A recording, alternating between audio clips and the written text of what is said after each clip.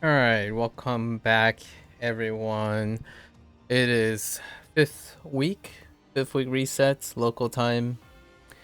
Right, Monday once again, and today we get to see technically it's the fourth milestone. It is triggered and opened on the fourth week of every module. Again, I disagree with the idea of putting the milestones at the end of the weekly haul, meaning that the currency are all overflow if you don't wait. So we wait. I typically wait. So today we'll technically see the conclusion. Um, Usually on the fourth week, which is the third milestone, right? So it's every other week. The third milestone is the conclusion, so to speak, that leads up to the Soul Harvest Part 2, or technically just the Soul Harvest. Right, this is the Red Harvest, sorry. Red Harvest Part 2. It leads up to the Soul Harvest with Zastam, and whatever Mako's and Zuna has up their sleeves in deciphering and executing. I'm trying to disrupt Zastam's, I guess, ascension at this point. One thing to say is last time, actually the last two times, right, the last two streams, we were covering a bit of a comment, video comment thing, and since then there hasn't been any other video comment other than the one that I'm gonna cover at the end of the stream, just to spice things up and to talk about things. It'll provide a wonderful segue to some of the observations about Neverwinter Online that we'll probably yap about for the next there are 5 more weeks, right? 5 more weeks. I have been doing a little bit of background research because that video comment, which will come up in a bit, regarding like the nature or what my collective reflection of a person, is convinced I don't self-reflect or anything like that. But I did take the last week or two to gather my bearings on what the current trends are, like things dealing with the quote-unquote MMO space. So I'm gonna maybe proliferate a lot of these Neverwinter like biannual um time with playing or upkeeping Neverwinter Online, dealing with MMO stuff, right? Given that it's a very excellent platform to chit and chat, chatter about random things while we go through this.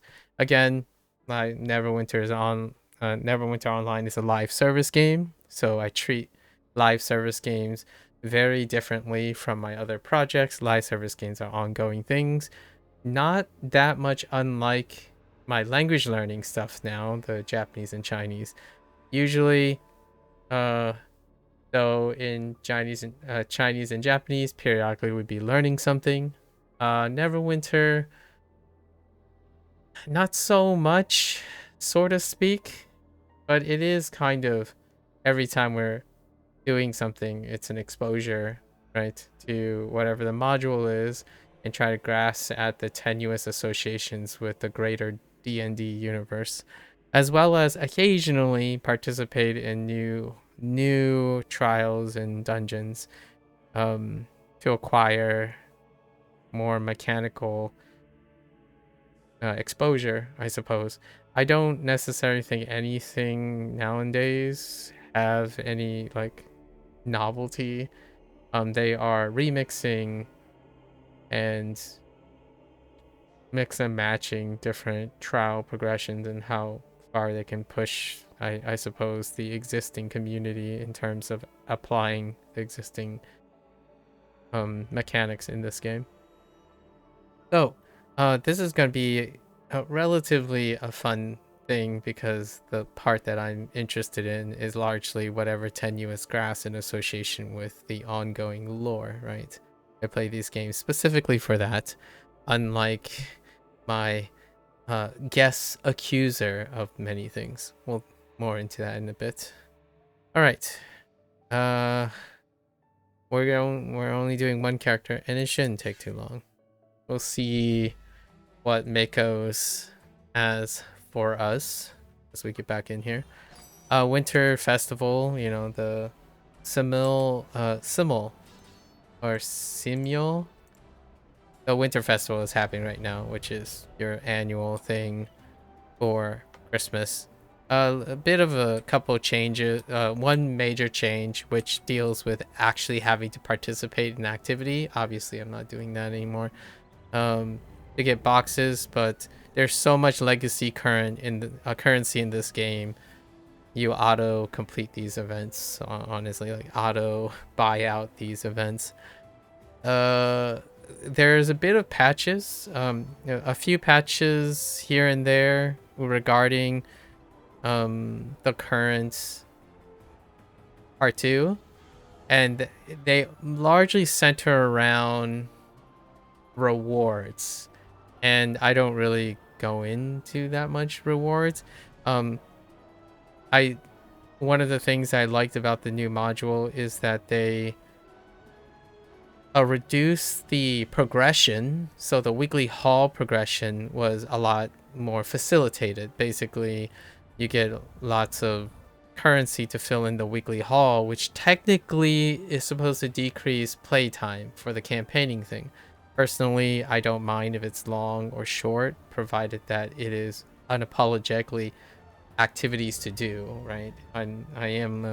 Live service games are treated as practicing habit, not engagingly learning something, in my opinion, personally. So Neverwinter, I mean, honestly, I've stopped learning things like 7 years ago. So it's more live action. The way I treat live services, it's very meditative,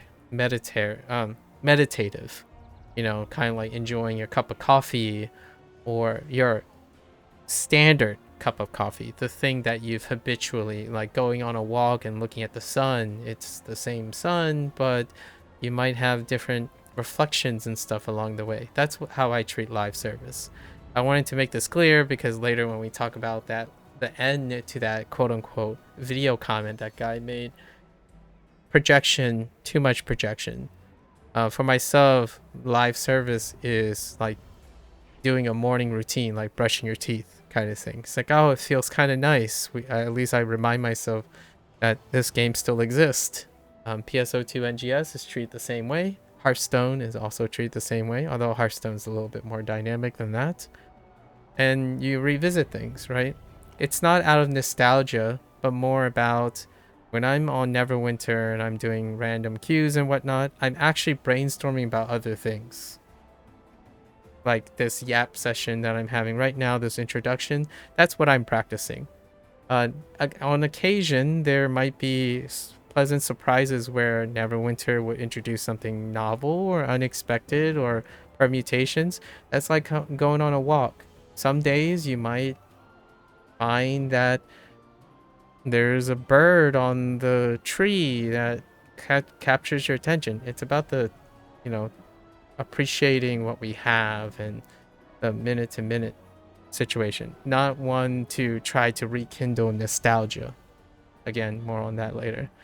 So for now, what I really want to say about the patches is that it's centered around reward, because with the increased pace of the weekly haul, the stuff you have to grind for, right, did not get scaled up similarly. So this is kind of a problem with the rate limiting step issue in the way Dika and Cryptic Dika is handling things, where when you accelerate the weekly haul, they have to normalize all the other currencies. Because if you don't normalize the other currencies, regardless of how fast one component is, the extent of the playtime is still that long.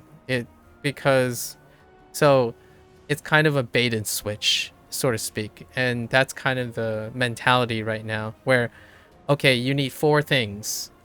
So you speed up one of those things, right? it's still, if one of the four things is the slowest thing, so one of them is slowest, let's say this one's the slowest, even if you speed up the first thing, the second thing, or the third thing, the fourth thing will always be that long. That's currently what the issue is. Without needing to know what the currencies are, every campaign comes with their own permutation of medium currencies. That's kind of their design.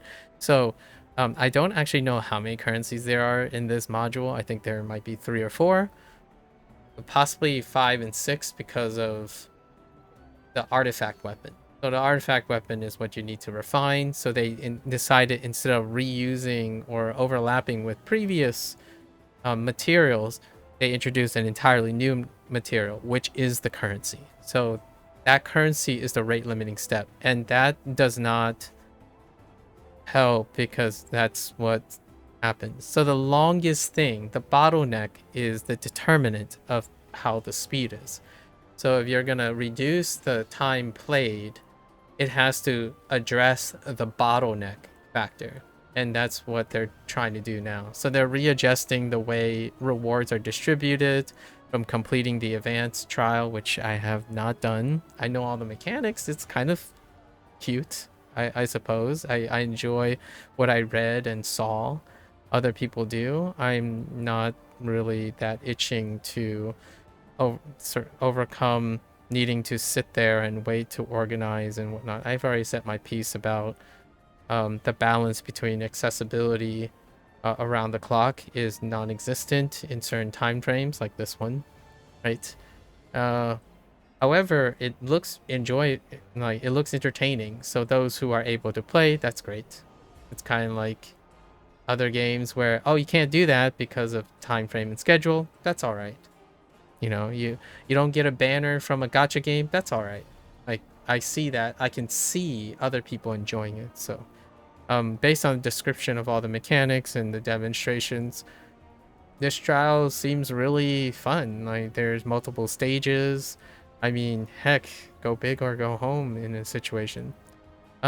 So right now they're rebalancing the rewards for that. Other than that, there's some traversal things that have changed, which is nice. I really like the map of this module.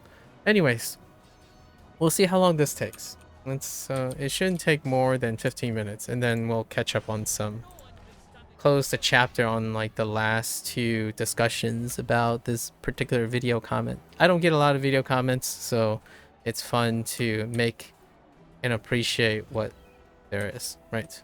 Okay. So I believe we have our carryover for activities, so this will shorten our time by quite a lot. And yes, last time it's definitely Valora. Valora's 2 repeatables are the way to go, but we also have the story to go through. So let's go look at the story. Let's grab this first. All right. So let's see. Where are we looking? All right, here we go. Let's get them done. Let's go over the details, shall we? The real Harper Tesser is dead. Right. It has been for some time. The one you worked with is an imposter. He deliberately sought you out and duped you into helping him. Working with him, you got in contact with the Resistance, earned their trust, and placed scrying stones around the city. That's how Tam was able to find out about the Resistance and start his purge. Now, I'm not blaming you for this. Tesser was a great guy, a real Harper. He had this disarming friendliness to him. The imposter likely knew about this and how to mimic it. I've been talking to your Red Wizard friend. She has traced some kind of astral signature, concomitant with an arcane object the false Tesser had in his possession. It appears to be located in an old laboratory, not too far from here, still in use, so be careful. That's our next step. Get in there and see what you can find.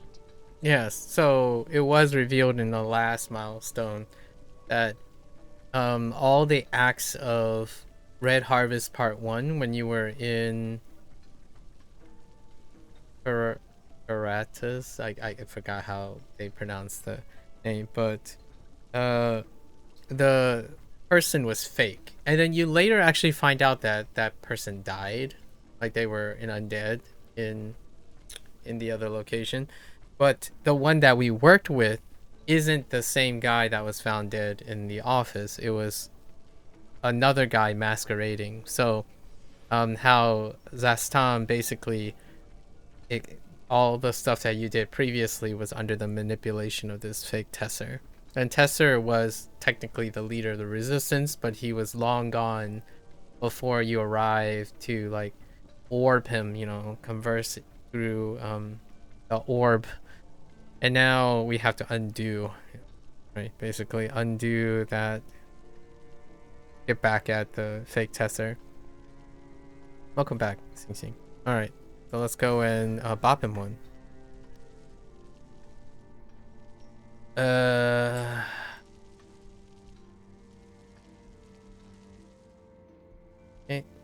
where are you? Did we go all the way to the right side?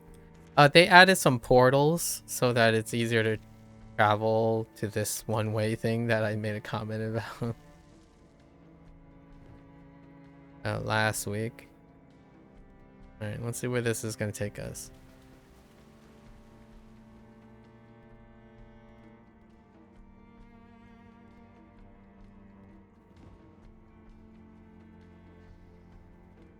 I do enjoy me some very somber violins and cello working.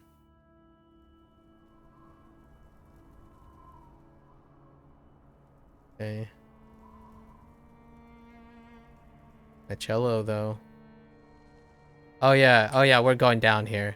This is quite a like this place is pretty sweet looking. There's only one way in, but they added a couple. Oh, they added a door back here. Okay, so they added a door down here and a door here.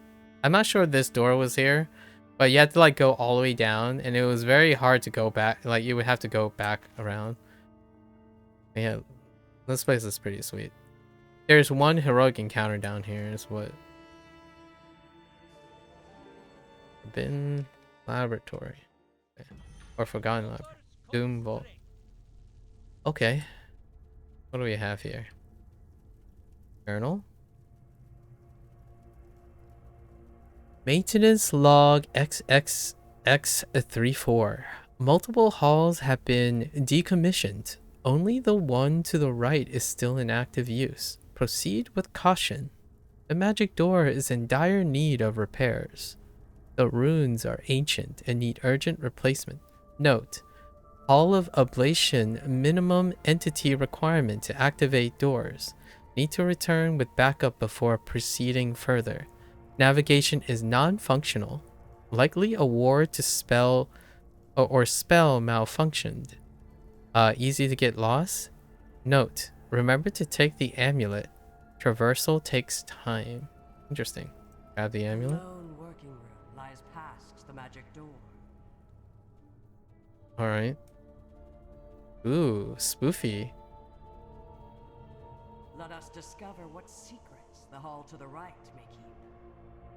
Yeah. Who's speaking? All right.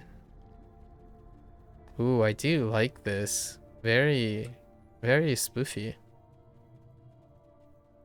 Unsurprising. This place is meant to be sealed. Gathering entities, the journal read. We must investigate.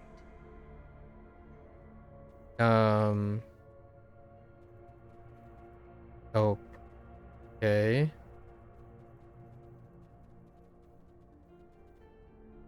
Lamp is inert. Reroute arcane current to enable interaction. Interesting.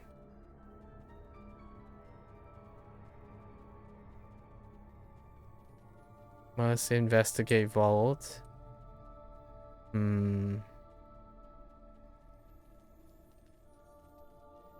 That's just a chest. It's a normal chest. I know how that sounds. It's just a normal chest. Do I just click on this? Huh. Go back the other way, I suppose. Oh. Both these doors are open. Oh, that's cute.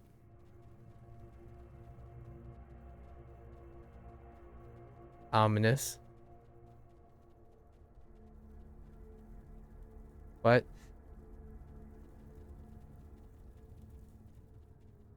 Whoa.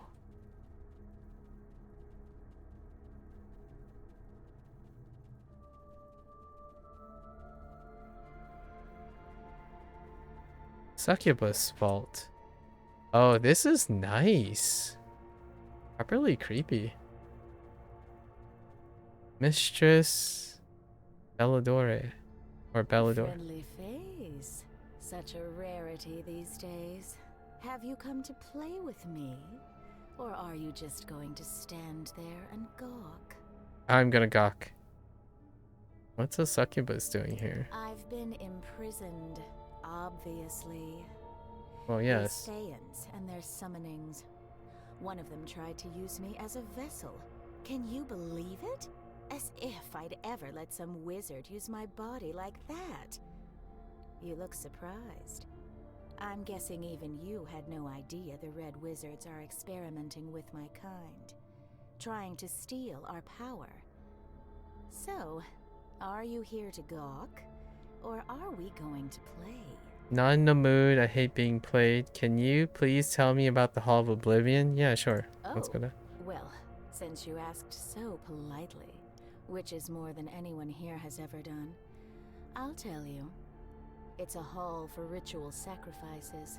You need to gather enough people to offer up. There's quite a few reds about that could be used. And don't feel bad. Many of them are willing. Do what you will with that. No, thanks. I was gonna ask if you are willing to. Alright. This place is properly lit and spoofy. I like it. Just double checking. How about we go downstairs? Hello?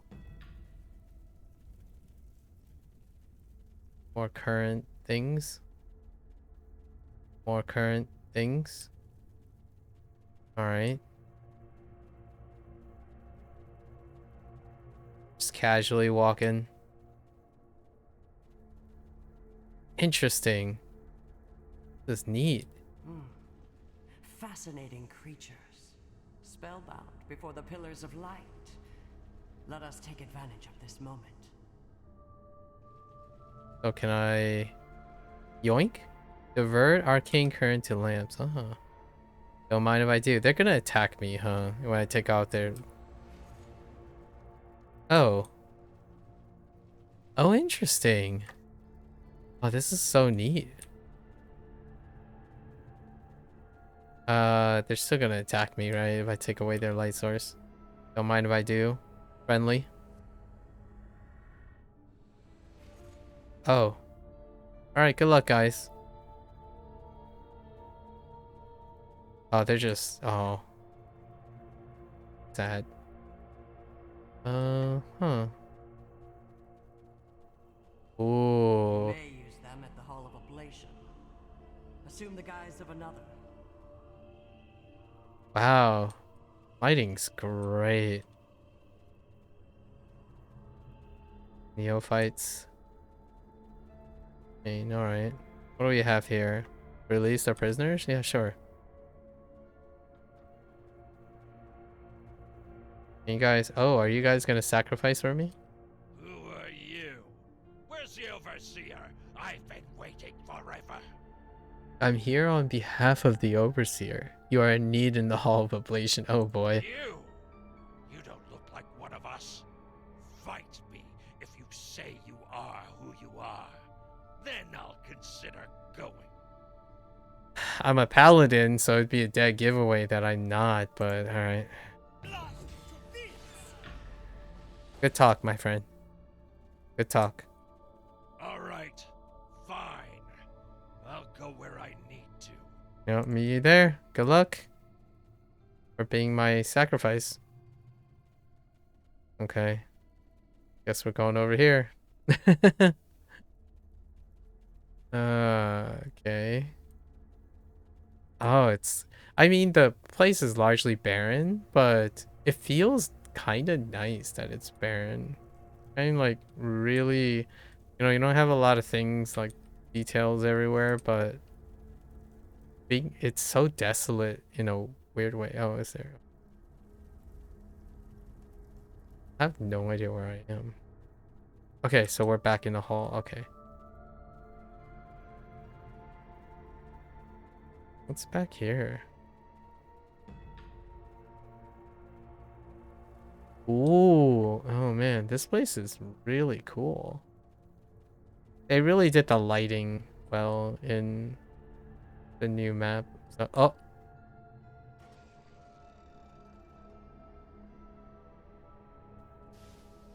Oh. Oh. Interesting. This place holds nothing of value. We should move on. All right, there's poison somewhere.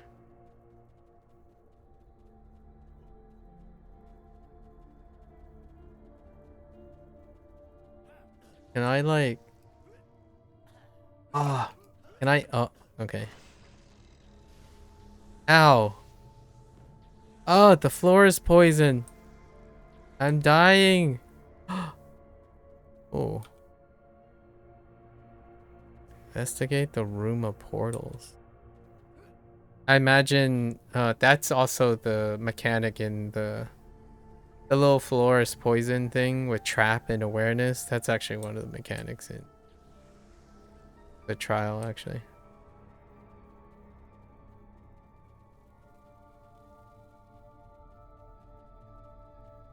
Okay. Neat. All right, let's head back. So that's the door that we want to get through. Now we're back here. Oh, okay. So it looped back around. I guess we already found the guys, right? So let's go and walk in here. Where are those potatoes? There they are.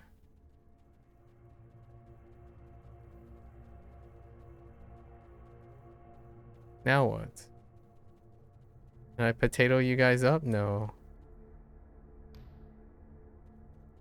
Okay. I have to come back. Need to adjust the current somehow. A teleportation room.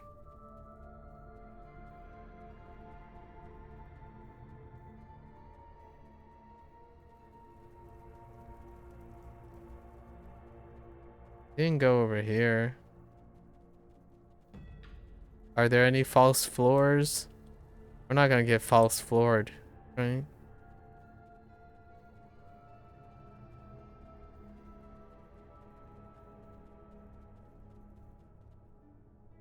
Interesting. Oh, those look friendly.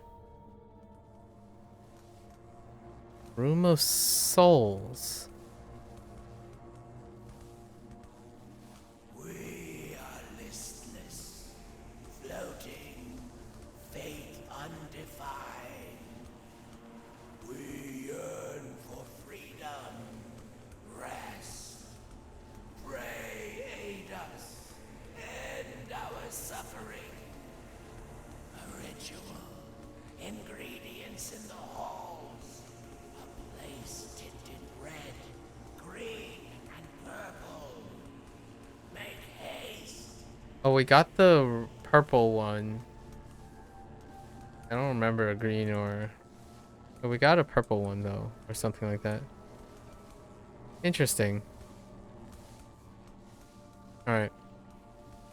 Yeah, we got 1 of 3.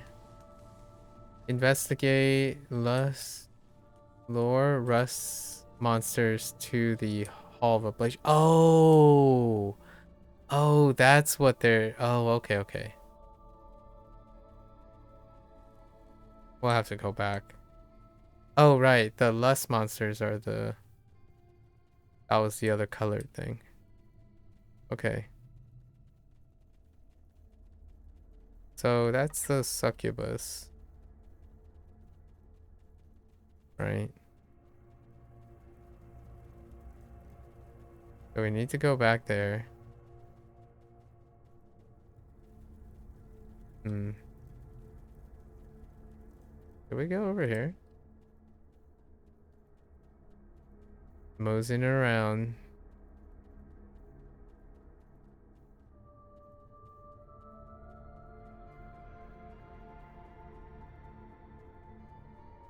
The Temple of Blood. So I guess this is where the red stuff.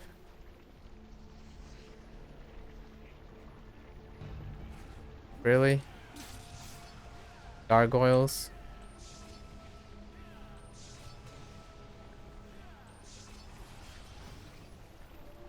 Okay.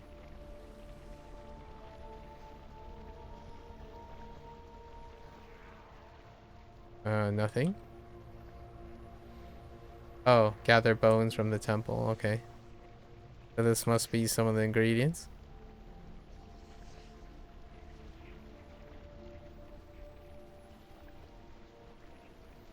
Alright, so that's 2. Neat. Alright. Just checking. We're meandering.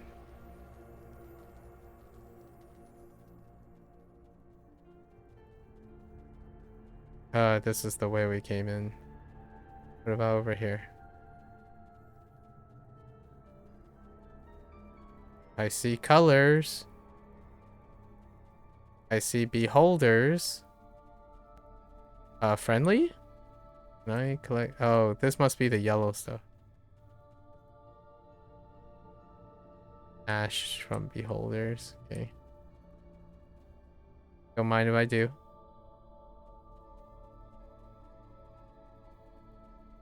Friendly, friendly. There we go. Alright, so now we're gonna go back to... A bit faster this way.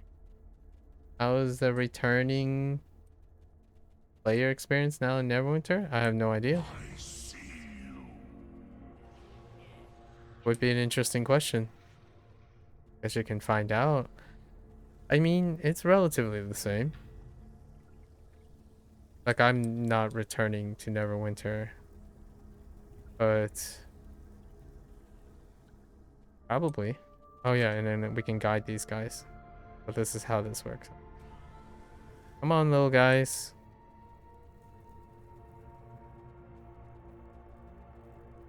Can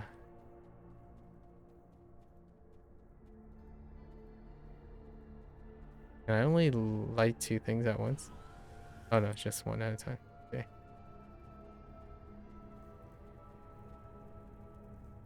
Come on, buddies.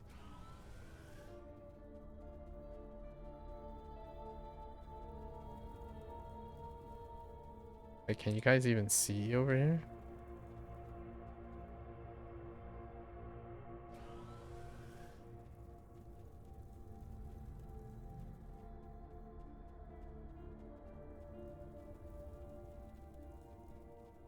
Okay.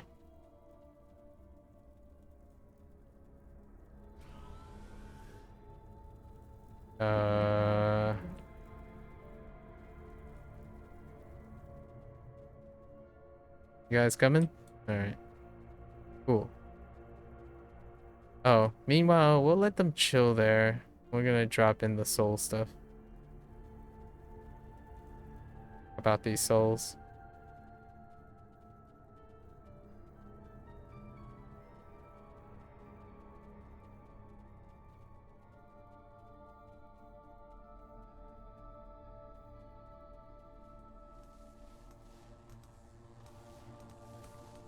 Ingredients. Freedom. Hear our song. The ritual drinks its first blood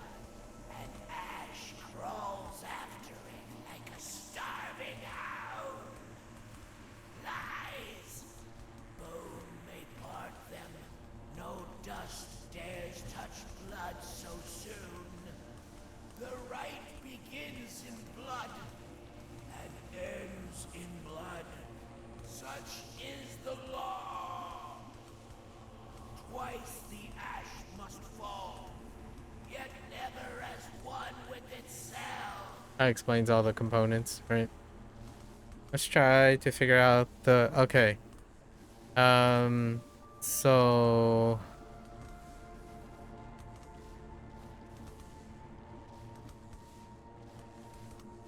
Okay. Okay. So we do... Oh, no.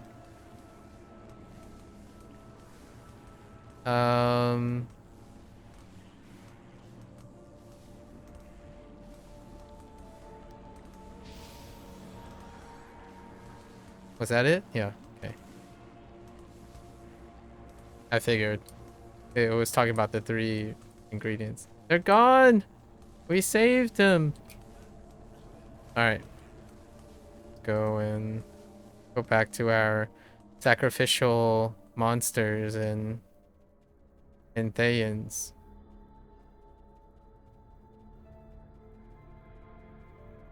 Very neat. Very neat. Alright, little guys. You little goobers.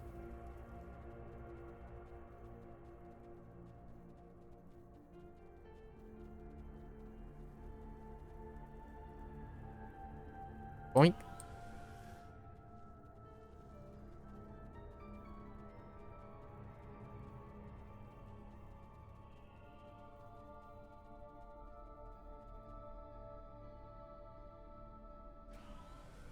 Neat. Interact with the magic door. We are ready for this sacrifice. 1, 2. Where are the other 2 goobers?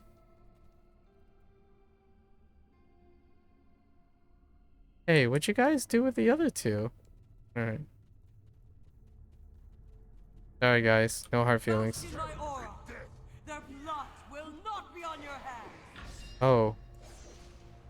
Oh. Wait, it's just the 2 of you? Just the 3 of us. And now there's only one? Just the 3 of us. Oh.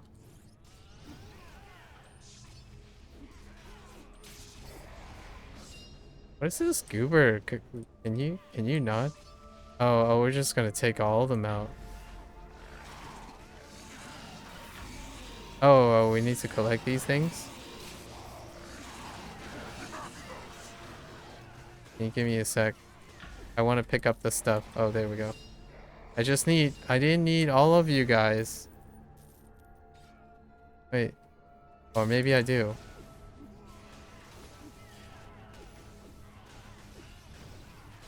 We are free! Free! Free! Spoofy. Alright. Oh, the door turned red. Alright. Hi. Oh, even more. Intriguing. Checking conjures. No hard feelings, guys.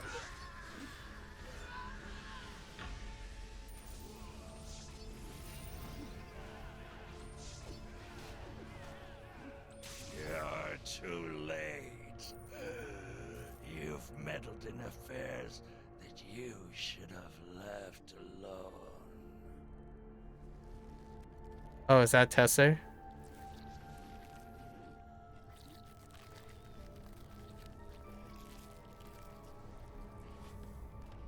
No, it's just a hypermune. Okay. All right.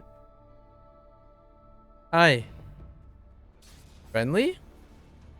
This guy's friendly. Rooted them out, scribed them out. All you. Oh, I think we're gonna go through all the, maybe all 3 of the little guys. On your hands. Maybe. My lord, I did as you asked. I was loyal. Forever loyal. Why? But why did you do this to me? Take the repository. Here. has forsaken me. Don't mind if I do. Okay. Very neat.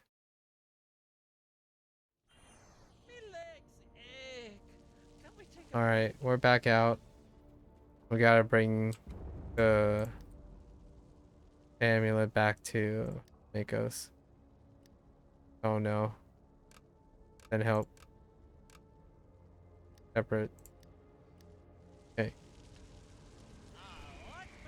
I wonder if that's considered a weekly thing. That's probably the weekly. Well, I've got something important for you. Interesting. It appears to be a highly specialized artifact designed with a very specific purpose in mind. Gathering souls. Naturally. No, it's not the soul collector. Fair More enough. akin to a soul repository. Such devices are extremely rare, used by liches to feed without having to leave their lair. Intriguing. It's always paired with a counterpart. The lich will wear the half that receives the souls, while they give the other to a harvester. Huh. The harvester is then sent out to reap on the lich's behalf. The souls are then siphoned into the artifact and contained until they are needed. I wonder where the other half is. You mean this? Oh, we have the amulet of illusion. Makos is a lich too, technically. Well, well. It seems you've been designated as the harvester. Oh. Curious. It's cursed and cannot be removed.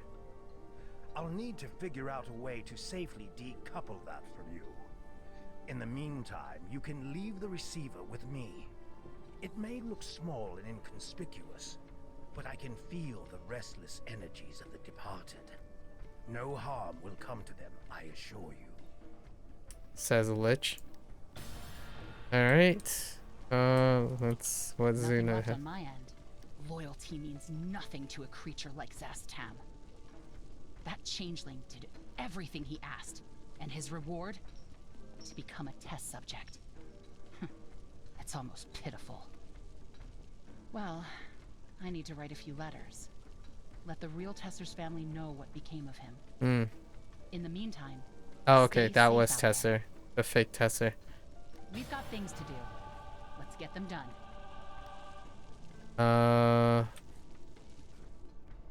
Makos? You got more? Oh, is that... Is it the angel again? The celestial? Your aid is required. Of course. Another restless spirit lingers within these gods' forsaken halls. A being of innocence who should never have been here. Child. They are bound here by an heirloom. I will grant you sight to see what others cannot. Find the heirloom. Set the child. Okay, so this is probably part of the what you call it, phase 2 mechanics of Soul Harvest. It's probably dealing with the two souls, right? The soul of the innocent, probably the green one as opposed to the blue one. We'll see. It's trying to create the thematic thing of the Soul Harvest. You actually interact with the two souls that are involved in the trial. If I had to take a guess. That's how the mechanics tie into that place that we were at. Had invisible traps, poison traps. Those things like wreck you pretty hard. Part of the maze portion of the trial.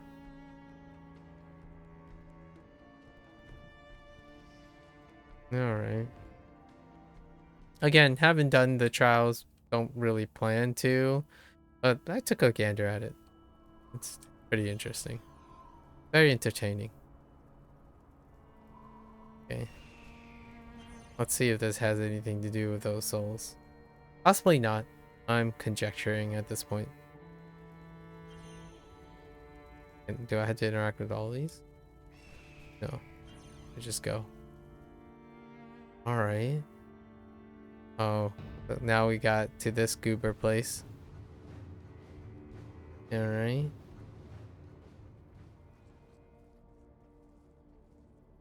The trail went cold. Where do be the trail? Oh. That was overcommit right there.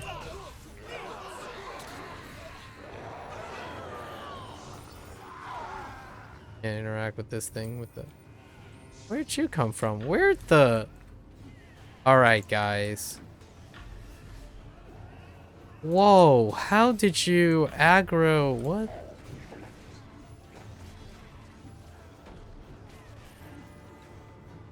What the heck? What is the aggro range on these guys?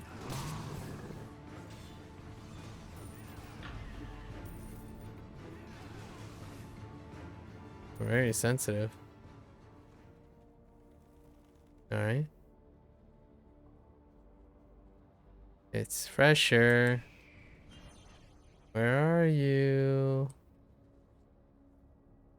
See some froggos. Oh. Find me.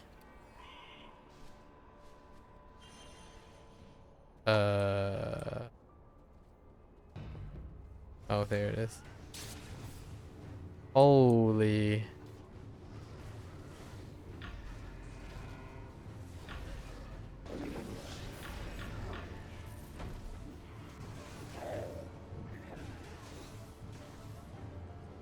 Hello? Can you get over here, please?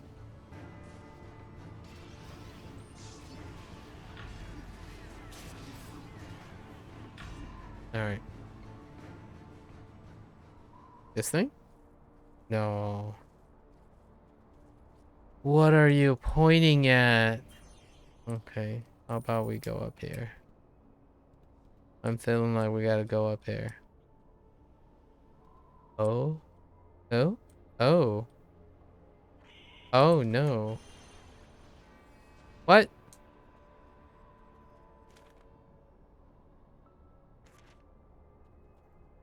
What?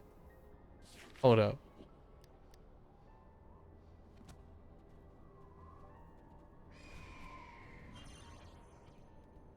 Where's his ectoplasm at?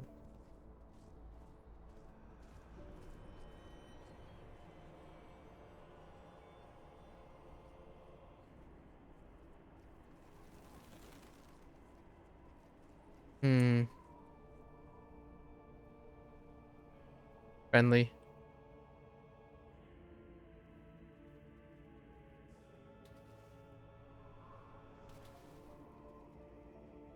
Where?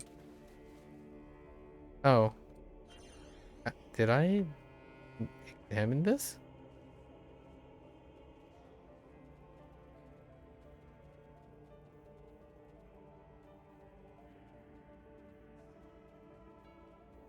Oh. Friendly? You're friendly.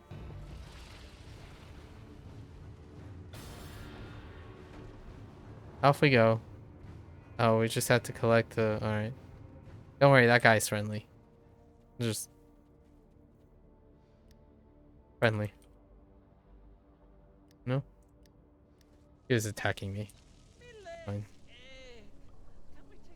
Alright, here you go.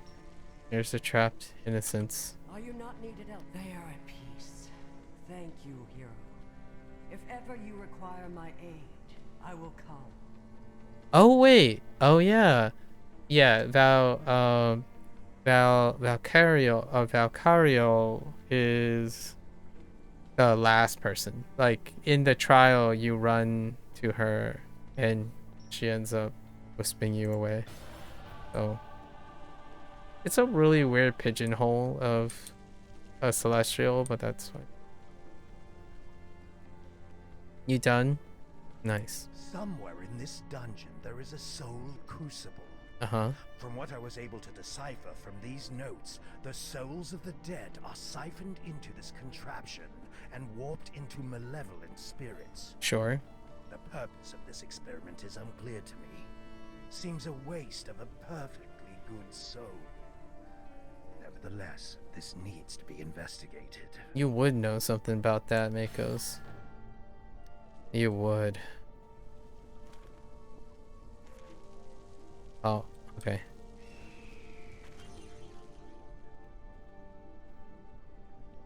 There is a door there.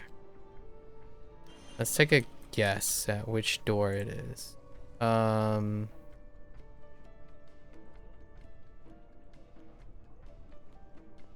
Dragon. No, no, no. Which door is this? Nice.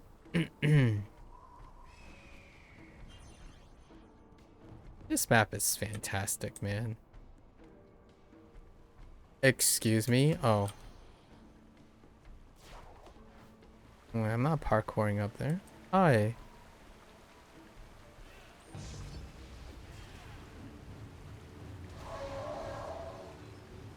Okay.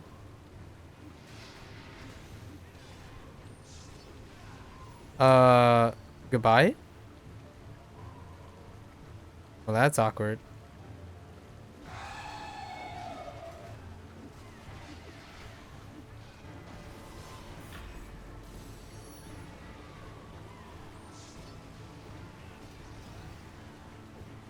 So we just keep wailing on it? This seems a little suspicious.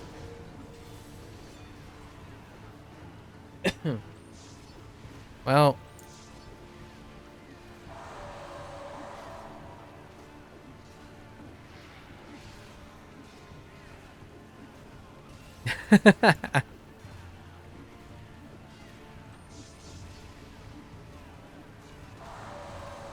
Wait, can I like...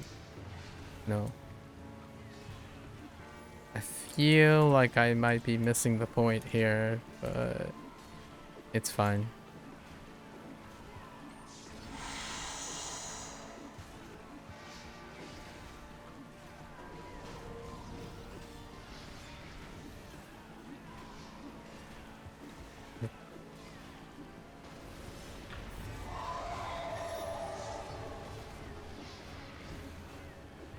It says deactivate it. I guess this is one way to deactivate it.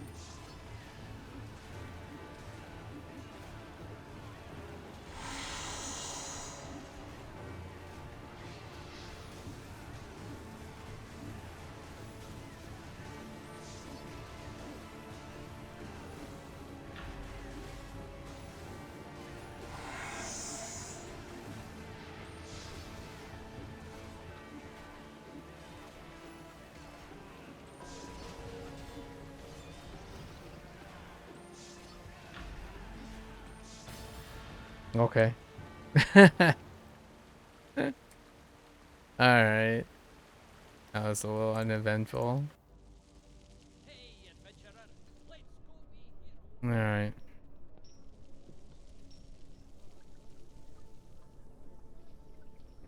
I gotcha. If I had the time and the care, I would have liked to figure out what purpose this creation possesses. Souls are not cheap trinkets to be toyed with. They are valuable and complicated. I should know. Yeah, he's a lich. Okay, what about Zuna? Zuna, what do you got? No? No Zuna? Oh. Some of these books are locked with complex arcane sigils on top of the encryptions. I'm almost certain they contain more information that can help us. But trying to unravel this spider web of tangled weave is proving to be a nightmare. My scrying showed that there's an artifact that should help us remove these locks. Go and gather the ingredients I need for the potion, and try not to draw too much attention to yourself. Yeah, right. Sneaky peeky. I'm okay with that if we can sneak. Sneak. Where are we headed? Okay. I want to take a guess at what that door is.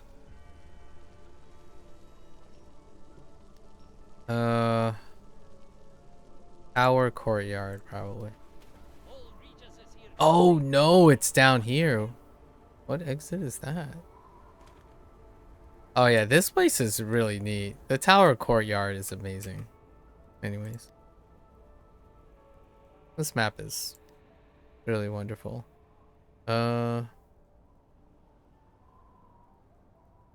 Dragon Forge? Stick close to old Regis. Can we exit out here?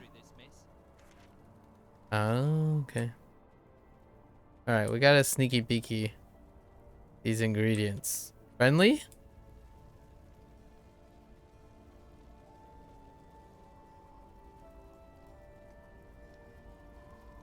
Yoink.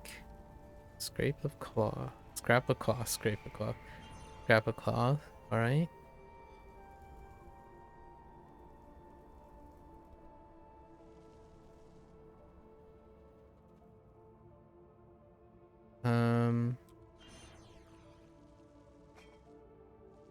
Some moon mirror water.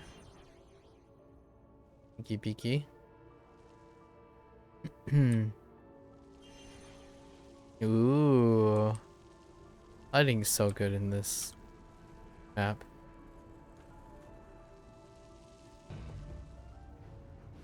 Can you not, please? That was friendly. Alright.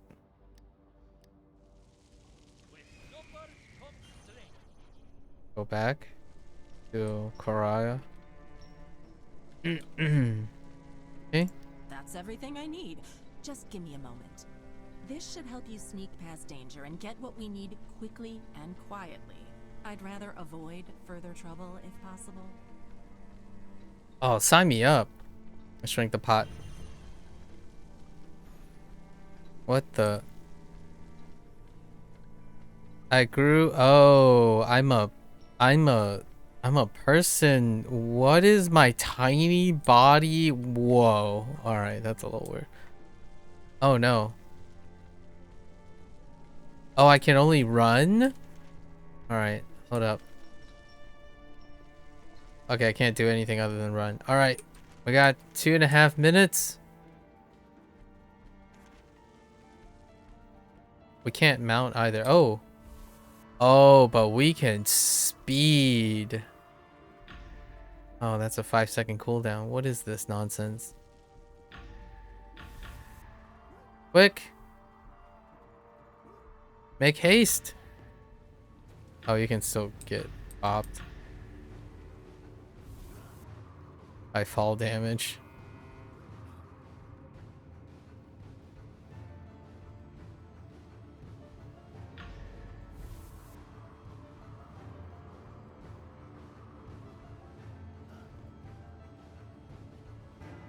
Oh, you don't recover either.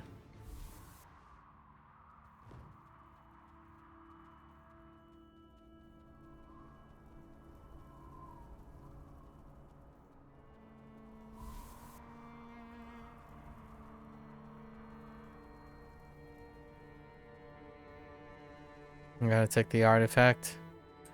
Ugh.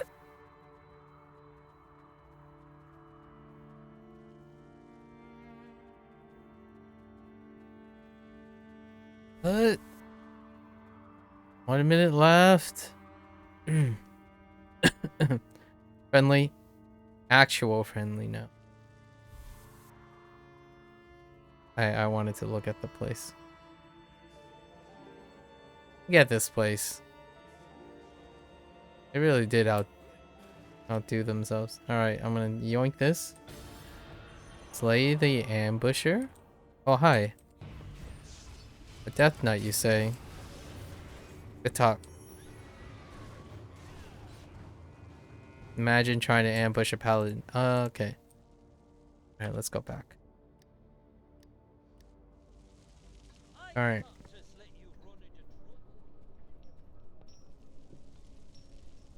I'm back. Hello. I said quickly and quietly. Emphasis on quietly. At least you brought me the correct artifact. Let's just hope nothing followed you back. Jeez, nothing is good enough for you. Makos? Are we going back to Makos? Wait, what's going on? Zuna? The Red Wizards have created golems to serve as security for the parts of the vault that are still in use. Compared to thralls and the undead, they can be recycled easily, using normal materials. We need to strike at the workshops to cripple their production. We still want to try and keep a low profile, so see if you can find a way to make it look like one of their own malfunctioned. Intriguing. Kill Golem blueprint. Or up here. Okay.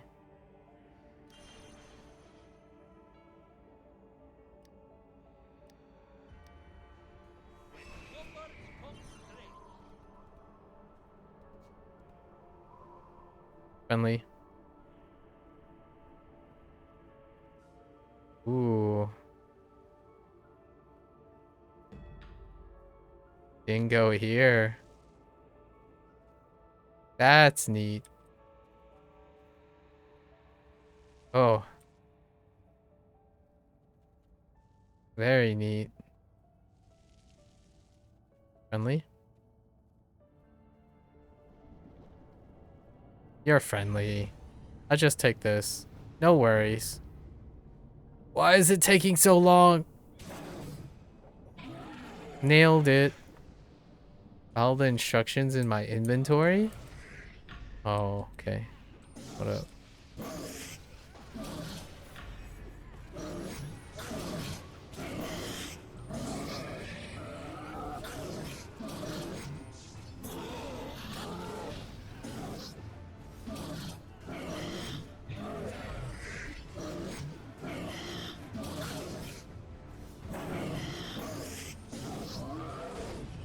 Oh, okay.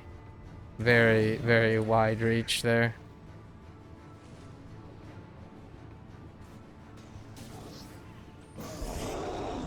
Alright. Follow instructions. Okay.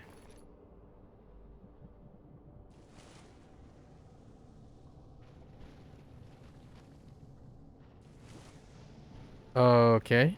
Sure.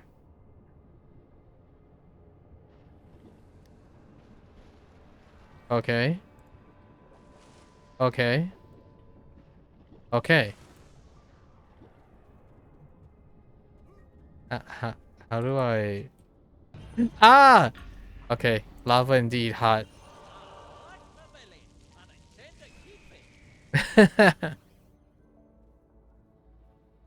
Okay. So what? Am I supposed to clicky?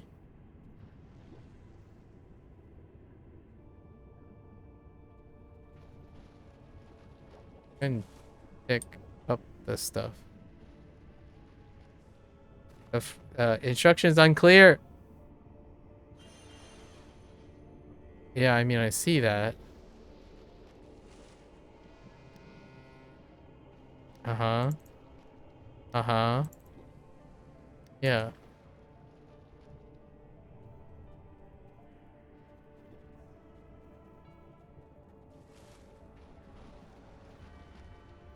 Oh. Ah! Alright, I'm having some platforming issues. Not even platforming, just...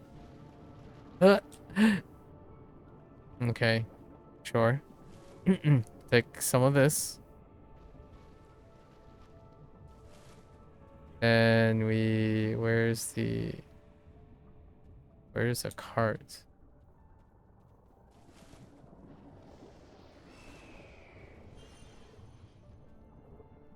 The other room? What's over here? Nope.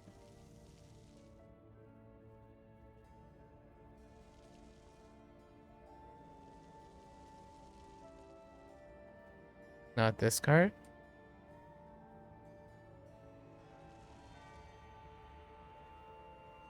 What, the cart?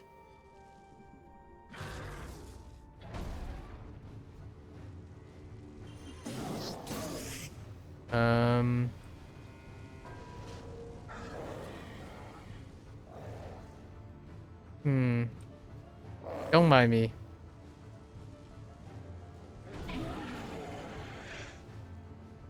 Just looking. Oh, this cart?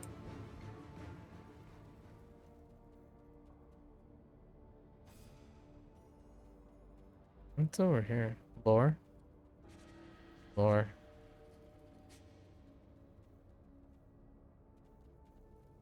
Oh, that's neat.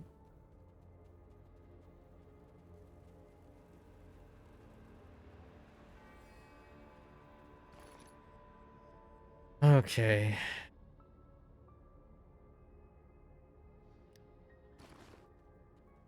Just kind of looks like this cart right here.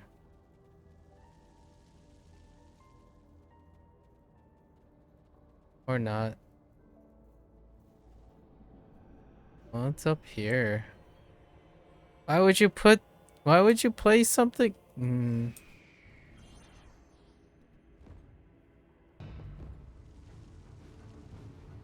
Okay. Don't you dare. Don't you. Oh, you're a butthead. Okay. Alright. Yoink.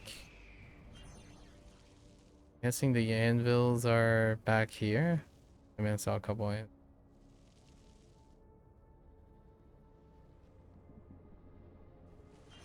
Don't. Don't. Don't.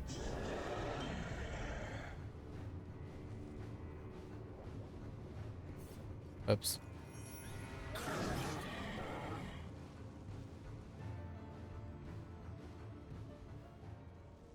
Okay.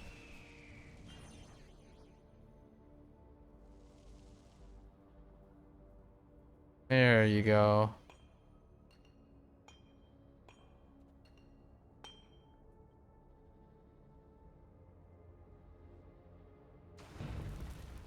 Oh.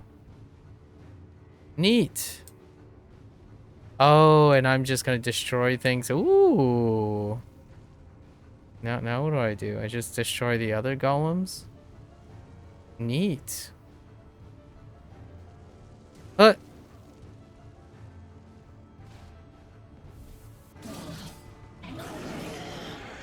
Oh, it instantly? Oh, that's kind of weird. Aha! All sorts of golems.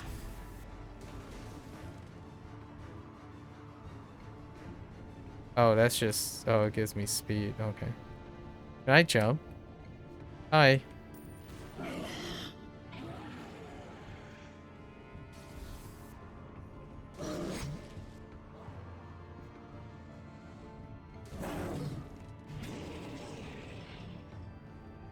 I don't know, golem in here.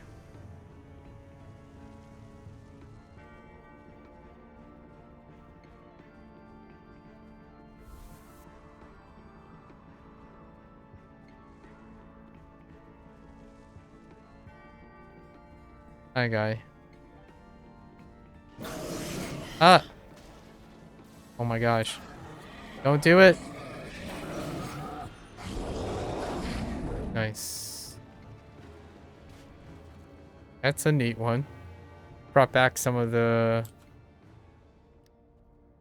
map stuff. Fun. Very fun. Okay. I admit, that was creative. Now I won't have to worry about having to fight these things if I ever get spotted. Mm-hmm. Makos? You can help me out yet? No. Okay. Regarding this soul collector, I have some good news and bad news. The good news is I was able to decipher, once empowered, the soul collector can serve as a conduit. It doesn't specify how it can be empowered, and there's some sort of warning, but the page is damaged. And the bad news is no amount of mending can restore the text. Ugh, maybe Craig might have some ideas? Alright. Off to Craig. We've got a opportunity to get on. It does seem like they've hit a brick wall regarding this soul collector. What do you want? You may have some information. Uh-huh. My client is a knowledgeable man, and in this very vault, there's rumored to be an old tome he would love to get his hands on. I have a feeling it might contain some secrets that can help you out. How are you so sure about this? I have this certain client, a collector of exotic literature, shall we say. He gave me a list of tomes to keep an eye out for. You helped me recover one of them. Sure. Now, it just so happens that one particular tome, part of a series, was last known to be located under Faymount.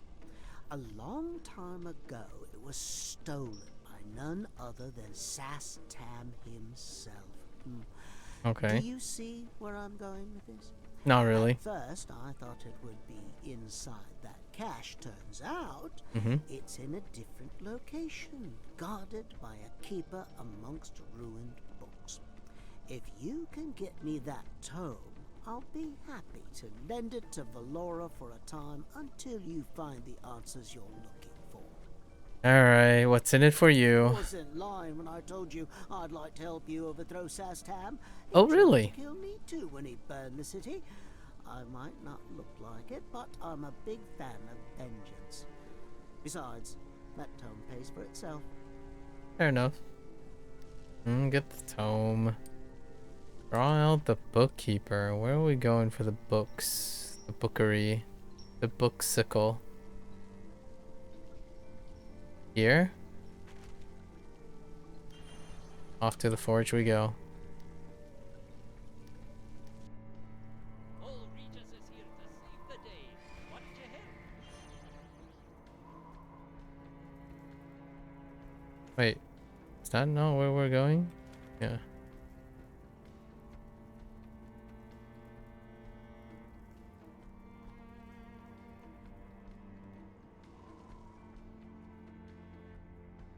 Okay. The bookkeeper, you say?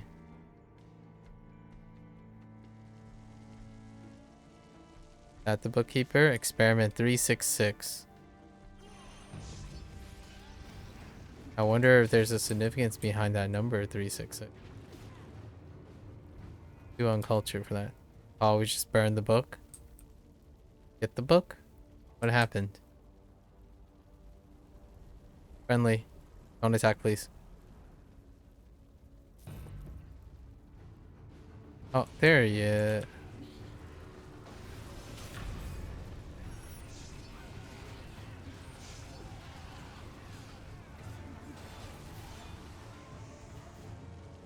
Give me this book. Wait. Can you not, please?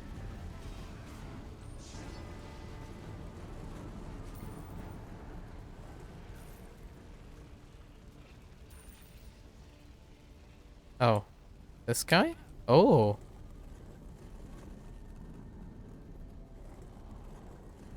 Don't mind if I do. Back we go. I can't just let you run into trouble.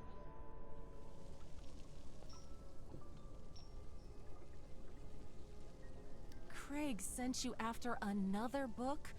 All right, let's see it then. Get to reading. This is it. This is it! Just give me a moment. It's a little cryptic. Oh, yes. It says here that the Soul Collector will be discovered in the ashes of... Ugh, can't make that part out. Something to do with skilled craftsmen and a jewel found in the north, bearing the mark of the Outer Planes. Forged with brimstone and quenched by wild space. Oh. Sounds like quite the process. Hmm. Must have taken years. Potent souls, a source of energy to fuel rituals. Rare souls, souls with special qualities. The point is, They make a... Tam is clearly wanting to fuel a ritual of ascendancy. Yeah. We need to get our hands on his soul collector. If we're lucky, we just might be able to redirect that energy to a different purpose. I need to commune with that celestial friend of yours. Oh, that's how she came into the picture. I see. Don't ask how, but we found evidence of a pocket dimension that belongs to Zastam. Probably even created by Zastam. I've tried scrying, but I can't break through the extraplanar envelope. However, if this soul collector is hidden anywhere, all threads point to it being there. The issue is, if we try to get into that pocket, Tam will know we're here. We've only got one shot at this. Zuna and the Resistance are ready to create a distraction once you're in, to keep all eyes off the dimension. Makos and I are going to maintain a spell that should help you get in and out safely. The Celestial will provide support from inside. How? She says she has her ways. This is a gamble, Firebrand. Let's hope you're in Timora's good graces. Okay. And I guess this is the Soul Harvest thing. Oh no. We're actually gonna go in there. Interesting. I was thinking like, oh, now go and do the trial or something. Can we take a break? No.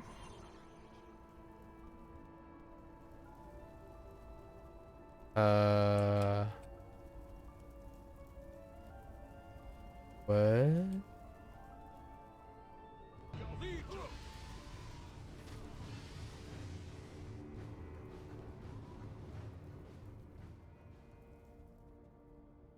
Whoa. Okay. Wow. Oh, there's even more. Wow.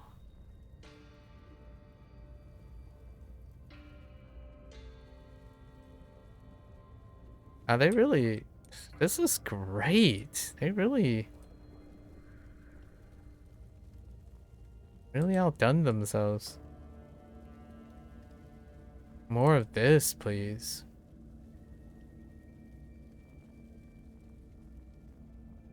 Shame it's overshadowed by the trial, though. Beware, hero. This dimension is governed by the strange and distorted. I sense traces of memories. We must tread carefully. We know not what defends this realm. Seek out rifts akin to the one behind me. They should aid in traversing further.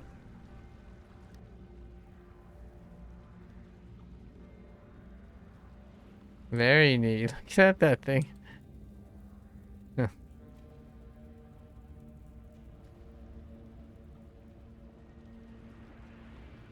All right.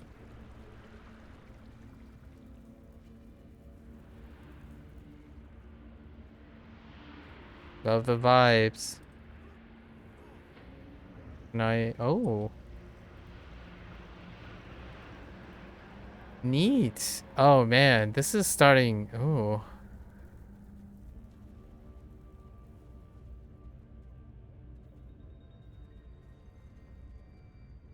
The Dread Ring operation has been disrupted. The Neverwinter forces marched in and destroyed everything. Among them was that new adventurer. I was pursued. Oh, on what thin ice you tread. Have you failed me yet again? No. I made sure to seal the portal as soon as I reconstituted. But not before a few rats made it through. I will hunt them down. We will make an example of them. Go back to Dread Ring. What is happening? Oh, did we get to relive? You know what this reminds me of? The last, when we entered the Paintress's domain in the paint in Clear Obscure.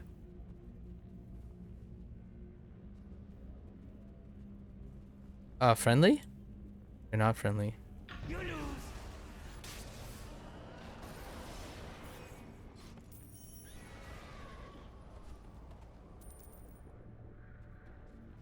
Do like the floaty things. I am a fan of floaty things. Just very distorted surrealism. Yoink. And we still got also the grappling hook, of course.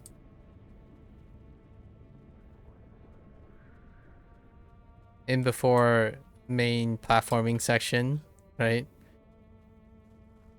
And then we start getting, look at that. Okay. Wow. Can I get that grappling hook? Intriguing.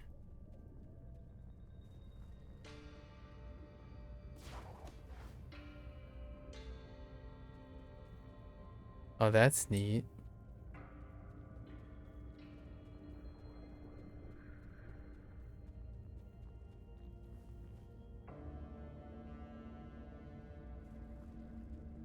Aha. Oh, that's just a chest. Dang it. Normal chest. Feels bad, man. That's probably one of the downsides of this. Random chest. Oh, that's not illusionary. Oh, it's a one-way door. Oh. Oh, is it because... Oh, I see.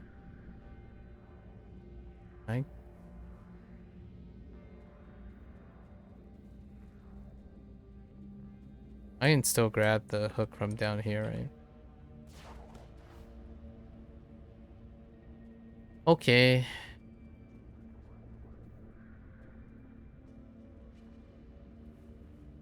Ah. Neat.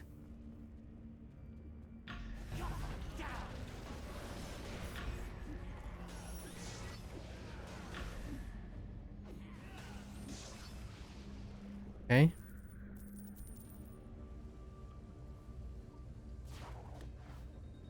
Now we play hops. Now this reminds me of my story about my uncle, like my uncle's story or something. I forgot what it's called. It's just grappling from place to place. Make sure not to fall. Oh, okay. Oh, you butthead. What up? It's fine. Oh. Oh, that's cute. Oh, we could just lace through beforehand. Aren't you?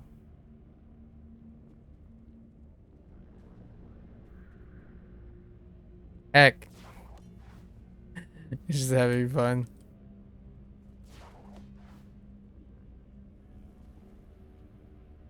That's supposed to be an allusion to Dragon Veil.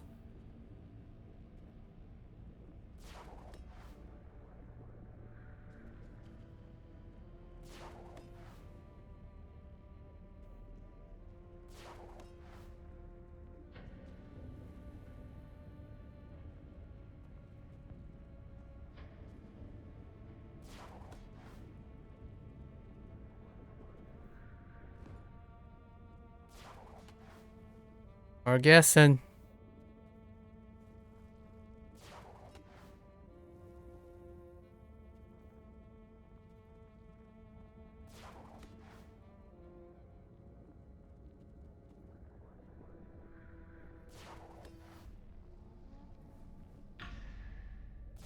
Neat. Oh, this could be very neat.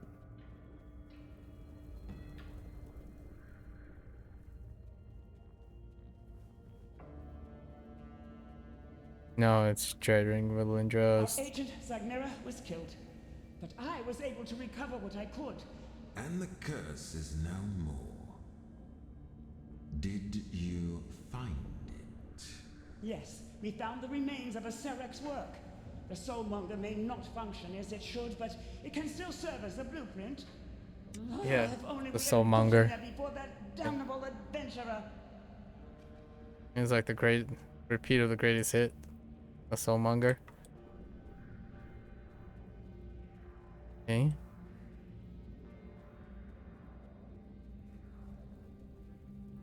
Friendly.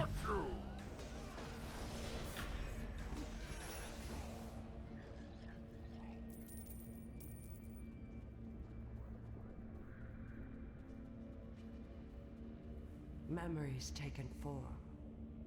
Not just Sass Tam's, but yours as well.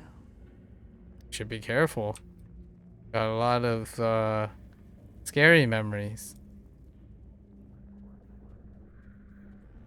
Whoa. Cute. No timer.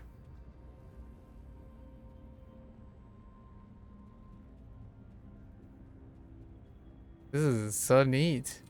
Man, they really ah! That was a false floor. Do I have to activate these? No.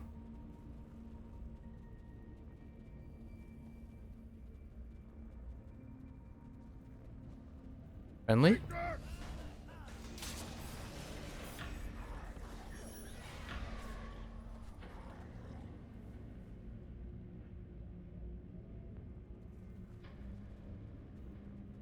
Whoa.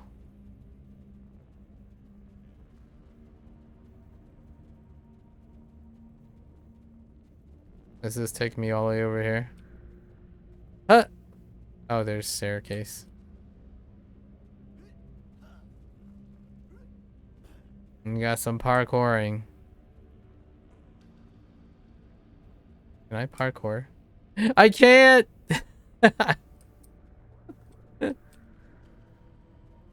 Alright.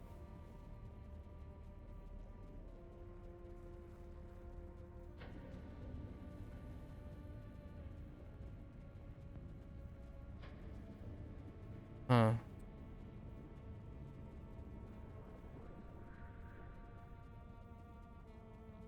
Spoofy.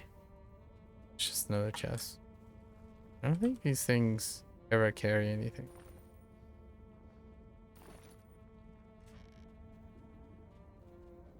The act of finding them is the fun part. Ah! Alright. Kind of bounced upward. Momentum. Alright. Get back.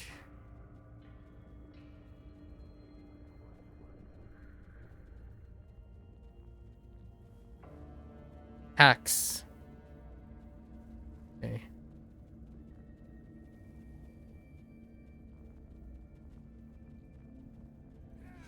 Oops.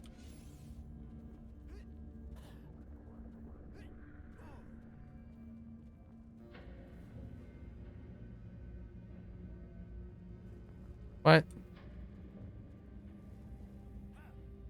Oh, you just have to really bolt it. Any false floors? No false floors? What is this?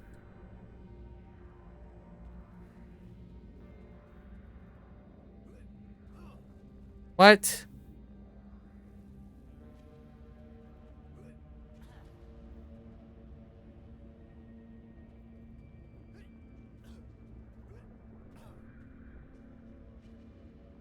What? Can I break you? What if I...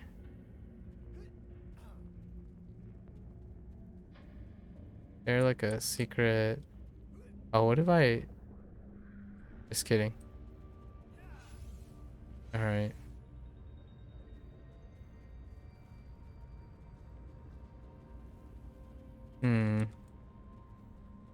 I don't see anything else. Not really.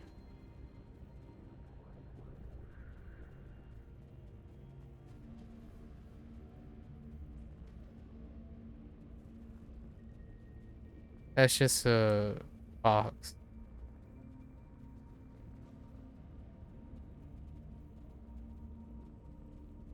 What?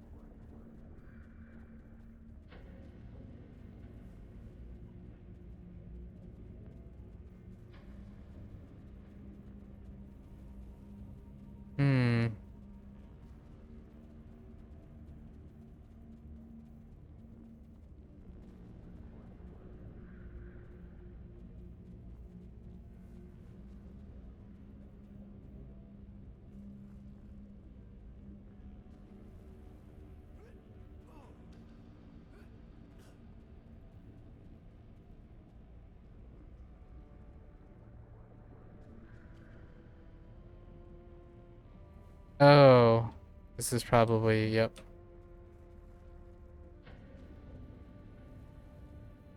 Very neat. Friendly?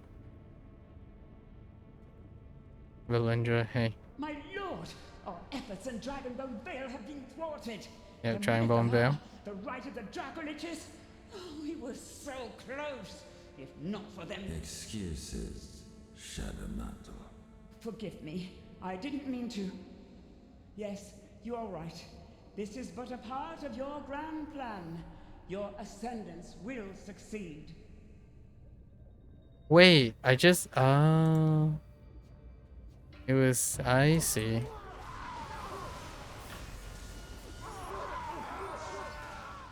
It's kind of a neat way that they're connected.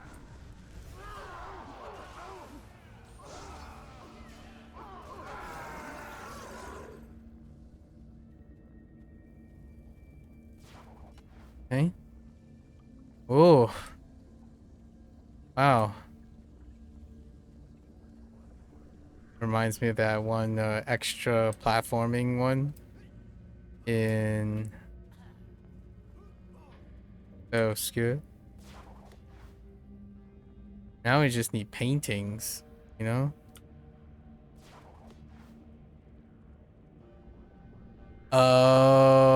Oh, that is a cute. I was wondering if they are centered or not. Cute. Very cute. Okay.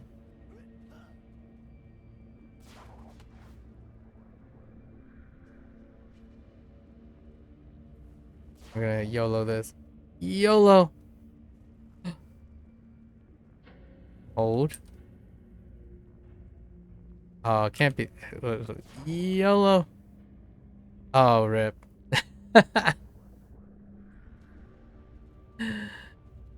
Alright.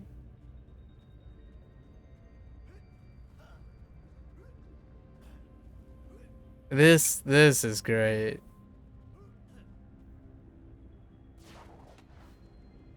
We're okay with these two. And I did see that both of those have false bottoms. Okay. Oh, wait. Oh, is this gonna... Am I gonna get baited? Oh! Oh, I see, I see. That's hilarious. Alright, alright. It's fair enough. It makes sense. The ones that... Very neat. Alright, I'm having a parkour fail here. Okay.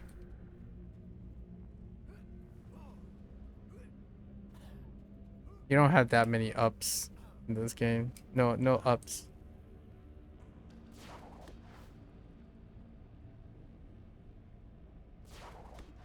Yeah, I see. Fair enough.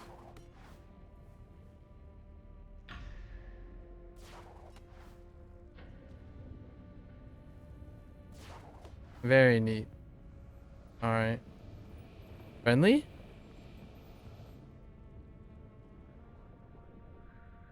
Dang. I don't want to talk about it.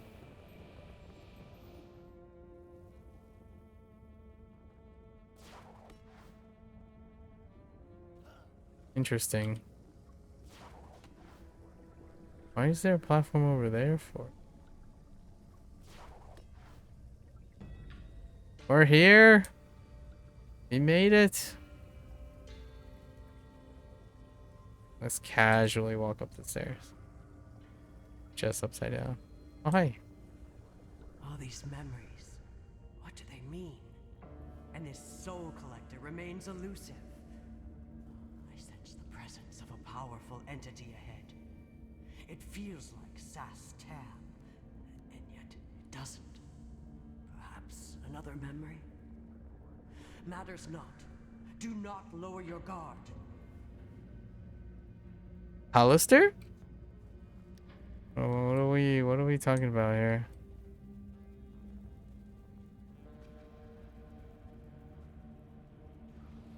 Another entity. My lord, with everything that has happened, I fear... Do you not trust in my vision? Do you doubt me? I am merely concerned. The prophecy was accurate.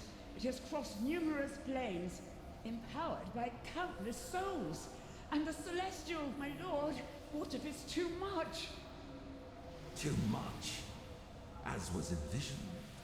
For every plan it thwarted, it only empowered itself to better serve my needs. And this hero has played its part perfectly. The conduit for my ascension. Oh. I see. The people needed you, and you left them. My people's blood are on your hands. I trusted you. You couldn't save us. I thought you were a hero. Yet you couldn't even tell lies from truth. Maybe a difference last time? You should not be here yet. Interesting. Well, that was wild. Very elaborate. Love it. Okay. You think a sealed dungeon owned by... I'm back. Did you find it? Please tell me you found it. Yeah, I'm the soul collector. What? I'm the soul collector. Maybe... Okay. It took a combined effort of everyone here, but we found him. Alright. Zastam is hiding in his new playground. A pocket dimension within a pocket dimension. A place where he can scheme to his heart's content. We can't defeat him, but we can possibly use his domain against him. Makos and the Celestial have a plan on how this might work. You can find out more from them. Oh, and Hero, you're his downfall. Remember that. I see. That explains the last run to Vicario, where you have to have enough souls alive, like people to make it to the end, so Vicario can use it. And probably seals Zastam in the pocket dimension. What is this? Are we pulling an MCU or something? Alright, and that's probably the last... Oh, no, that isn't. We get to play it out, maybe? Well, I've got something. This additional pocket dimension houses powerful foes. Their souls twisted and corrupted beyond recognition. Their shapes stolen from beyond. With your half of the soul repository, we can harness their essences to seal the dimension. Yep, makes sense. You are to defeat them. Then the Celestial can open a way for you to makes escape. sense. The wizard and I will then initiate a ritual and turn Tam's own creation and machinations against him. Fueled by the souls you were meant to collect for him. Be assured, I know a way to extract the energy without harming any pure souls that might be in the mix. If you are wondering why we are trying to trap Tam's soul in his own repository, the artifact is far too delicate to hold him. Better a prison of his own making. Once you succeed, the sounds about right. Placed on the heart you're wearing will break. And of course, Mako knows all of this because a well-seasoned lich. That you're not... I don't think the hero is supposed to be aware. I don't know. I don't know if the hero that you play is supposed to be aware. Mako's reveals this to only a select few people about his lich. Like, that his lich status. That's probably what, when Zuna, you know, earlier during the second milestone, when Zuna said that, oh, you can go now, and Zuna had something private to say to Makos, that's probably regarding the lich revelation. Because Mako has a long, convoluted history, but you do play through it. Like in Chult, during the Chult, what is it, module, Mako's was trying to revive or resurrect Celeste. I think that was her name. Yeah, Celeste.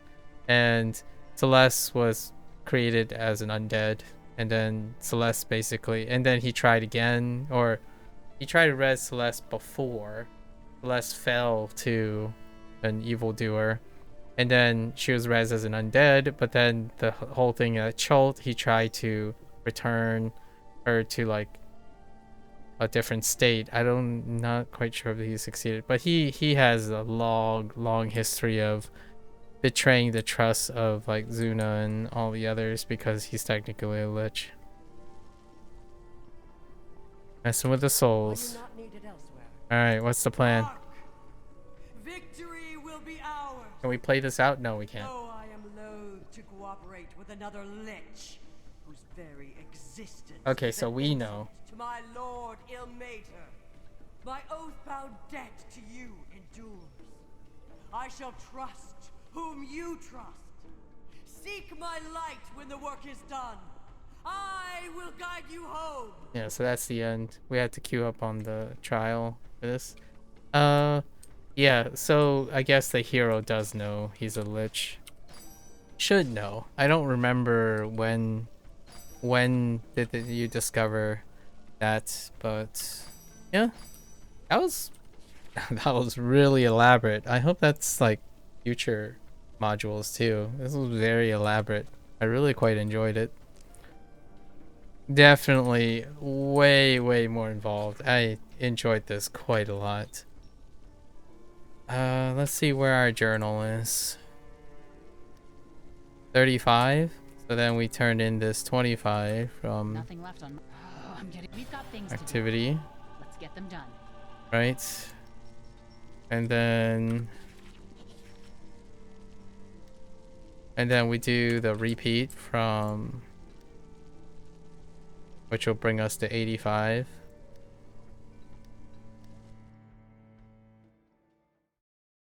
Wow, that was really neat. The last two areas, super cool.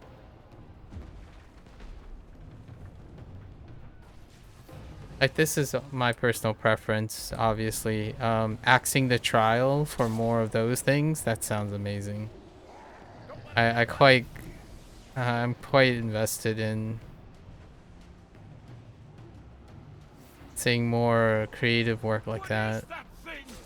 Run! Everyone run! We can't fight it. It has a death aura. To the gate, quickly! Yes. These legs don't move any faster.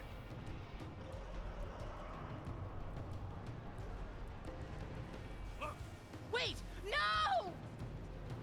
Oh, damn these red wizards! They're killing their own people!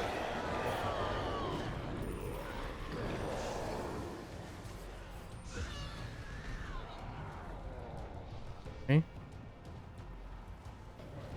There are people who need my help. Go on without me. Like Terratoros? Terratoros? Or something? Iratoros? No, they say this. Alright. What a treat. That is wonderful. I look forward to it. I'll make more commentary about the what do we, like, you know, end the day with something interesting.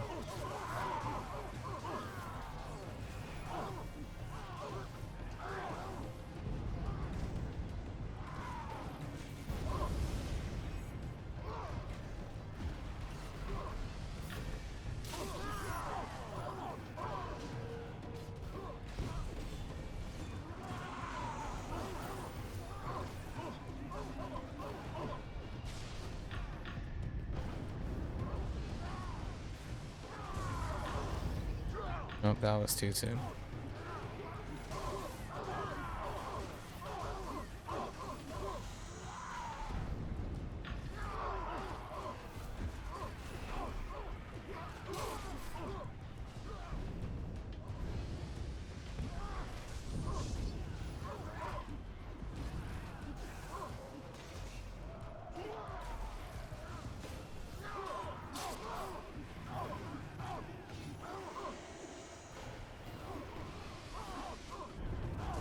It's weird that Luna is like a warlock in this encounter.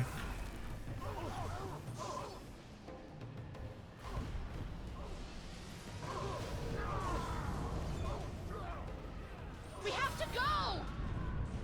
Okay. Stop. Everyone, through the gate, now! Oh. Alright. So we get our 25 from this.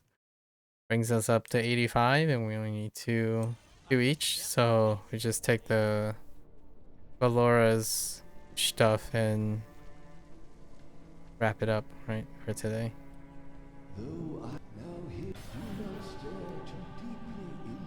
So that's we need 13, right? So we take these two and then double back for half. Something strange. That talking mirror. Yeah. So disturbance, pretty quick. Right here. And then mirror is right across. Super quick.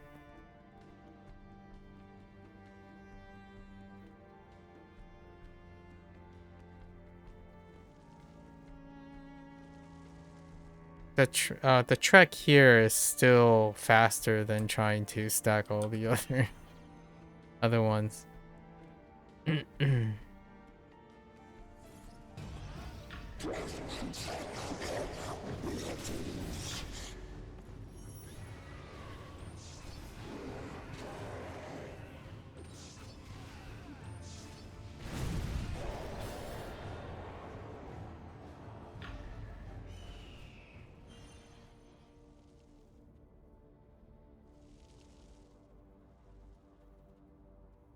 Man, they really outdone themselves. I have a personal bias. Like, I can do without dungeons or trials. If that's more of that is great. Personal bias, of course. More on that in a little bit. I'm getting close.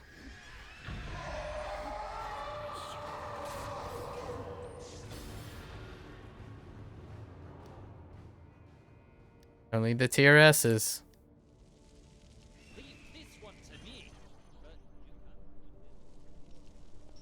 Like Valora has all the S's. So the mirror. Yeah, you get the mirror and the wards, and the wards are just up here. You only have to tag one, and then they all come to you.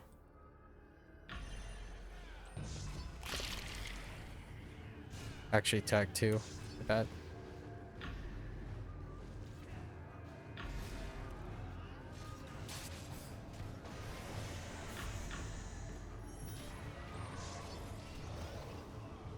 Then you can grab all 5 of the seals. Really, really fast. S tier, S tier.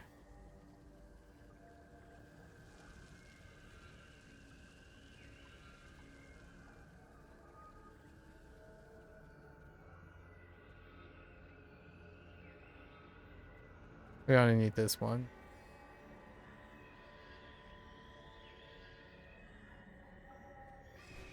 I'm probably not gonna farm anything from this module though.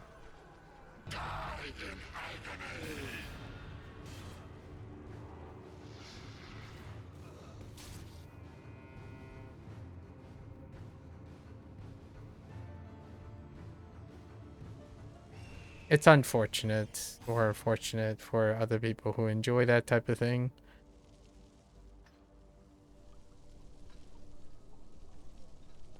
I could. Hey, there it is.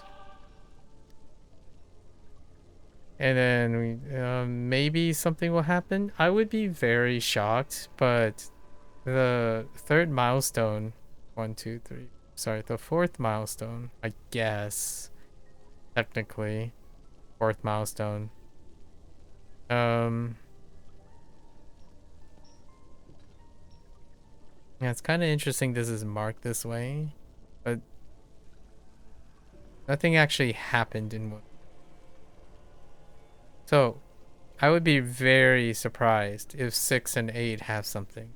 Sometimes they did though. It was more like, oh, well, let's keep up with our defenses and make sure everything's tidy or help out. So there is a chance that this person gets more stuff, maybe like that. All right. So let's bring us back to the Protector's Enclave.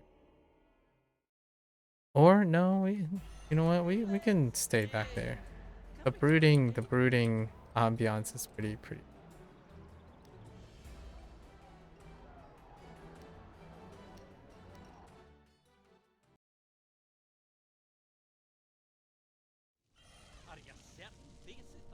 I used to give like ratings to all the days, but that's kind of behind us for like fun. But this was really wonderful. Today their capstone was nice. There's some fun little gimmicks, right? Some observation stuff. I really like that they did quite a lot of observation stuff. Standout campaign thing. If my thought is, right, all these milestones would have something like that at the cost of a trial or dungeon, I take it. Personal preference. So anyways, now we have something to talk about. Let's yap for a little bit here. Yeah, we have some time.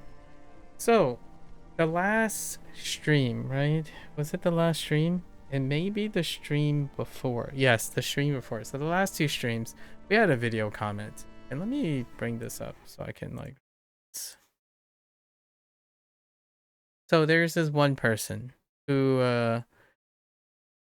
we're gonna do some tea spilling, so to speak.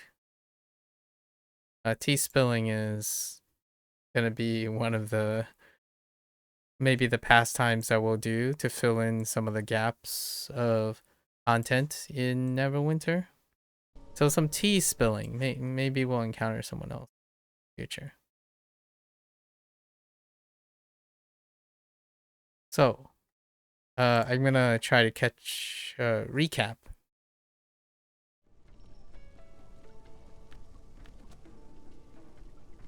So the recap is 2 weeks ago, right? 2 weeks ago, I put up a it was our week 3 video, and I was talking about the current trends in Neverwinter, right? Neverwinter Online. Neverwinter Online, the people at Cryptic and Arts Games, which used to be Perfect World Entertainment, which is the US branch. It is the US. So this is a headquarters in US. Largely though, Neverwinter Online's community is entirely in the European region. So NA, if you're on NA like around this time or something, you're gonna find like 10% of the remaining population, so to speak. It doesn't D&D is that quite drawn somewhere else, right? Like more like ESO or something like that. So this person interpreted my commentary about what's happening on Neverwinter Online, like comparing and contrasting existing MMO models and talking about, you know, the pros and cons of things. I specifically went out of my way to talk about pros and cons, facilitating like the combination of the current landscape of MMOs, how business models and developers intent, like how do you infer by their design what they're catering to. And I talked about how there are two choices here that are very obvious up front, and they're trying to straddle them. And that's the idea of continuing to promote and prepare campaign zones and stores for quote unquote the returning player experience, which is what Pung asked before, or something like recruiting new players, right? While also maintaining the existing community from attrition or like just burnout or boredom.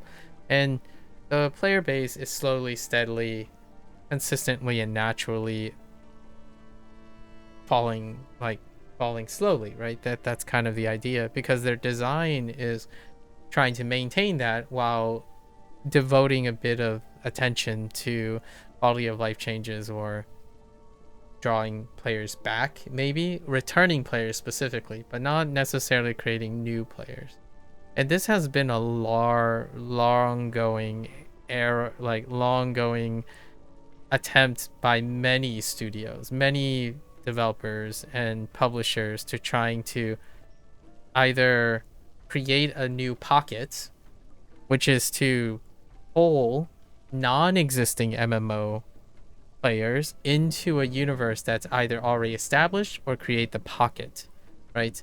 And Neverwinter does have one. It's Dungeons and Dragons. However, the state of the MMORPG Neverwinter Online, which is not really catered to Dungeons and Dragons, like paper and pencil and whatnot, and the extended universe by whoever likes to delve into it, like Lorien, BioWare, etc. Right? So this person came around and interpreted my opinions or my pros and cons. They weren't really much opinions. They were more like just stating what was happening and what could happen or maybe happen, which other examples exist. This person said like, oh man, hate to break it to you, as though like I didn't know. It's like, oh yeah, BDO is way worse. I'm like, okay, well yeah, sure, that's a whataboutism. Like, okay, you cited things, that's fair, that's a fair comment.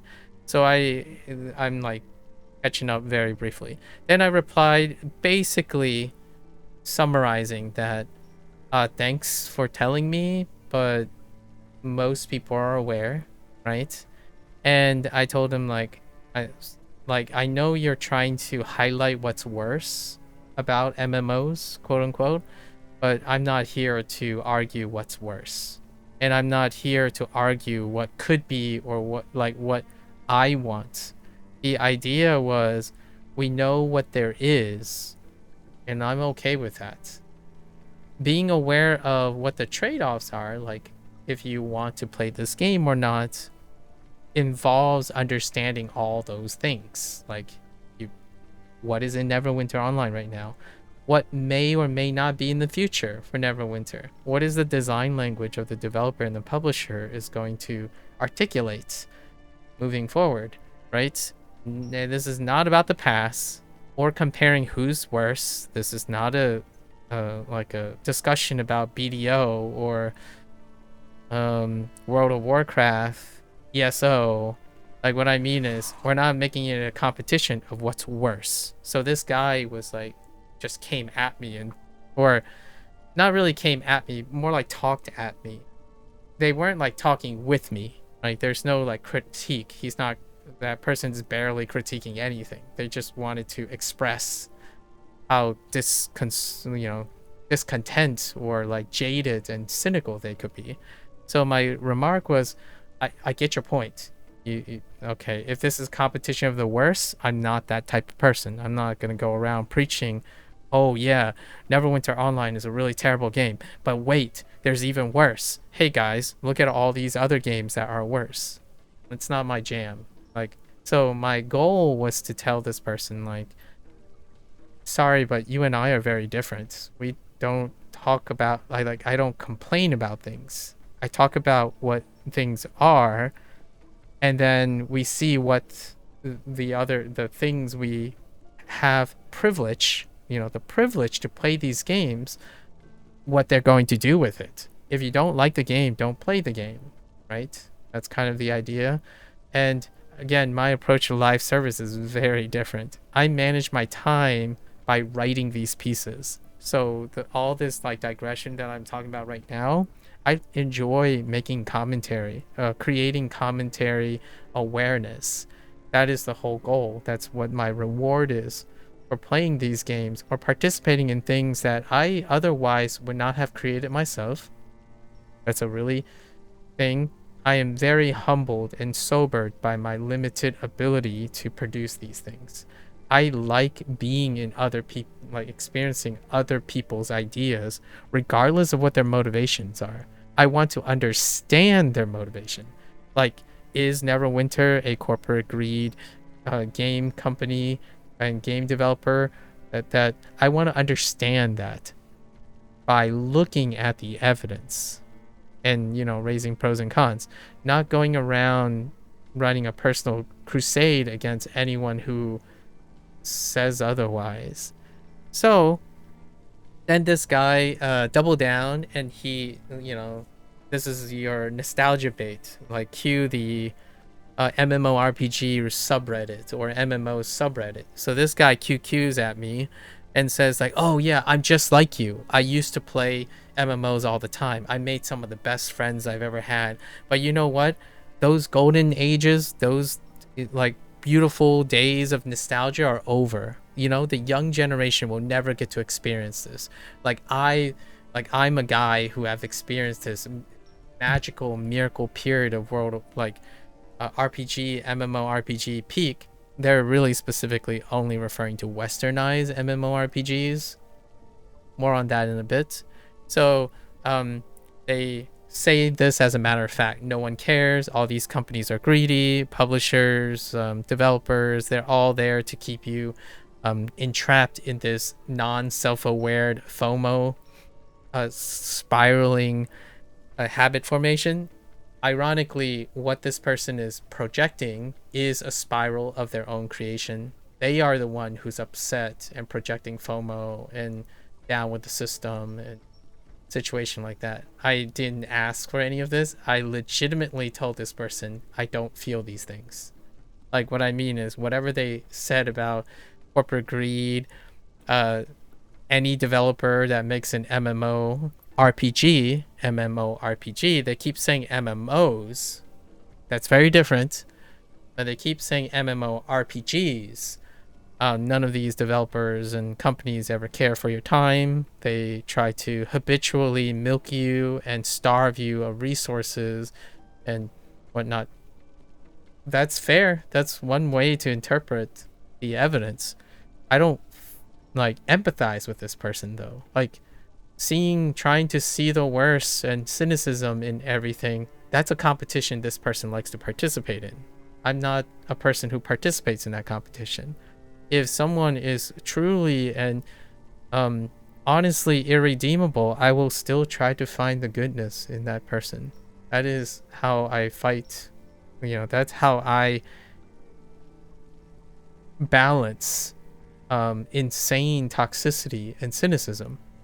So this person suggested that they're like me, which obviously, if I was sitting here talking about how corporate greed ruined MMOs and big swaths of cynicism and hominem arguments, then we would meet.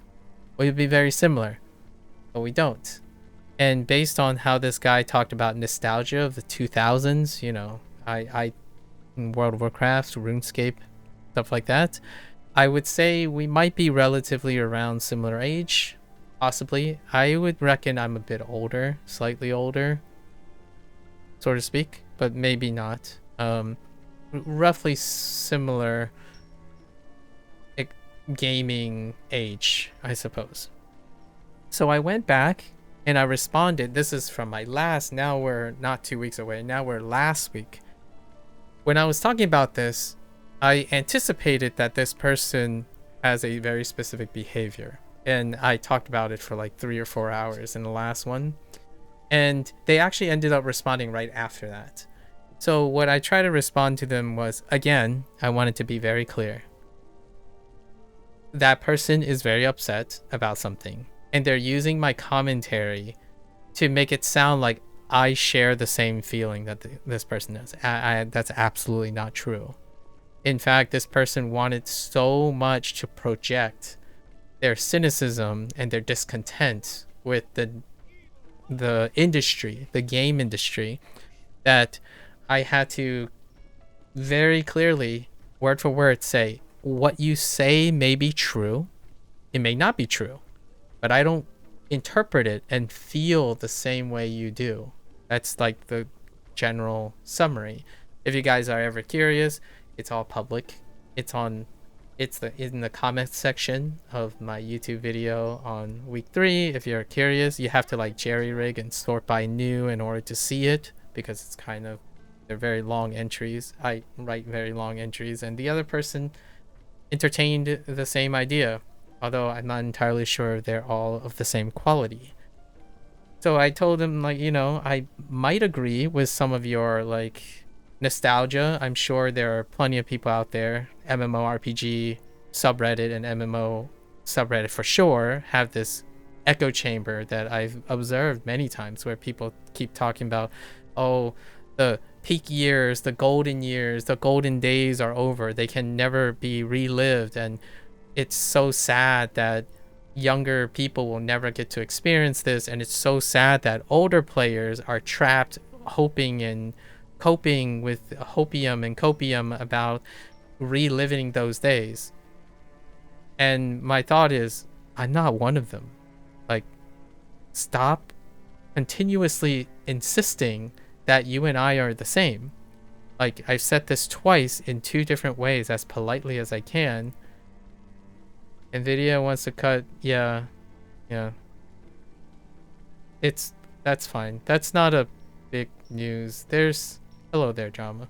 That's okay. Like the 40% thing, I would probably suggest like knowing like how supply and demand works, and then how like market tiering works, but it's not quite that generic, like simple, where Nvidia is cutting 50 series GPU production by 40% because of the memory storage. It's a little bit more complicated than that, but I'm sure you come to realize that. Anyways, so back to this person, right? This is in response to the last the week 4 video. I went through, line by line trying to clarify, because I personally think that if I were to continue dialogue with such a person, it can become very volatile. So I wanted to clarify that we may observe the same things, but people don't have to feel about it the same way. I approach these things with groundedness, pros and cons, and hopefulness, not coping. Like, it's very different. So I strictly made it clear to this person that there's a difference between coping with your toxicity by projecting your disagreements with everything versus looking at what we know now and maybe wishful thinking for the future. But if it doesn't occur, it's no skin off my back. Like, the idea, the fun nature or the interesting nature of engaging in this type of dialogue is conjecture. It's to and talk about and discuss possibilities, not projecting a pity onto others. And in self-pity, in fact, I was accused of self-pity by this person, but I think there's only one person who clearly is pitying themselves and pitying others. Stuck in this past life where they're seeking nostalgia and whatnot. This person also went as far as saying like, oh, they're making their own game, and then a game that they want to play. It's like, yeah, see, that's where we fall apart. Like, you keep saying I'm like we're alike and you understand my plight, but the whole point of playing video games is to play video games that I do not create myself. Like, inherently this person's counter argument, like they grew up and they learned and become enlightened, only reveal that they're narcissistic, egotistical, and they still live in their own bubble, to the point where they would narcissistically say, oh, I know how to make a game, so I will only build the games that I want to play. It's like, that's good for you. I'm be interested in playing your game in the future as well, because I'm interested in what other people are talking about, what other people are interested in, trending and whatnot. So my whole dialogue about week 3 and week 4 is about what other people's interests are. The people who are still playing Neverwinter, people who may or may not look at Neverwinter and say, I kind of want to try it. Right? Those are the commentary awareness that I'm talking about. The things that will likely slap those people in the face of awareness when they either try Neverwinter Online out for the first time, return to Neverwinter, or they are already the Neverwinter community, right? I am interested in that. I'm literally not interested in the thing that this person is projecting. Like, I don't want to be an echo chamber. So I said all of this word for word last week, and I posted this video. Immediately, this person actually responded on that same day. And I'm gonna read it out just because it's a really self-reflective way to address some of these things. So this person said, all right, you seem to think I'm personally attacking you. No, that is not true. Like, that's the first statement. I personally do not empathize with you. That is what I said twice. And in as polite as I can, I don't empathize with you. That has nothing to do with attacking a person. It's being presumptuous. So the whole time they predicate on the idea that they're similar to me because they understand how I feel and what I'm going through. Like, going through what, my friend? Like, you're telling me that I'm coping and hoping and suffering from nostalgia when immediately I told you, man, bro, you got me all wrong here. Like, I'm not coping with anything. In fact, I don't like the idea of remakes and rehashing things. I enjoy change. Change is the spice of life, and intellectual change. I even explained that most of my time is dealing with intellectual iteration and growing and learning, not projecting and preserving. I mean, I appreciate that there are publishers and developers like Sega that are in a process of preservation and trying to bring the old feeling but bring it anew to a new audience or a new generation. That's fair enough. I participate in that. Do I pine for old days? Absolutely not. I don't, actually. So this person thinks I thought they were personally attacking me. It was not even close. I was more like psychoanalyzing them than them attacking me. So, but this person goes on and says, but I understand now why you play these types. It just ends there. They play these types. So he's probably referring to MMORPGs, Western MMORPGs, live service Western MMORPGs. These types. You're just like the rest of MMOs players who play one game, wait for the next, praying, hoping, wishing for the next one to be the one. You have nothing else going on in your life. So, by the way, run-on sentence. You have nothing else going on in your life, so you want these games to fill the void, make you feel whole. I'm not sure if it's any clearer, but it sounds like that person's talking about themselves. That's what projection is. Like, if there's anything more apparent that's going on in my life, is that I spend like 5% of my time playing these types of things. What is even these types? Oh, you mean MMOs? Okay. Well, yeah, that still makes up less than 5% of my time. I spend the vast majority of time. If this person was even remotely able to process the idea that people have more things going on than MMOs, like even statistically, like people deal with depression longer than their game time on MMOs. Like, that's what I talk about. That's what I interact with. I interact with people who suffer from chronic depression, who believe that they're self-diagnosed with ADHD, people who think they're stupid at a very young age. That's what I spend most of my time doing, even though I was trying to talk about it in a like indirect way. But you know, it doesn't stop this person from accusing me of being like the rest of MMO players. Like, what is that? Like everyone who can't understand you? Like, are you special? I have no idea. But let's just say, to fill the void, I do have a void to fill. I already talked about this, and it's my calling to help ease anyone's pain and like make them find that life's little moments are awesome. That's the void I'm trying to fill. Actually, it's the void I'm willing to give. actually. Most of the time when I'm streaming and doing this type of thing, I'm doing it voluntarily. As in, I'm giving. I'm not expecting to receive anything. There isn't anything to fill. I'm brimming with resources, so I want to give resources.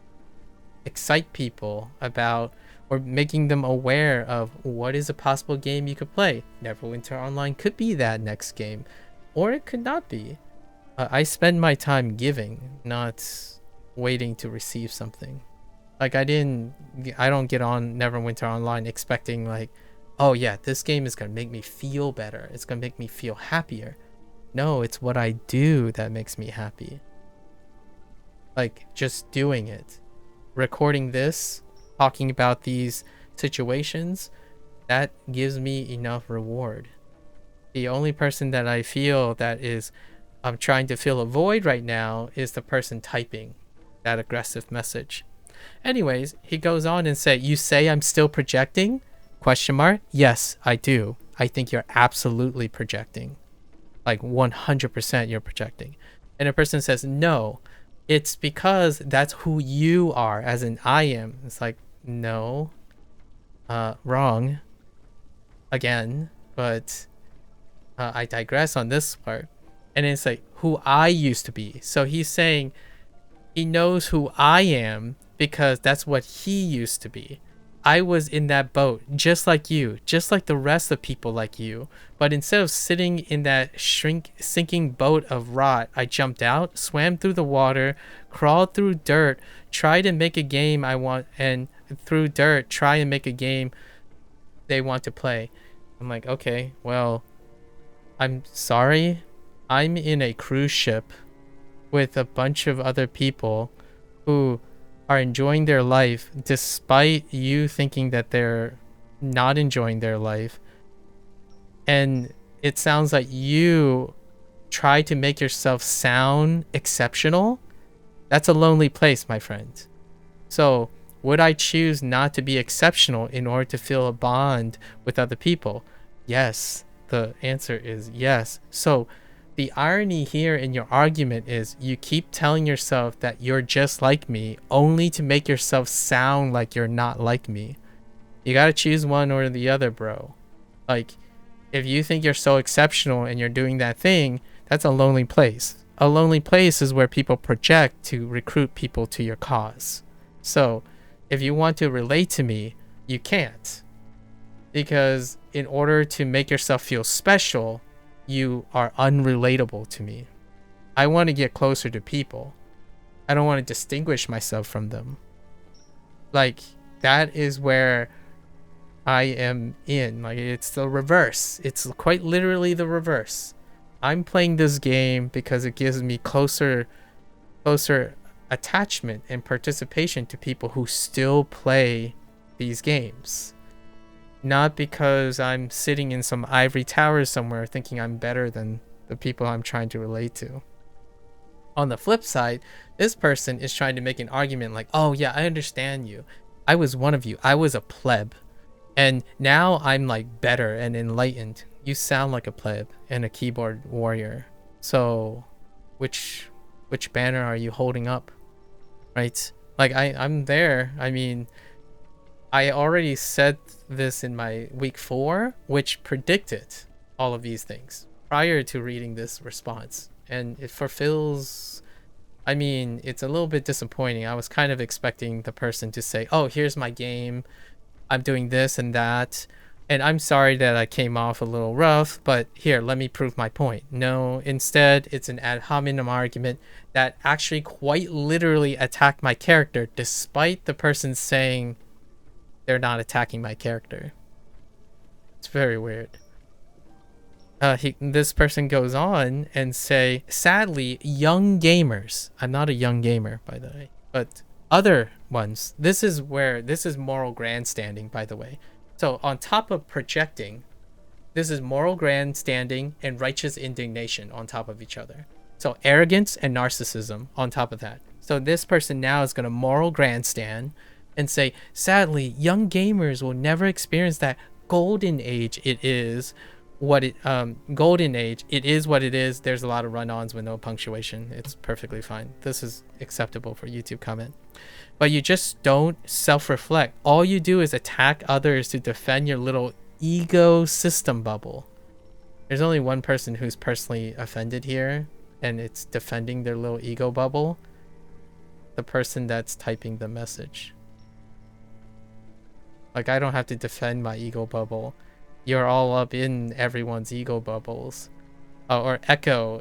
He typed echo bubble, not ego, but maybe he's talking about like ecosystem bubble, what have you. And you understand now why you have no friends on these games.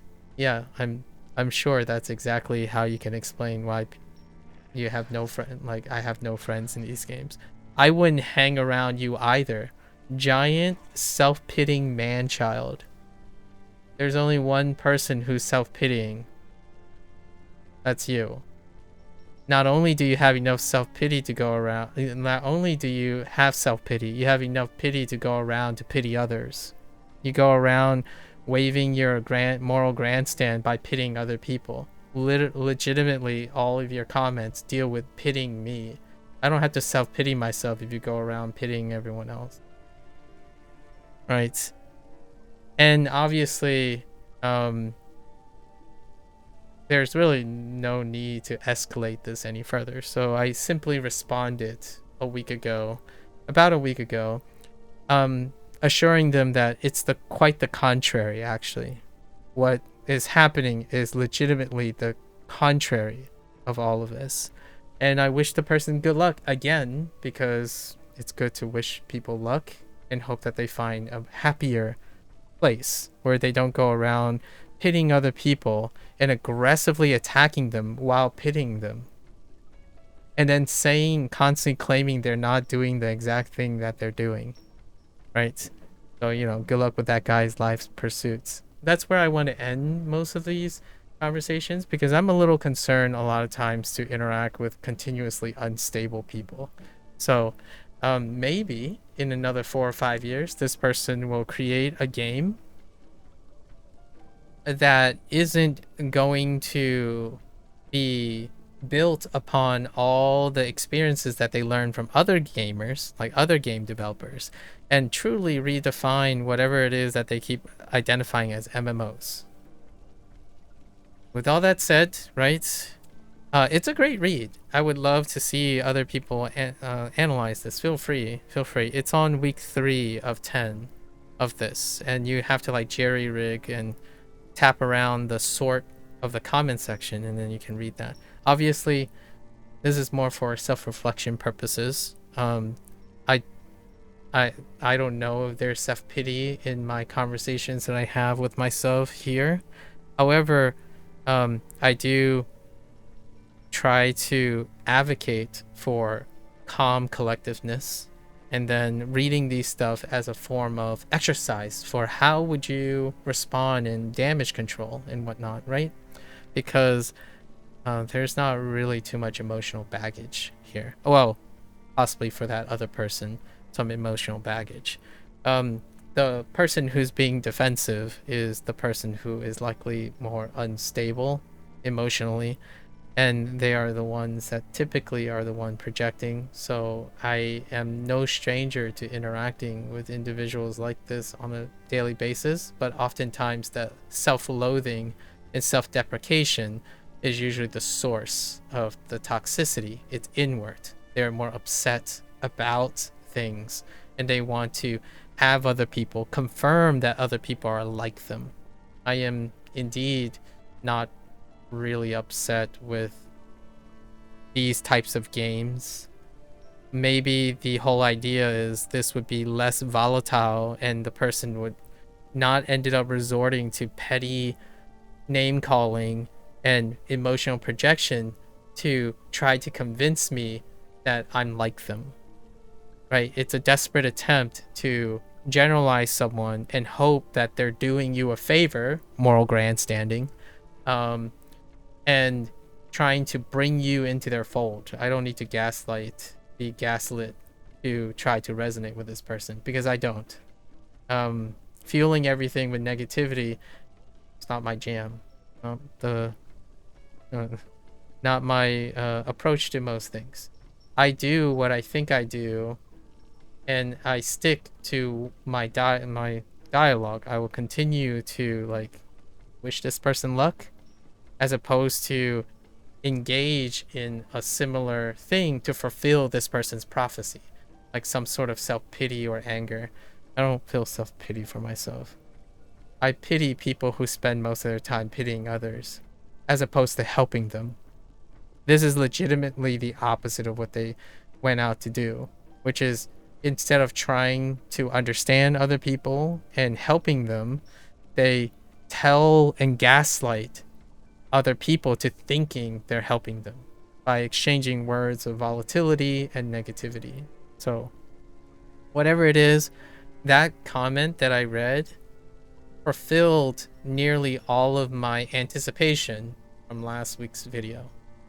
Because, you know, while this person's making their perfect game or whatever game that they make that they want to play, as opposed to playing other people's games and engaging in empathy and compassion with other people, I spend most of my time doing that. You know, that person might not know it because they believe that watching one video about something they cherry picked is somehow going to tell them about the details of my life. So much so that from that video, they couldn't help but constantly predict everything about my life. I don't think they can even comprehend what it's like to live outside their head for a moment, right? So that's where we end on that.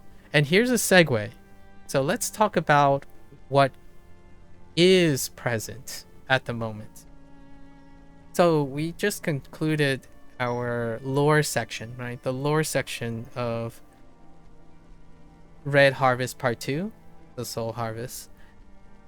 And I'm gonna echo Neverwinter Online, especially Cryptic and Art Games, has this like straddling process that they're going through. And I can name some examples for constructive criticism or possible adoption, as opposed to, you know, the guys comment like, oh yeah, this is way worse, BDO is way worse. It's like, that's very constructive. No, it isn't. It's criticism. Like, that person started off by projecting criticism, and I literally told them I can't empathize with that. So how do we what does constructive criticism sound like, or commentary awareness? So the MMOs is bigger than Western MMORPGs, which is what this person listed. They listed like BDO and World of Warcraft, Lost Ark. Every MMO is like this. So MMO is gigantic. So their bridge is the idea of creating anything that's massive multiplayer online, right? So anything goes.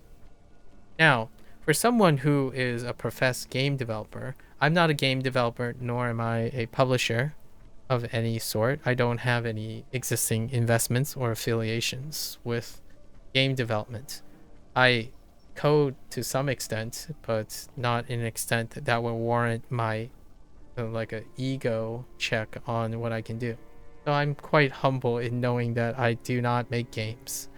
I appreciate all those people who do, despite me maybe not enjoying it or choosing how to use my time. I genuinely believe that playing video games is a privilege and a luxury that we can all treasure, that you can live without. You can live without gaming.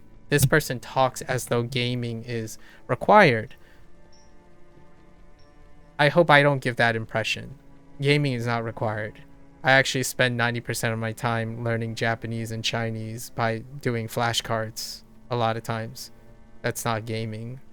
So I spend the majority of my time not gaming, actually. I watch movies, TV shows, I write things, I listen to books, I read scientific articles, I read newspaper, I look at the economy, geopolitics.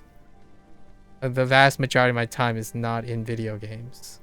In fact, when I was playing World of Warcraft, college was still the majority of the time.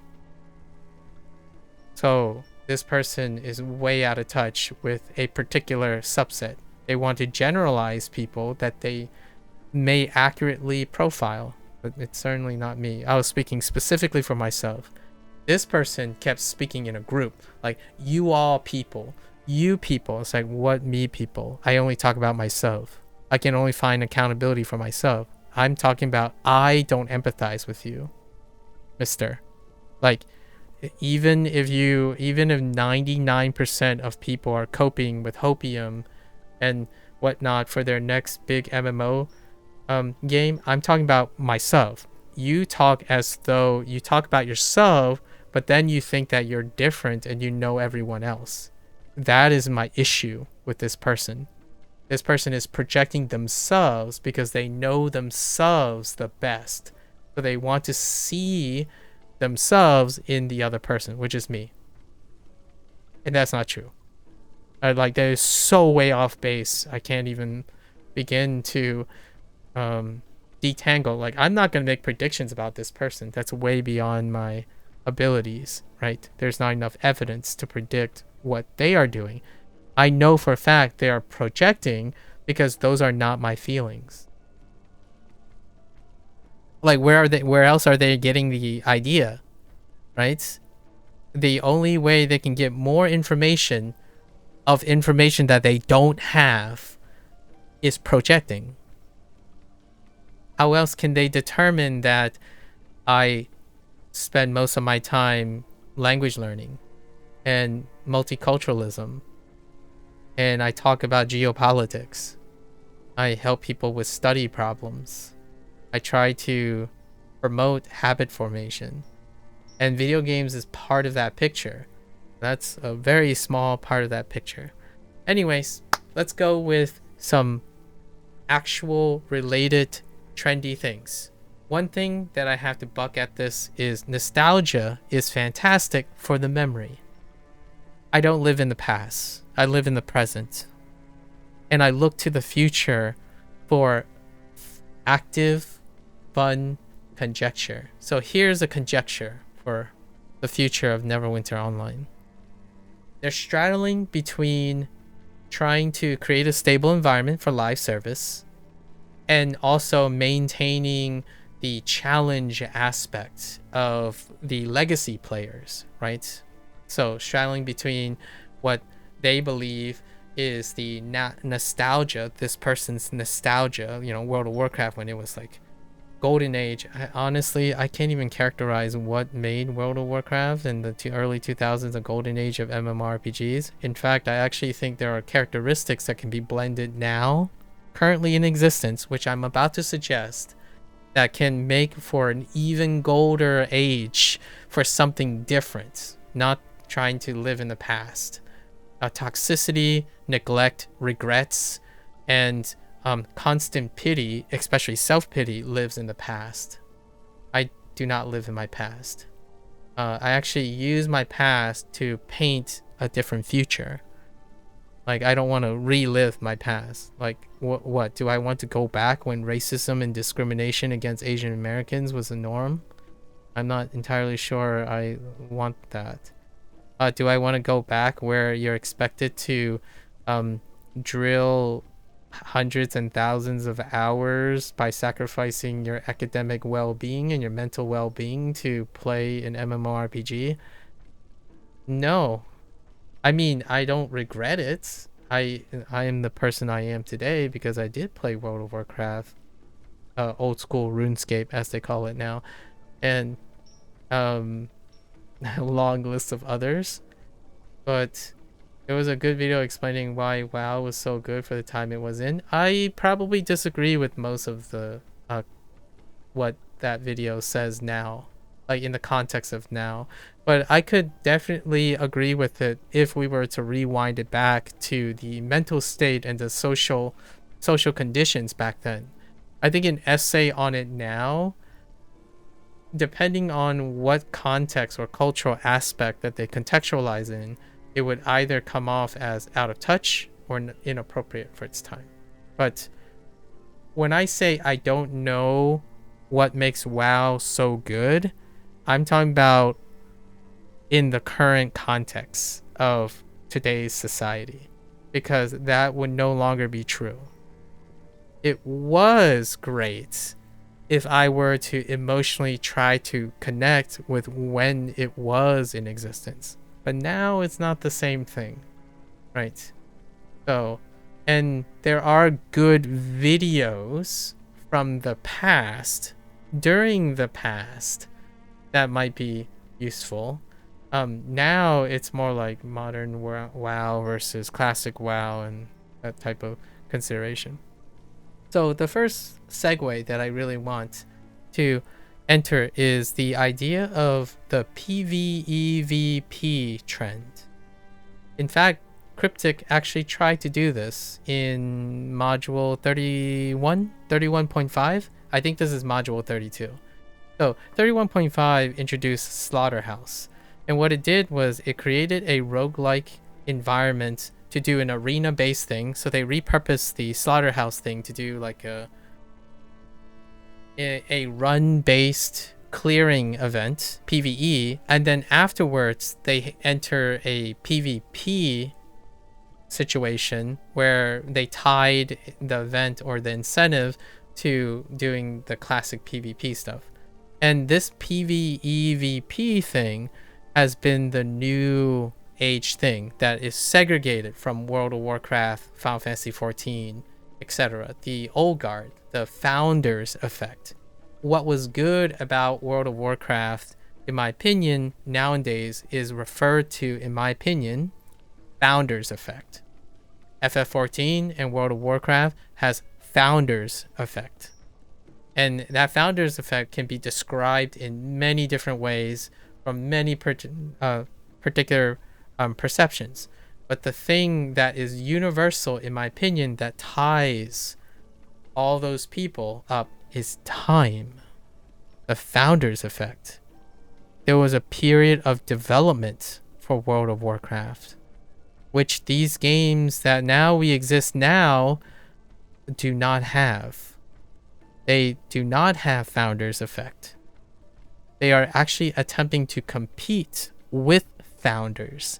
So we're not talking about those games anymore. Those games, you can keep on trying to harp on the nostalgia train and try to take a piece of that founders effect. That's kind of like Intel entering the GPU market when AMD has been trying multiple times, and Nvidia is the guard of it, right?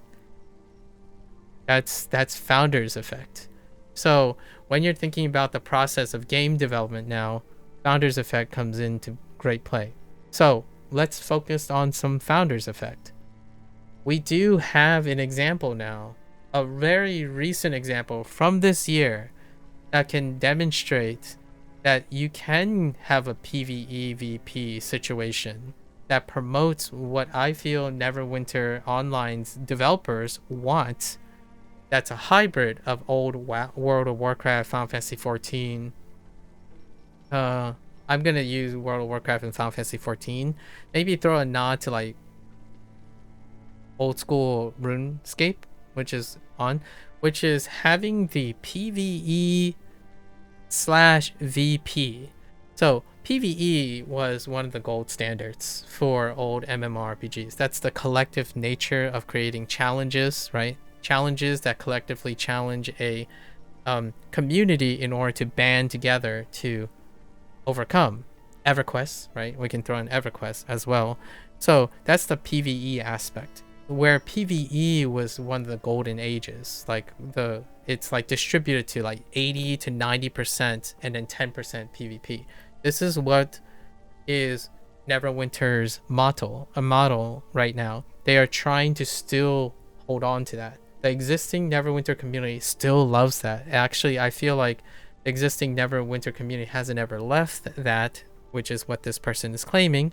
Tully is this. I'll refer to this person as Tully. Tully is fine. So this guy, Mr. T, he believes this to be the case. There's PvP in Final Fantasy 14. Yeah. Oh, and Guild Wars. We also have to throw in Guild Wars. Guild Wars and then BDO for this person. PvE was a gold standard because it produced camaraderie, community, and it also had founders effect, which is the founders effect is the idea that there was existing community which is converted to a pre-existing persistent world that the community already exists. Final Fantasy had Final Fantasy. World of Warcraft had Warcraft, right? And Neverwinter had Dungeons and Dragons. Guild Wars was during that period in which they built something to like collect from the others. I mean, Terra Online unfortunately was going down the other path of excluding people, right? So, but PvE was the king. It was the idea of providing tough trials. Yeah, Warhammer Online. There's also D&D Online that's still going, and Lord of the Rings Online. They are still going, by the way. These groups are still in existence because they have existing player base. And the PvE is the lore, the content, and whatnot. And it has legacy. The idea is legacy. There's years and timeless bouts of content that's built on top of each other. So that is beautiful. And I love that they're still going. I don't pine to go back to retreading those things. It's kind of like trying to relive your first hot dog or your first bowl of pho. Like, that's fine if other people are interested in that.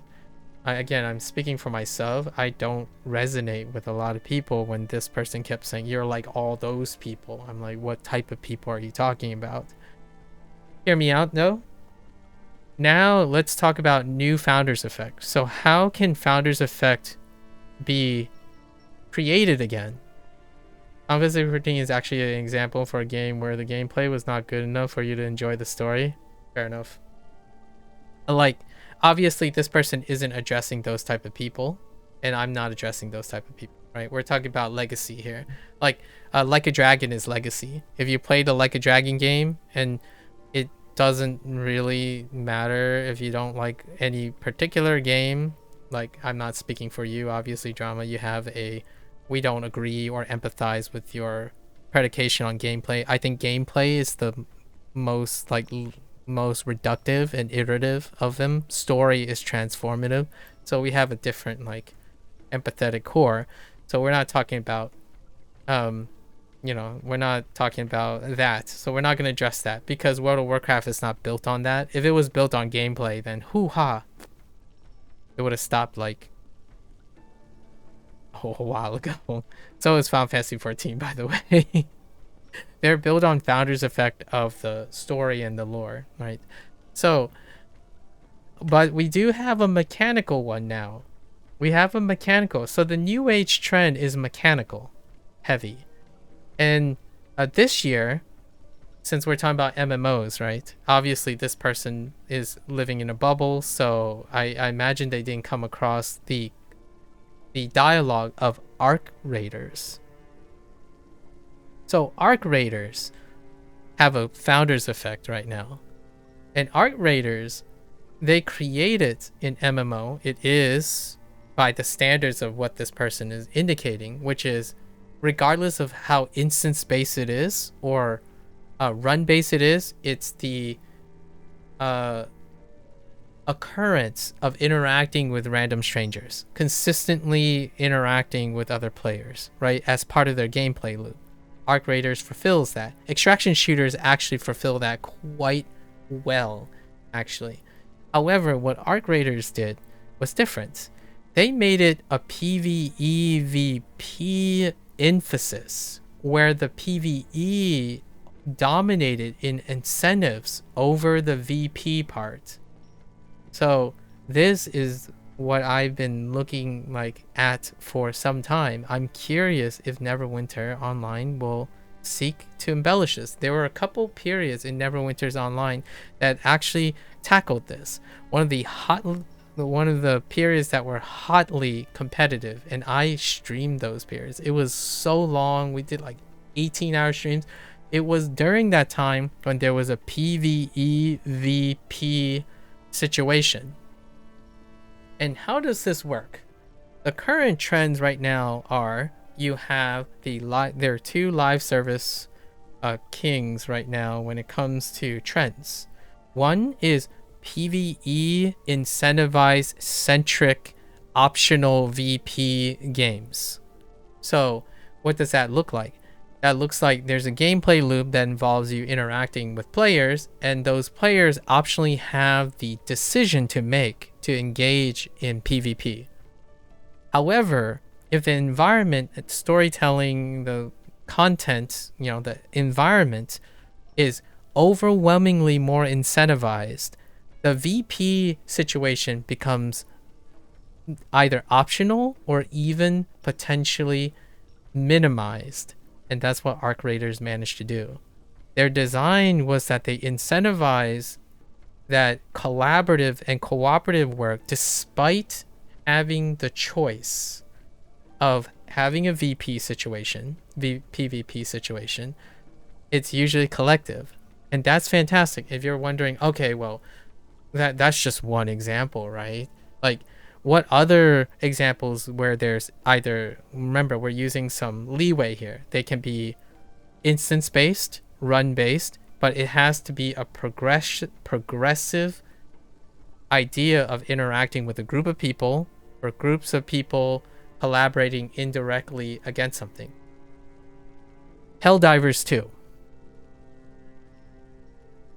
Okay? EVE Online. Yeah, I guess no one talks about EVE Online anymore, but EVE Online. There's Albion Online, or is there online as part of the name? So anyways, what I'm saying is Neverwinter can still do that if they so choose, which is to create a PvE environment in which the incentives for cooperating with strangers or pickup groups and stuff exceeds the accolades of standing out as an individual. That hasn't happened, by the way. Not yet, or there's no indicator that that is a choice. But there are some leans on the way heroic encounters are designed. The downside for me is the reality is people don't play during this time frame. So that's something I can't control, right? I could try to play earlier, but in NA sense, there's no recruitment of players anymore. So one has to require, how do you create a founder's effect for new players? They would have to, it would require them to create a sustainable, regular content build to build a new legacy. And is it too late? I don't think a game is ever too late to build a new legacy. So what is a legacy? How do you create a founder's effect for a new legacy? It would be a particular game mode that's consistently built on top of itself. So anyone who starts on it will continue to see it matriculate or maturate. That doesn't exist currently in the game. So for example, a house, a pet that you maintain, and a slice of life thing, right? That is the other gold standard. What are those games? You might be thinking, oh, those games are not MMOs, but they are, because the subcontext is that you're part of a community, not like game dependent community where like you literally have to be connecting the game. You are connected by the community. This is in my opinion, one of the core essentials of the new aged people. Yeah, and WoW there's now housing. Yeah, I saw the Hearthstone advertising of the housing. That is legacy building. That is the founder's effect. When you start a house, you have become a founder in the game. So the longer you play, your founding house becomes embellished over time. That is creating sentimental founder's effect. That grows audiences. So you can create new founder's effect with legacy building. Is Neverwinter going to do that? No, I mean, they can choose. They can choose to do that or not. The other side of things is you can embrace the hardcore. You can create the epic difficulty, I'm better than you, who's better things, and that exists too. Leaderboards. So now most competitions are done on an individual basis. Most competitions are done in an individual basis. It's about performance, accolades on the individual side of things. So leaderboards, statistics, what gear you have, how rare your gear is. Those are ways to indirectly compete. But you don't have to incentivize people's toxicity. You can measure their individuality, but it clashes against the PvE aspect. So right now, Neverwinter is juggling two things. They, in my opinion, when it comes to their design, they want the PvE of old, you know, the World of Warcraft, Final Fantasy XIV, but it clashes against maintaining the hyper hardcore, like, indirect competition of accolades and individuals, because individual performance is highlighted. So there's need for self-expression, fashion, achievements, like accurate leaderboards, or a race against like some sort of competitive process. Usually they're two separate things. So what is a great live service example of MMOs that do the opposite, do the other thing, where it highlights the individual, but because of the individual's investment, they have a founder's effect of their account while also indirectly competing with other people? Every single MiHoYo title. Persona Phantom X.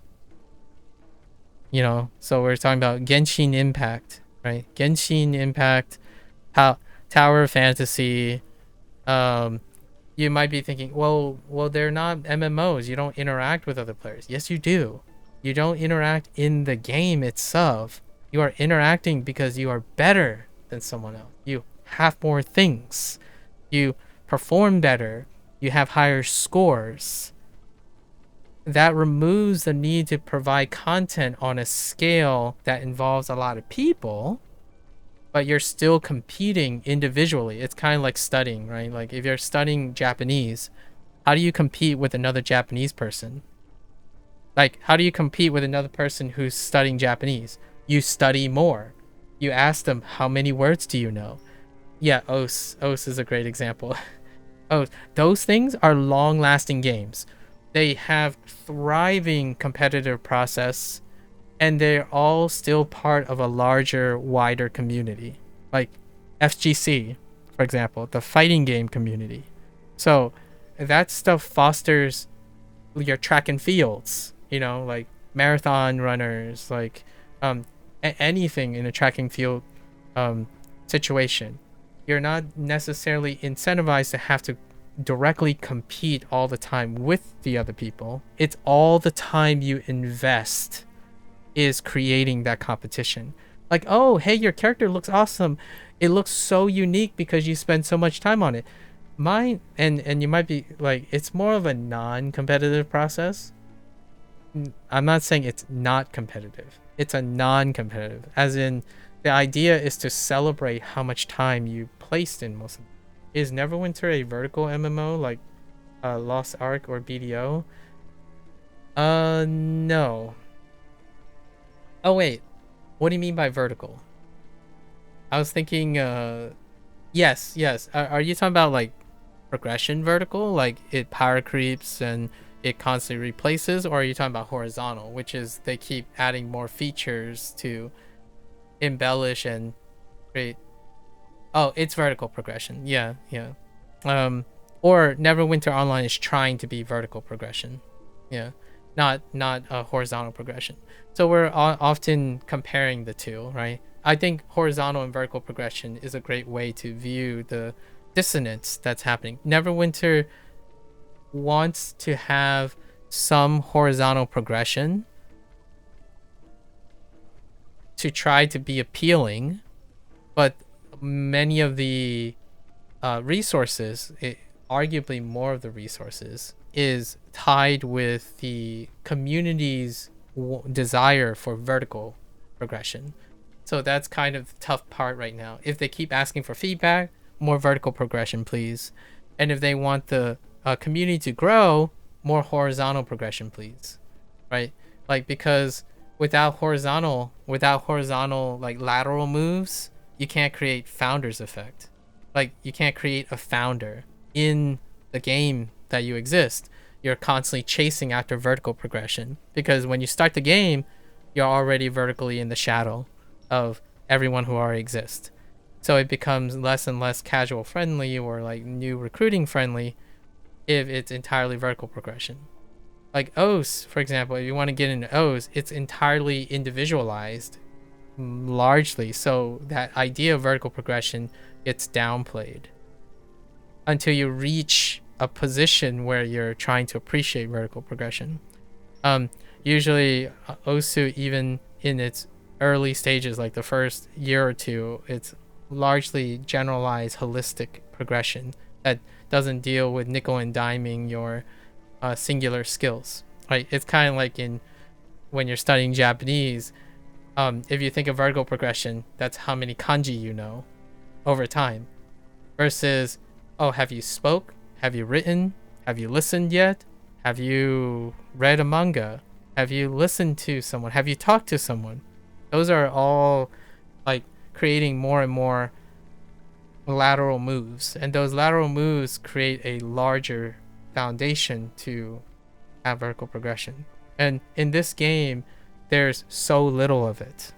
Like, what I mean is, I think it's intentional by design. Yeah, Wanikani, the vertical progression game. Yeah. I think right now, what is obvious is that there are moves that they're making. Cryptic is making moves on deciding whether they just completely decide to go into vertical progression, which kind of plays to the Terra Online situation, or the former Terra Online situation, you know, when it closed down in 2022, or they continue to juggle between. And that's fine, because I can keep playing. I would play the game for non-vertical progression, like story building. Story building is often not viewed as a vertical progression. It's more like a holistic approach, like more story, more lore. You don't necessarily, it's the sentimentalism that's not, they're throwing more fashion, more achievements, that kind of thing, right? And novelties. That might be nice to see if it attracts something, like if they land on something. Building a house is one of those examples, right? It's kind of humorous because when I was watching the World of Warcraft like housing announcements, like, yeah, that sounds about right. So it's not about pining for the nostalgia anymore. It's like looking at what other things work. Arc Raiders. I'm not an extraction shooter guy, but it is really fun watching people play Arc Raiders, because Arc Raiders strongly incentivized the environment and the incentive for the people to play against the environment, and that created a really wonderful testament that no, people are not hungry, thirsty individualisms who can't exercise compassion when motivated properly. And like nowadays, if you're reading like younger gamers, like this person is saying they understand younger gamers, like what younger gamers want. Apparently not me. I'm not a younger gamer, obviously, but you know, sadly, younger gamers will never experience that golden age. You have to get the stick out of your butt and your head out of your butt. Like, younger players also may not even want that golden age of whatever it is. That's the whole point of human legacy and posterity.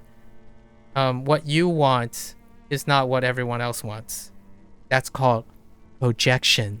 You're projecting. You're pitting other people because you think that they miss something that they otherwise will never have. That's projecting. So for me, what works now is Arc Raiders like Hunt Showdown. Kind of. Although Hunt Showdown still has a lot of strong VP incentive. It's what I would say is what what New World wanted to be, and then it turned into a PvP fest. I would say it's closer to New World in terms of its philosophy. And by the way, New World is reaching ESO. Not ESO, EOS. I believe New World is... Yeah. New World is, I think, closing their doors soon.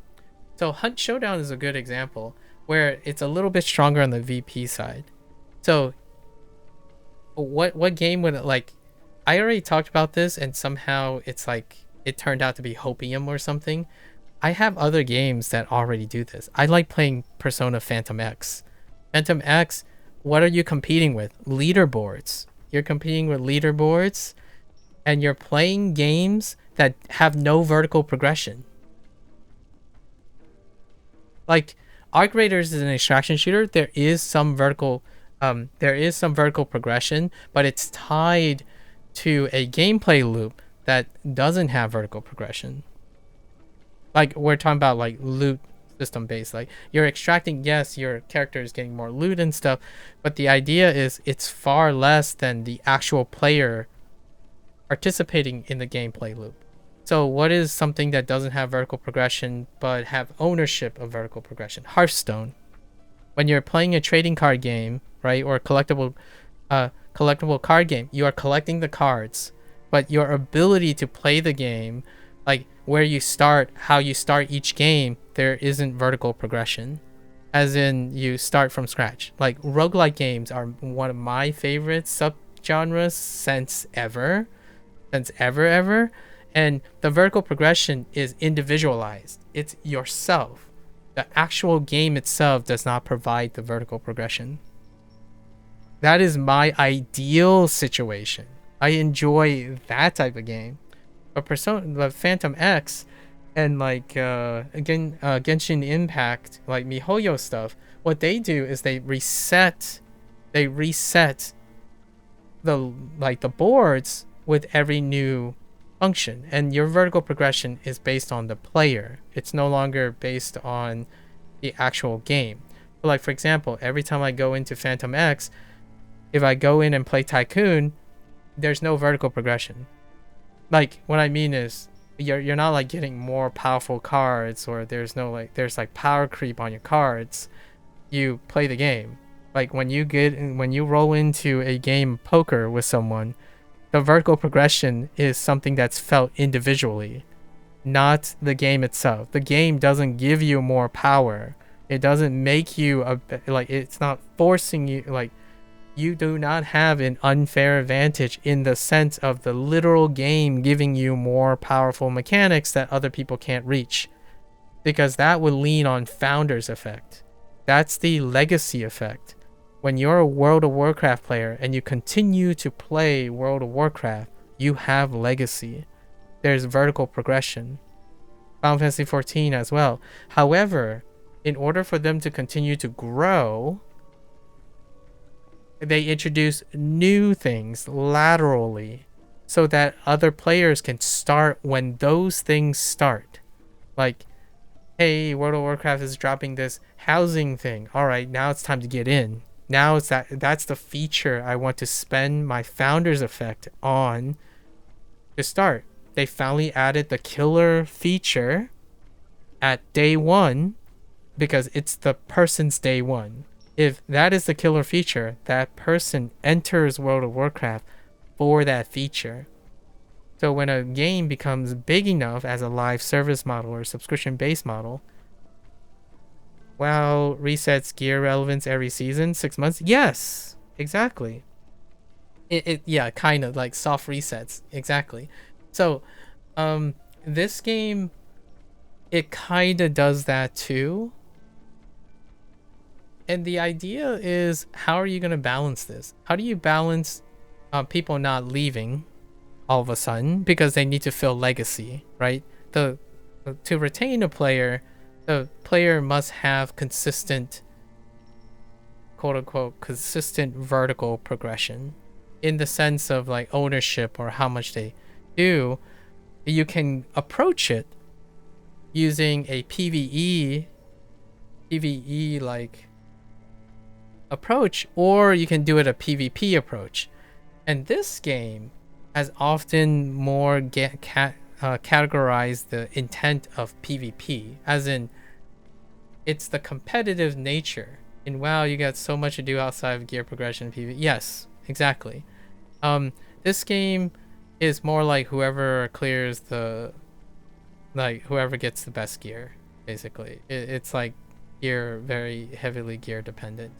And that keeps all the retention of people who seek vertical progression intact. And I think that's where they're going. They're going to continue to do this like masters, advanced things. And I specifically said it's not geared towards me. Like, I am not a person who likes vertical progression, because I'm not here to like need to do that. Just like I don't need to be correct about this Mr. T's comment about me. I reflect quite a lot. I'm doing some self-reflection right now. I like seeing other people try to tackle this question.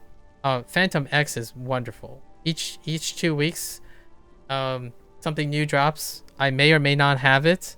That's cool. And then I do the leaderboards and neat. And then we move on. And over time, my account will become more and more irreplaceable because of the various things that I own, right? Your house, for example, is an example. Yeah, like literally World of Warcraft housing. When you buy a house, your house is your founder's effect. You know, the first place that you buy. I know, millennial issues. Let's try to not go into too cynicism, because millennials, you know, the whole joke is millennials can't own houses anymore and whatnot. But like your garden, for example, when you start a garden, that's founder's effect. With every passing day and effort you put into your garden, it is your baby, your pet, for example, your dog, your cat, your child. Those are founder's effects. And they will continue to be reflective of your time. Trying to capture that in a live service is the golden goose, in my opinion. How you capture that is up to like your balance of your mechanics and your current community. Arc Raiders, I've been having a lot of fun watching people play Arc Raiders, because they've so heavily emphasized and incentivized cooperative play that it's a taboo to like shoot on sight.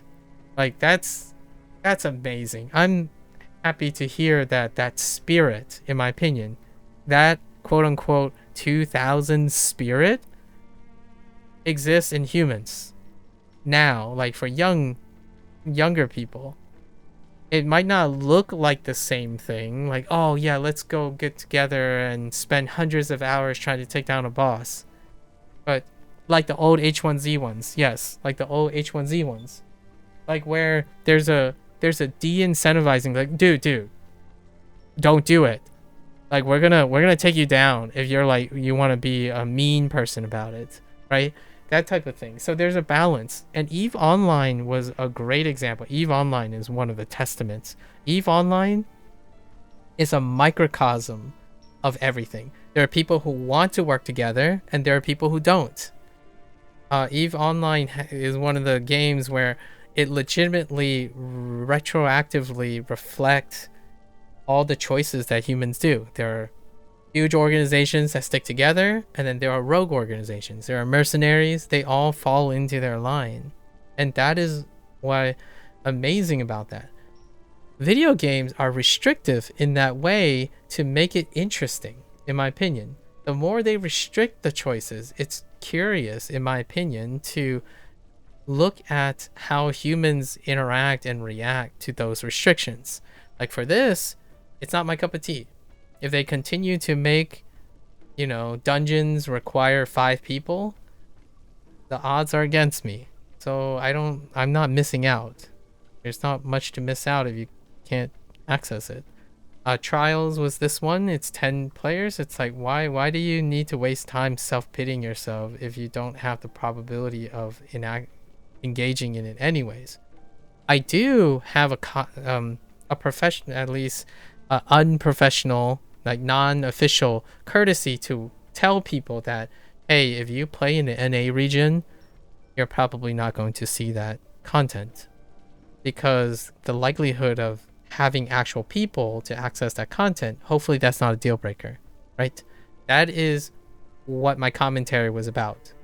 It was not a projection of my needs like, oh man, I wish NA had like 1,000 more players so I could relive my World of Warcraft days. No, not I actually know.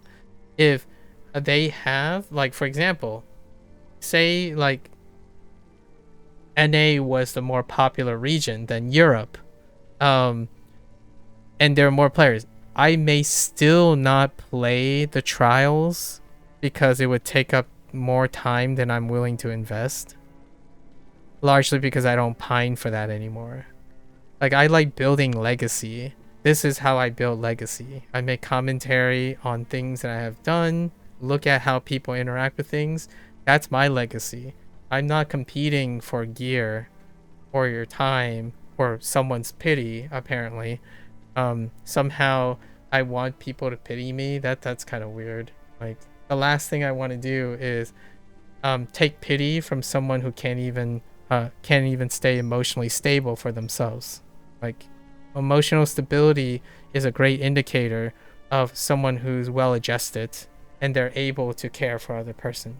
Someone who goes around talking about the worst things in people and consistently argue and try to gaslight other people about the worst things, about the suffering and seeing, it's called neuroticism, my friend. Neuroticism.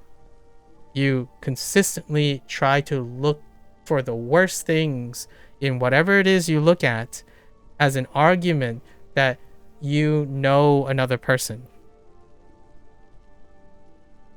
It's not going to work when the person you're talking to tend to look at the positive side of things most of the time, right? Because that's the opposite of neuroticism. To combat neuroticism is to do the opposite. So no, I won't talk back to this person. No, I won't call the person names and make an ad hominem argument like I know them.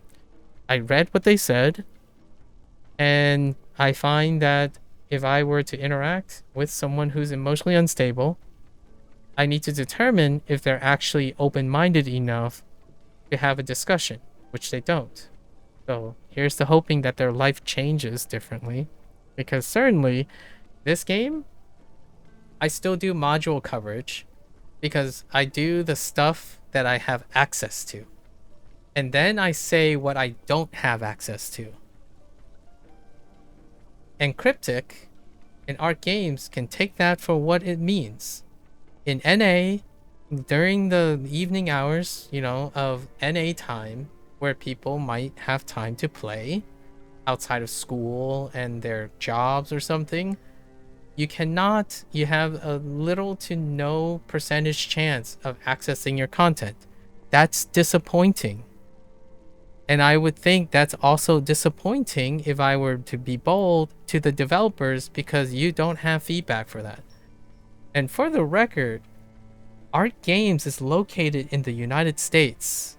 And I'm pretty sure they're well aware of the time frame that the United States operates in. Like, for example, they're trying to build community outside of Neverwinter. Like, they're trying to do the FGC thing or the MiHoYo thing, right? Where it's about the greater community, not the game that is imposing the lateral and vertical progression. In fact, MiHoYo universe building is an example of Founder's Effect used for horizontal expansion, right? If you play Genshin, there's likelihood that you play Honkai. And if you're playing Honkai, you're probably going to play Petite whatever, that other game, that Pokemon game coming out soon. And if you play all those, there's a very good chance you've at least tried Zenless. or Zen Zero Zen. I don't know what it's called, but ZZZ. It's like Zenless Zero or something. Like that's Founders Effect going across. Persona 5, the Phantom X, that's Founders Effect. It's building on something that exists, and you're recruiting into a live service model that have a pre-existing culture. It's a risk they take though, because like Phantom X, it's not like Persona 1 through 5. So there was a lot of arguments, or 3 through 5 anyways. And that's a risk they take. So Neverwinter has this question, which I'm looking forward to seeing what they do. I absolutely love today's little gimmick, like the storytelling. Oh man, it makes me want to play Clair Obscur again. Right? Sandfall is going to have to answer these questions too. I'm kind of curious what Sandfall ends up doing. And it's horizontal. We're talking about horizontal expansion. So, Remedy Entertainment, sorry. I think it's Remedy Entertainment is doing this. They are engaging in different formats for their expanded universe. Thunderfold is a personal shout out for Thunderfold. They did Steam Dig, right? And then they did Hannah Gilgamesh, personal, because that was the deck builder. And then they did Steam World Heist, which I really like too, the 2D tactical strategy game. That's what they're building. So, yeah, Neverwinter can still do that, because there's still another D&D movie coming out. This Soul Red Harvest Part 1 and 2 was built among thieves. D&D Among Thieves. They literally referenced like the inspiration from D&D Among Thieves. That movie was fantastic. I really enjoyed it. So, Resident Evil, right? Legacy is you. And I'm curious how they're going to attract that, because they need, in my opinion, a live service model requires that you either embrace something that can give you new Founders Effect so that it can attract new players to commit to something, and then whether they do the PvEVP situation. Persona X, like Phantom X, is PvEVP. You PvE in order to VP, as in there's an indirect way of comparing yourself as you're accumulating environment. PvE is the World of Warcraft legacy thing, Final Fantasy 14, all the old school stuff. It's a collective of your environment. The longer you live, the longer you play, the more cumulative of stuff you have. That's guaranteed Founders Effect. And then you throw in VP whenever you want, which is kind of self-organized. Or do you have better gear than the other person? Do you outperform better than that other person? To me, that is my wheelhouse. I like PvE, like really big PvE VP, smaller, because I'm not here to be right or like compete with someone's diatribe on the golden age. I'm not going around to young kids and saying, hey, back in my day, we used to have it good. You guys just have sucky video games now. I'm not going around doing that. I'm not going around trying to pity others. It takes someone who has an incredible amount of self-pity to think it's normal to go around pitying other people, and then saying that they make games. It's like, hey guys, I can make games too.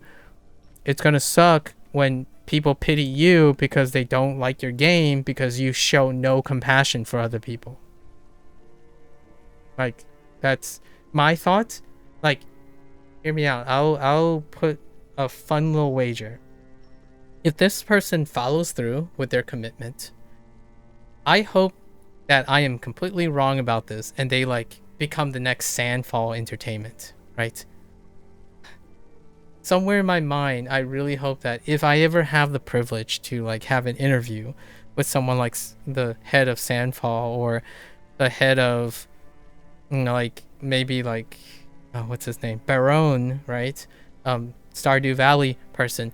I hope that when I talk to them, it doesn't sound like this person who spends most of their time taking a dunk on on other games and other developers in order to like somehow elevate their own a position. Like, oh, I'm making a game that I want to play because every other game is garbage, or like the game that I want, like I thought I wanted to play is garbage, that's why I'm making my own game. I hope that's not the case for all the great ones, the wonderful ones, like the people at Sandfall. What they do is they act in a moment of passion.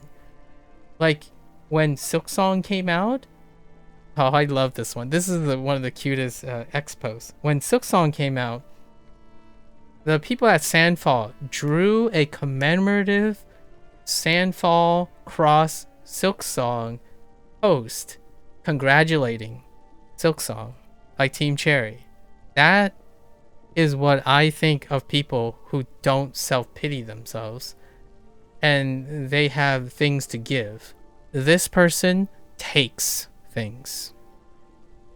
Like they sip on your misery and they drink your, you know, they were claiming that all of these bad things, you know, the kettle, they were describing the kettle like, oh yeah, they're just like they're developers and publishers who's forcing their opinion on you, telling you what you need, milking you for your FOMO and stuff. So like that's exactly what this person is doing, or attempting to me. I'm like, okay, good job. If you picked a different target, that might have worked, but I'm experiencing no FOMO from knowing you or your opinions, because your opinion is that you're doing exactly the same thing. It's called the pot calling, you know, the pot calling the kettle black. You're forcing your own opinions, you're gaslighting people, you're moral grandstanding, you have narcissism written all over you, and a desperation for copium and not hope. Hope and coping are very two different things. And I know they said the next one to be the one, and hoping, their hope is different from my hoping. Hoping the next thing to be the one is coping with something that's missing. I'm hoping I get extra things. I'm hoping the next Sandfall game is awesome. If it's not awesome, that's fine. But what I'm hoping most of the time is whatever you're making, whatever you're doing, if you're listening to this video and you're like, I want to go make a video game, I'm behind you, man. If you want to make your first game to follow all the trends, like then here's my hot take on this guy's next game. If it turns out that they really stuck to their guns and they build another World of Warcraft and reusher the game, then they can stick it to me. They can totally say, see, I told you so. I knew what it meant to capture the magic of the 2000s, and then now I brought it to the young player. Sign me up. I want to see if you can jot whatever nostalgia you thought I had about World of Warcraft, RuneScape, and Final Fantasy, that situation. Prove me wrong. If you don't, which is likely what I think, this game you're making is a derivative, which is great because that's healthy. You need to understand what makes the world go round and like all the current models in order to have an audience. So, I mean, like, or you can be like Kojima. I mean, Kojima still does things that is in tune with people, okay? It's probably going to be a instance based, either a small group game with a roguelike component.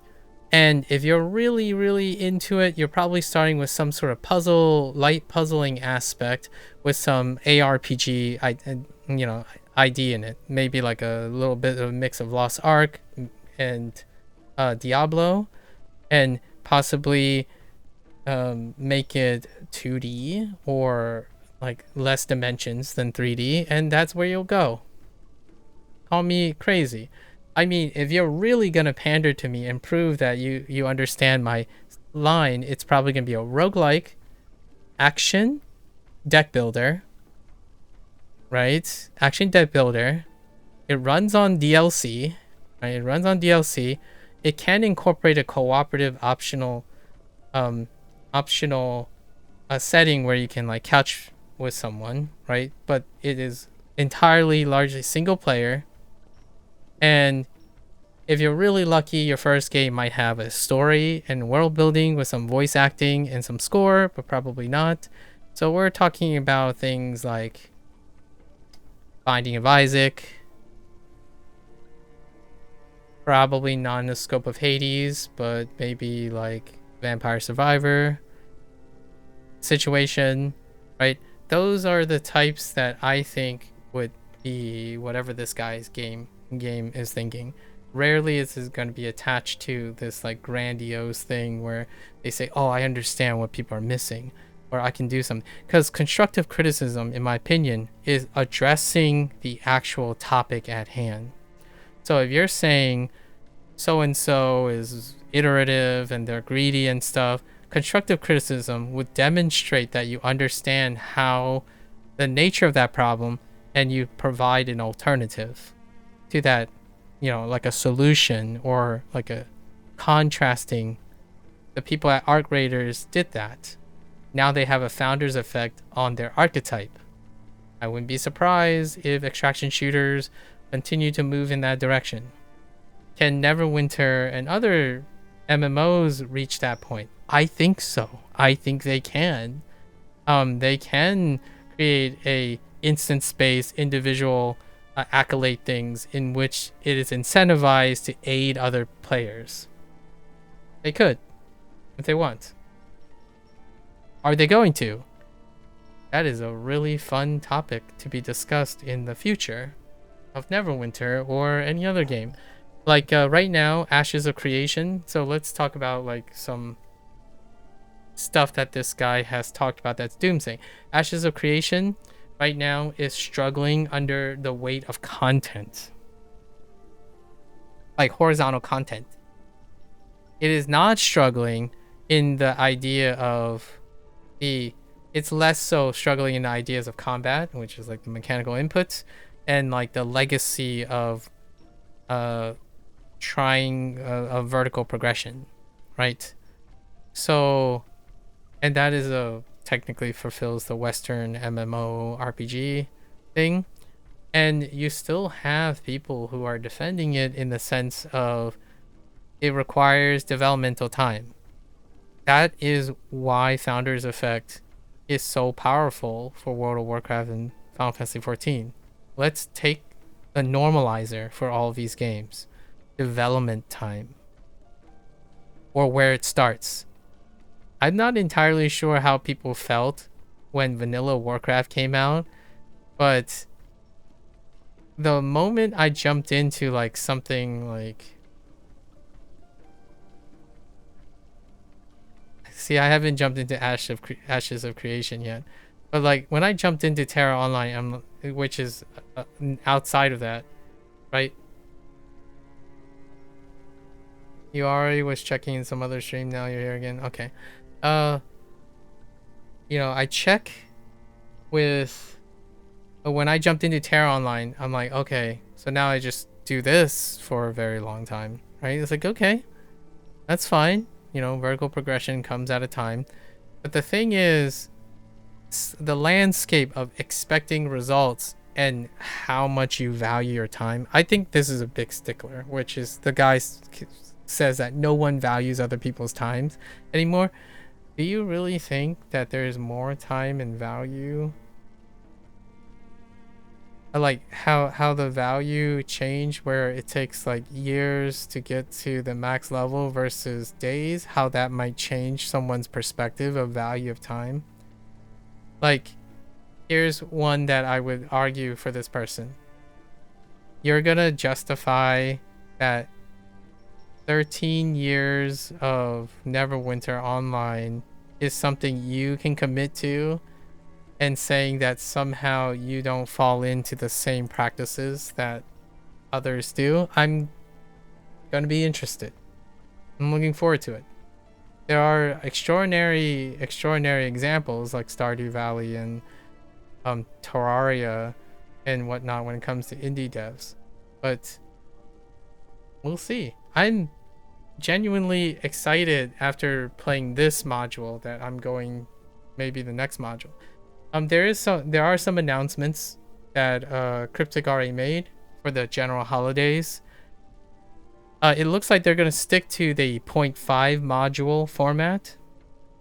So they're gonna have a half module in between full modules, which is kind of similar to like how MiHoYo games and Phantom X, like the other live service models, where they have like a smaller release in between a larger release, which is gonna happen soon in Phantom X on Christmas. Well, technically after Christmas, because I have to wait for the patch.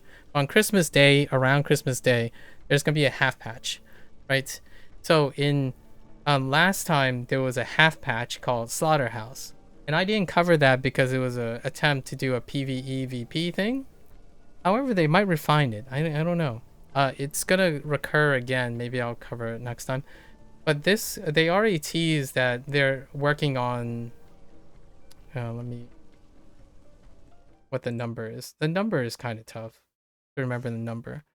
But they were making a holiday announcement, and they said they're quote unquote hard working on a module. Yeah, 32.5, because this is module 32. 32.5. I'm curious what they're going to experiment. So they're switching it up, and I kind of like that. I really do. And I like when people start switching it up and doing different things. It leaves for possibilities. It also leaves for misses, but hear me out. I prefer someone to take the shot, right? Take the shot and miss, and not take the shot at all.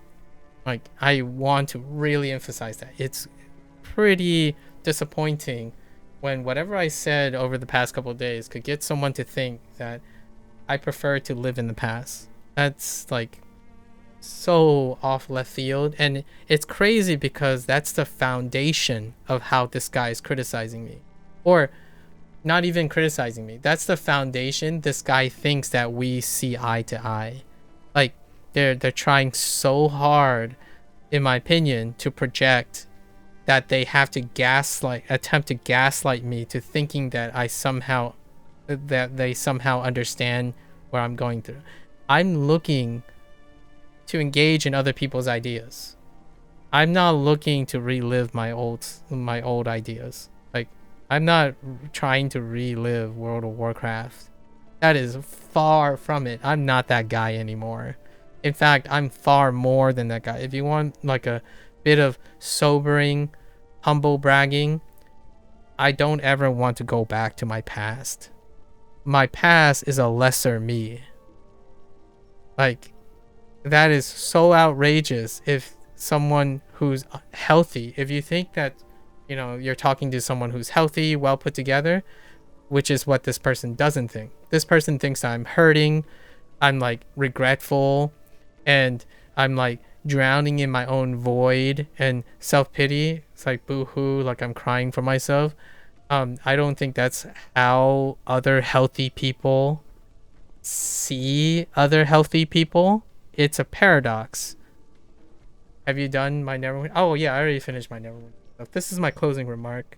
Drama. We're doing the drama, the not drama segment, which I'll do for the next 5 weeks. It seems like this is the most appropriate way to do Neverwinter stuff. Neverwinter stuff takes like 15 minutes or 20 minutes at most. And then the next couple weeks, like the next 5, are going to take even less time than that. It's probably going to be 10 minutes. So it's just me ranting. Oh, you wanted to see some gameplay? Well, it's almost as fast as Wanikani reviews. It was good though. The stuff that I did today, oh, it was really fun. I saw you playing Claire Obscure. There's this one segment on this, I don't know how to get back to it, but there's this one part of the segment, oh man, it gave me so much Claire Obscure vibes when it came to it. If you get to that portion where you start like platforming and whatnot, like in a really absurd way, you'll probably know what I mean.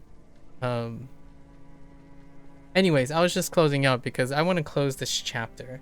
I hope other people will do video comments or something. I love talking about video comments and like start to think about what the premise is.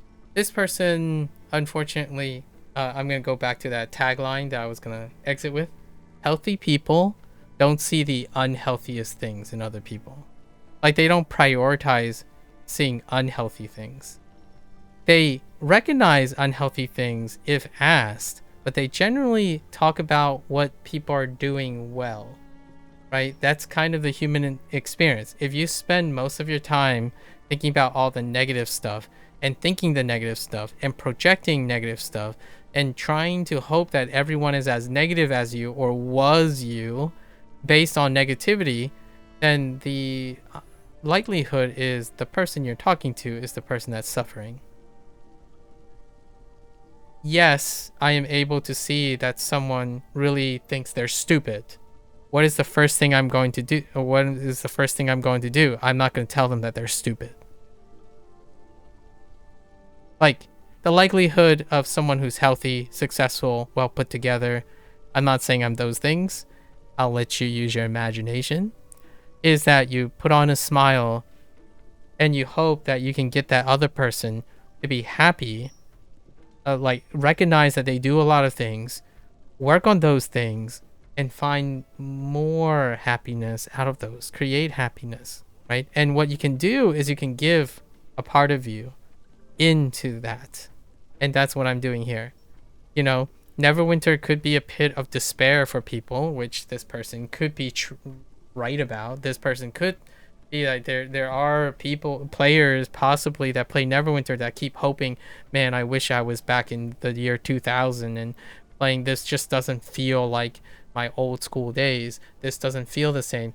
That's great. There's what I mean by that's great is there are people who chase nostalgia to get that, you know, that traditionalism. I totally understand. Like, it works with cultures. It works with food, right? Eat that real Italian food or that real, I don't know, cheese from your childhood, or that, dear me, McDonald's pining big breakfast or something like that, right? I totally get that. I take those whenever I can if it's offered to me. I don't chase after them.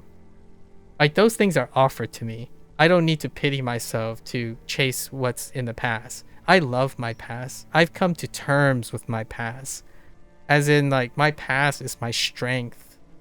It's rarely a place where it creates negativity for me. So when someone accuses me out of nowhere that, oh yeah, you're just suffering because you're stuck in the past and you're living a void, it's like, yeah, it's practically the opposite. I use my past to bolster my future. I rarely ever have a need to go back to the past. My current, present, and future will always, in my opinion, not for everyone else, in my opinion, will always exceed the collective of my past, because the present and the future are the collectives. So when I want to see another World of Warcraft, no, I don't want to see another World of Warcraft. Why would I want something to be the same again? That is someone who's regretful, suffering from FOMO, projecting onto humans that they can't relate to, right? And self-pity. So those go hand in hand. I can't wait to see what Cryptic, and like, it's hard for me to wait even. Like, it's fun, right? Like, if I only had one thing in my life, then I would have like, I would be anxious and waiting as well, but I don't. We have 3 or 4 WoW classics. Like, hear me out. I don't wait for things. Why would you need to wait for things when there are so many? Take this with a grain of salt. I'm talking to myself here. Why would I, like you, as in me, why would I wait on something when there are so many things available in life to enjoy? This person can't even help the idea that someone would have more things to like about something they dislike.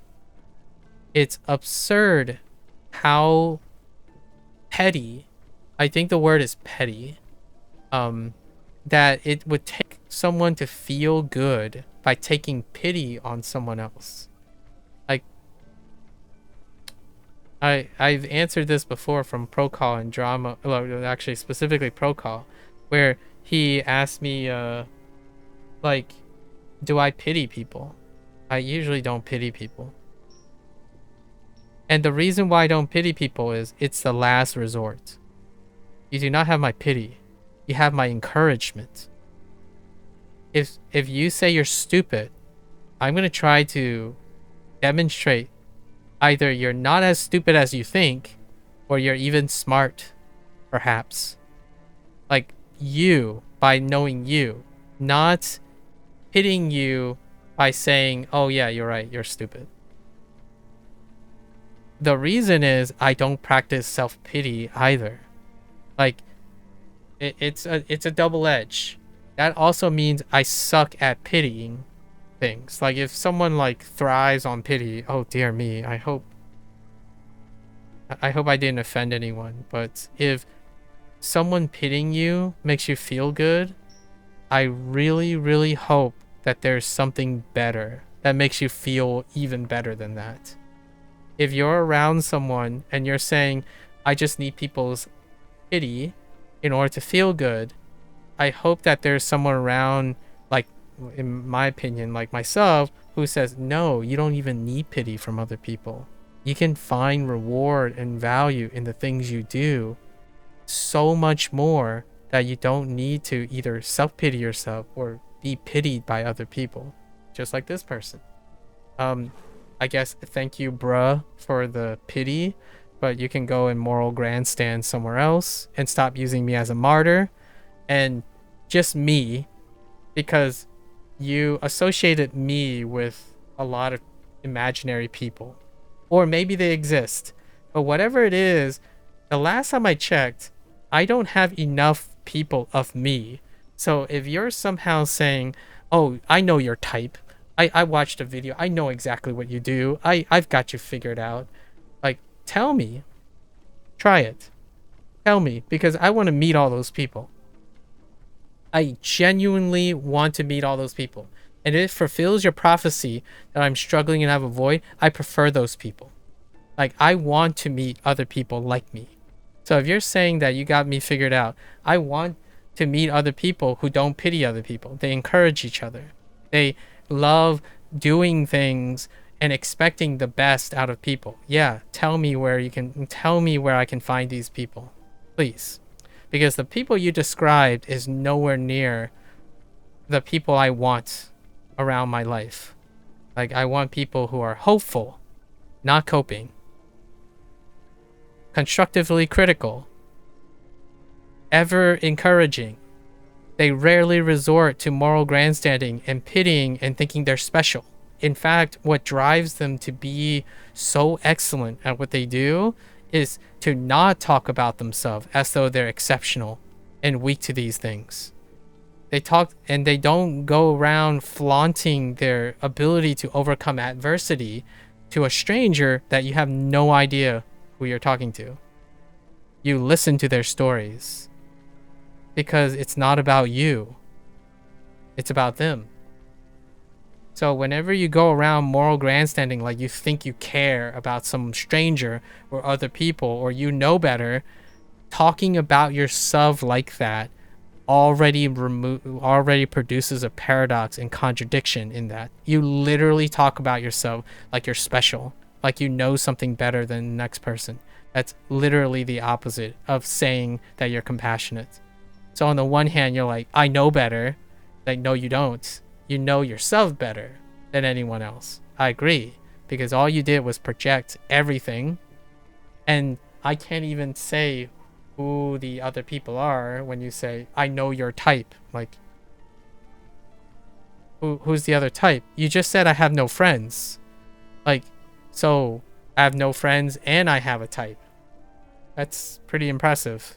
Like, it's impressive to be a lot of people, like a lot of people, and not at all like any other people, all at the same time. Running contradictions. That's irrationality and illogical.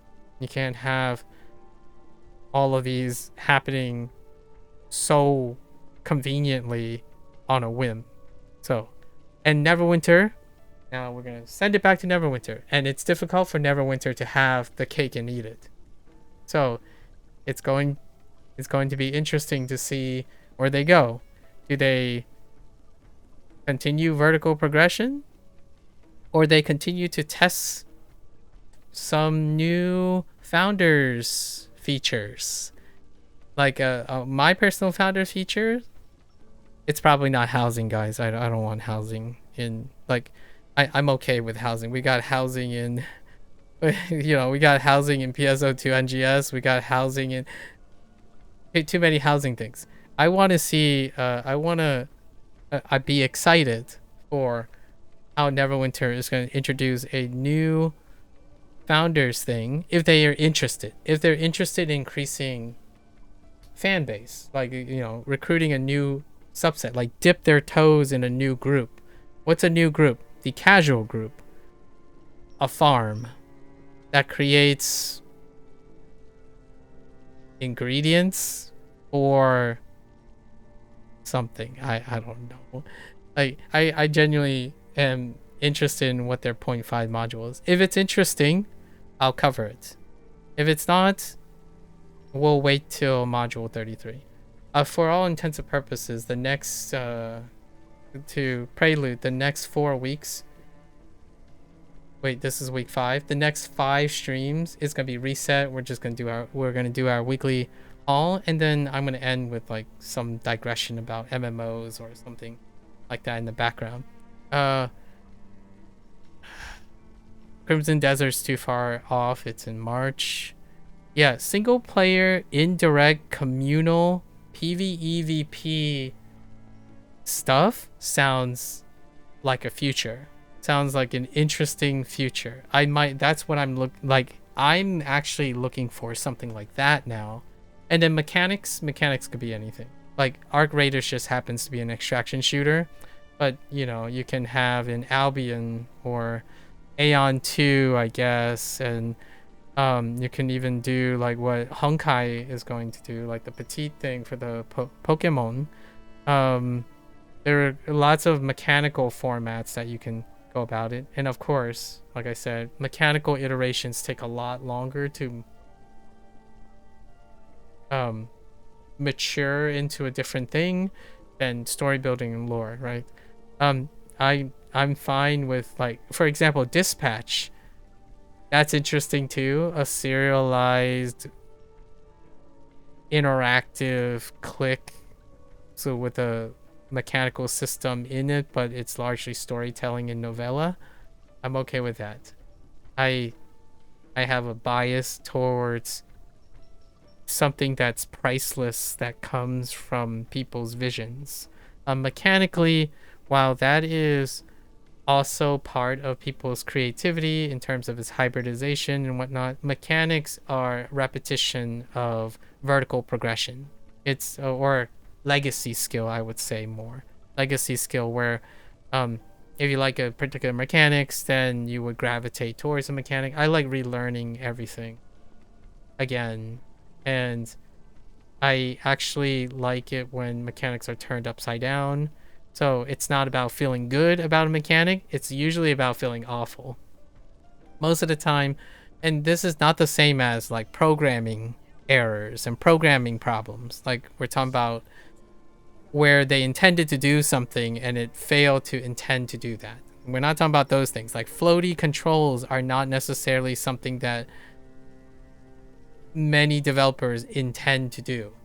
There are developers who deliberately make infuriating control schemes, and I'm more for that. I'm more likely to play those games than an iterative on the same mechanical things. So that's why I don't really focus on game mechanics as a primary thing. I mean, otherwise I'd be like playing baby steps right now or something like that. But story, the sentimental thing, I collect game experience. So I collect this thing. This is where my reward is, not some nostalgia bait that I've already experienced. Like, I get eating your favorite sandwiches every so often is fantastic, but I more like eat a sandwich and I might come back to it in like the next 2 or 3 years. You know, I had my Dark Souls and I haven't came back to it in like 10 years. That type of thing. There's so much breadth and depth into human creativity that limiting yourself into an iterative design, personally, as a free time thing, is not my jam. Like, I actually have far more fun, in my opinion, because of that video comment. Like, I'm enjoying myself in this video comment. I'm possibly at the expense of someone else. So, for the record, I'm like ending this, or I'm voluntarily ending this cycle of prodding and escalating this narrative, because it is unintentionally at someone else's expense. But I absolutely love talking about like ethical and moral dilemmas and whatnot in the context of participating in other people's activities. Language learning is an entire can of worms when you're trying to either appreciate or vicariously like hybridize with a different culture and different subsystem at the core of everything you do. Video games is kind of like it's a little further apart. Mechanically speaking, my mechanics are built in its diversity and not its legacy. So yes, when I play one fighting game, there's a chance that I won't be playing another fighting game for some time. Not that other fighting games don't generate merit. It's the idea that the very nature of this whole pining for nostalgia and being stuck, filling the void, doing the one thing for the one, waiting for the one. I don't wait. There's not enough time in my life to wait for something to happen. And yeah, that sounds really awful for other people, especially people that I've been in personal contact with, which they hope that their life is filled with so few choices that nothing can work out unless those choices exist. So this person believes, for example, that the game that they make is probably the best game that they're going to play. That's one choice, and it's their choice. The last time I checked, mechanics, like, I'm kind of taking a dig at drama. Mechanics are often predictable. Quite a lot. Storytelling and writing, you could argue, is also predictable. But I would argue that it's probably less predictable than the mechanics. Because mechanics thrive, the goodness, the pros and cons about mechanics is that they have iterative standardization. That's what makes like consistency really wonderful. Story and characters, that's anyone's game.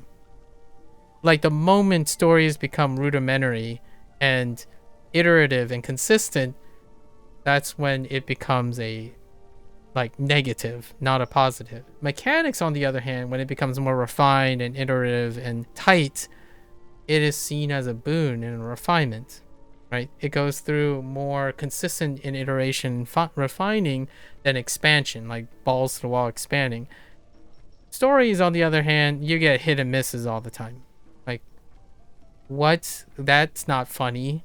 That humor is not funny. And honestly, trying to figure out how that's not funny is really fun. Good evening, sir. Sky the Powerlifter. Just came back to Neverwinter, first time since 2018. 5 years into Neverwinter, and then 5 years out. Started a new character, having a blast. Any major tips? Not really. I think the game spells itself out. You run to level 20 and then you do your random queues and you're up to date. Takes about a month. Stories end, mechanics stay. I disagree entirely, drama. Mechanics stay and so does stories. You just choose to make stories finite as a tapestry. Stories live in the individual forever. And stories evolve, mechanics don't. I would counter you with stories evolve and mechanics don't. Mechanics is nostalgia bait. Stories can be transformative. It's actually, in the long run, it's both. Like, both of them can do the same thing. You just happen to have a personal bias, and then you only paint how stories end. Most stories are built on top of each other. Every story is a collective of you. Like, your life experiences is a collection of stories. Your habits might even be more easily compartmentalized. Your mechanics might actually even be more compartmentalized than your stories. I think the movie Neverending Story is probably a good one to go about that. But since you choose to end your stories, that's perfectly fine. I think mechanics are compartmentalized. Mechanics do end as well. Like for example, the Hadouken or the Shoryuken, they end. Unless one day someone decides to define, unless you want to redefine how to do a DP, then the mechanic ended with that. It is that mechanic. Or like when you parry something, how much more diversification of parrying do you have? When someone parries a rocket launcher as opposed to parrying a sword, that's two parrying of the same context. But boy howdy, does parrying frame perfect execution, it ends there.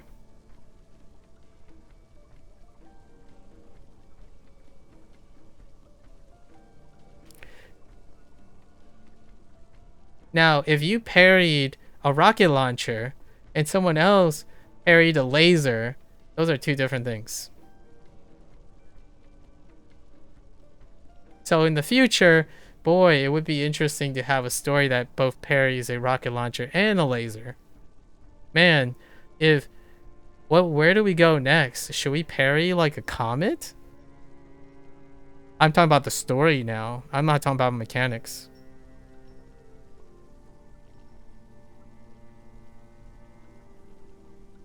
Of course, you can make an argument that your story ends and begins wherever you want. So that's perfectly all right. I'm not going to gaslight you.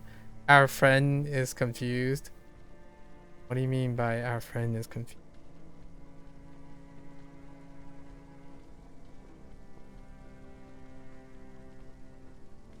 Oh, you mean like Sky is confused?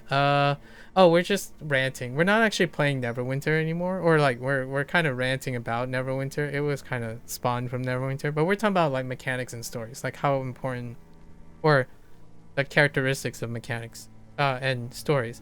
Drama is a mechanics forward person, and I'm a stories forward person. So we're like making discussions and counter arguments on our sentimentalism attached to mechanics and stories. I have sentimentalisms attached to mechanics drama. A good example would be ATB, Active Time Battle. Active Time Battle is a good mechanical sentimentalism, and it evolved. Like ATB, different versions of ATB happened over time, right? You have the Grandia style, like even before the Final Fantasy 7 overhaul with the active time battle, like how they do inputs and whatnot. And then there's Kingdom Hearts, right? ATB changed dramatically from back in the days of Chrono Trigger. However, their mechanics have a pinpoint end and beginning. Like Chrono Trigger is Chrono Trigger's mechanics. Chrono Cross is Chrono Cross's mechanics. Chrono Trigger's story doesn't end with Chrono Trigger. What is the most recent Chrono Trigger story? Sea of Stars. What is the most recent Harvest Moon world and story building? Stardew Valley. What is one that's post Minecraft? Terraria. What is the most recent Japanese? Modern Japanese. But you could argue like grammar and story, like sentence structure and vocabulary is a mechanic. Good gameplay keeps you playing the game outside of story. Yeah, but you didn't say that. You said story ends and mechanics stay. A mechanics, playing the same mechanic, is not what keeps me playing. So we're in agreement with that. I think you're consistent with your point of view about good gameplay, and my but like I don't keep playing Neverwinter because it has good gameplay. I keep playing Neverwinter because they're adding lore that I'm saying, so I'm not covering that, right? And if there's anyone who can appreciate keep playing something based on their mechanic, is probably because I study Japanese and Chinese incredibly consistently. They're not the things that make me transformative. It's the sentimentalism, that the stories that I built with playing those games. So like if I played a game over and over again because it has good gameplay, I'm building stories out of them. I'm not playing because the game has good gameplay. I'm playing because I have a story to tell about the gameplay. Like I'm building my own story. So if I had to get that no-hit run for Dark Souls to like show people, it's the story of how I got to that no-hit run that is the most important thing that keeps me playing, not the gameplay. Like my story of running every day is because I ran every day. Like I want to tell that story, not describe the mechanics of running to someone over and over again and say, oh, I did this again.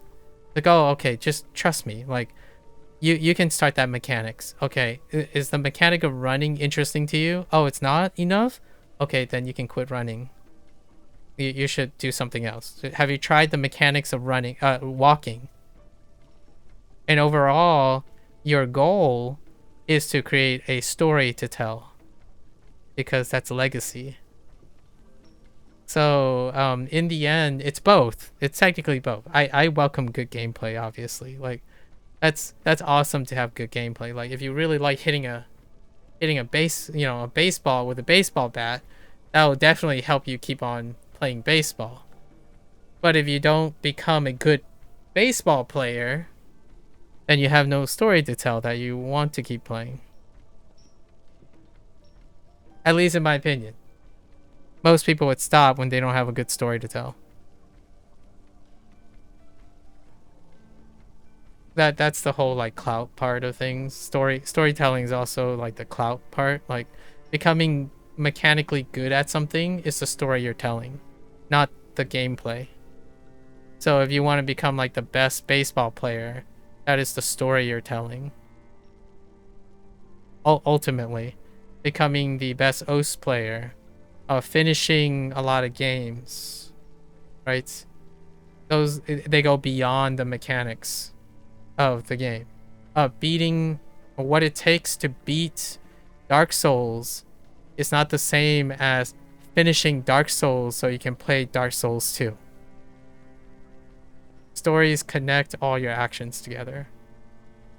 Obviously, you might not think of it that way. You might be thinking of it as the gameplay is subordinate to the story, so you only play the story if the gameplay is good, and therefore if the story can never transcend the game that you're playing. That's perfectly fair. Right? I talk about video games because they transcend their mechanics. It's the story of playing the games that I'm sharing. So you play BDO for the mindless grind. That's perfectly, that's good. I guess that's what you have. And because the gameplay is fun while doing it, fair enough. And I would play BDO to tell the story about the mindless grind, and because the gameplay is fun. You're telling me a story right now. Like, that's where I get my value. So if you, like, say if you were BDOing and you were mindless grinding and you tell no one, not even me, and you're like, yes, I love that I'm doing this mindlessly because it's fun and there's no other value attached to it other than the mindless fun, that's my way of empathizing with you. I log in to Neverwinter to do my random queues once a day so that I can tell someone about it in my experience and tell people like, oh, I've done this a bunch of times. Let me tell you some stories from my playing mindlessly. Oh, you know what? Yesterday I was doing a random queue, right? And someone was in the chat the whole time trying to find a gifting partner because of like the winter event. And my first thought was like, man,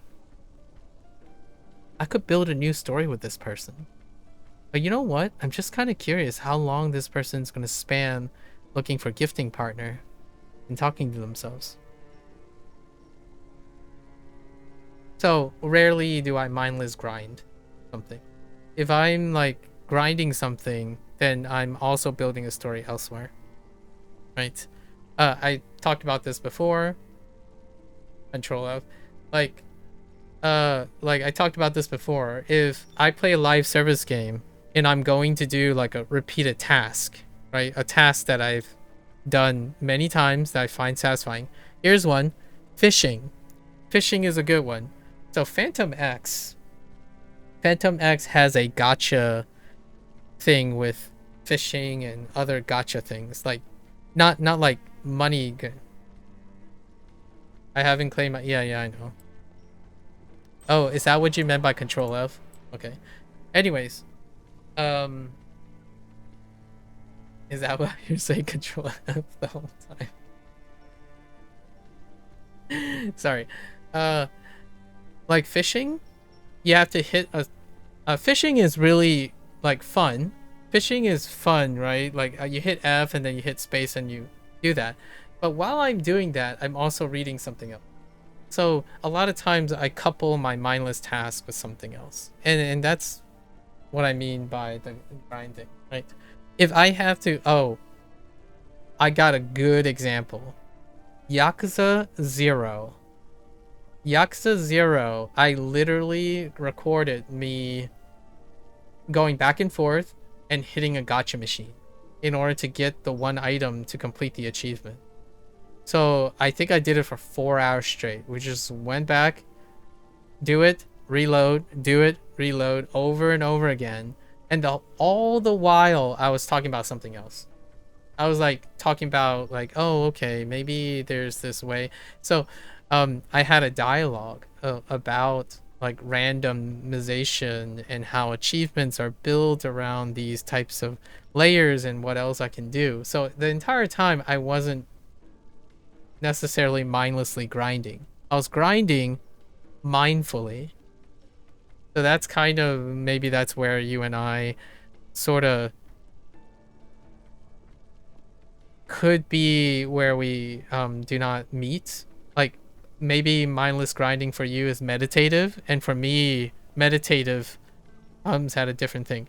I've done mindless things before. When right before I go to bed, I would like do meditation. But I don't know if meditation is considered mindless or mindful. Like when you sit down and you like cross your legs and then you think about, try to blank your space, blank your mind, and you breathe in 1 2 3 4, breathe out 1 2 3 4, because you can argue that's a mechanic, That's a mechanic of meditation. So if you mindlessly do it, it can relax you, right? It can make you feel good, quote unquote fun, right? And I think that's the closest I have done before. Meditation apparently increases attention span. Yeah, it's supposed to increase mindfulness, and yet it's a mechanic. Like here's one. Running. Running is a great example of an interface between what keeps me running, for example. Well, you could argue that when you get up in the morning and you're going to run, that would be the mechanic. And if you find running fun, then you'll keep doing it. I don't find running fun in that way. I find running rewarding because I'm doing something in a continuum of my story. Like, I'm running because I want to be healthy. I'm running because my health also gives me avenues to build more things. So the mechanics of running is interesting. However, the gameplay itself doesn't have to be fun for me to find meaning and sentimentalism. That's maybe something that you and I should revisit in the future to see if any of that changes. I do things on the nature of grinding the daily meditation session. Yeah. So you can argue that habits are the ultimate mindless grind. And I do that a lot, by the way. They're not enough to motivate me alone. And so I choose to do something else in addition, right? Smashing glass could be satisfying and fun, but making something out of that broken glass after you smashed it sounds like a great story to be had. Or telling people why smashing glass or how you came to the idea of smashing glass is probably the reason why to continue smashing glass. So I'm looking for meaning, I suppose. I tend to look for meaning. Video games is a different breed, though, in the sense that you get to choose, right? So if I had to choose, let's not beat around the bush. Good gameplay and good story. You might as well, right? If you're gonna play a game, you might as well have both. Neverwinter is a situation where the mechanics are good, but I only record when there's story or lore involved. And then, hear me out. Here's my thing. You might be saying, well, then what are you doing right now? I'm telling a story while playing Neverwinter. This is my Neverwinter. Sometimes I would sit here with the character here and I would read a story about what I'm going to say next week. I spent a week thinking about what I was going to say about this passive-aggressive person who's been trying to gaslight me about the void in my heart. And I don't want to sound like I'm too negative, but if you have a limited list of things that bring you joy, then you're probably going to end up being what this person describes. So I do like good mechanics. Good mechanics are excellent to keep me going. They don't have to be fun to keep me going, because I can build a story out of it. A story that's beyond the video game. So I like building legacy. Legacy is my permanent motivation. Why are you using Duolingo to study Japanese? Because I can. But the mechanics of Duolingo is garbage. It only tells you to repeat a sentence until you memorized it. It's like, yeah, but I have legacy. I don't have to only do that one mechanic or tell that one story. Like, you can tell other people that your story is that you tried Duolingo for 15 minutes and then you repeated it and it's boring, so the mechanic was old and it sucks, so you're going to get something more mechanically rich in order to engage you. That's your story. And that's what I want to hear. I'm not concerned if Duolingo is fun or not, mechanically speaking. I'm interested in your story. And there's enough stories in a lifetime, or enough people in this world to have different stories, that I'm not going to run out. I don't think I'm ever going to be concerned with an AI person would say, but what if AI just mass produced everything? Like, well, that's kind of unfortunate that you think that human stories can satisfy the urge to know someone else's story. Like, that, in my opinion, almost sounds like a mechanical way of looking at people's values. So to me, drama, not to sound so paradoxical, but the idea that you can tell me that good gameplay keeps you playing the game outside of story is your story. And that's why it's so fascinating and interesting to me. That is what makes that statement important. Watching you mindlessly do the same thing without sharing anything with me, that sounds like it's neutral. Like, I don't gain anything. Observing you, being able to observe you do it, I can make a story out of that.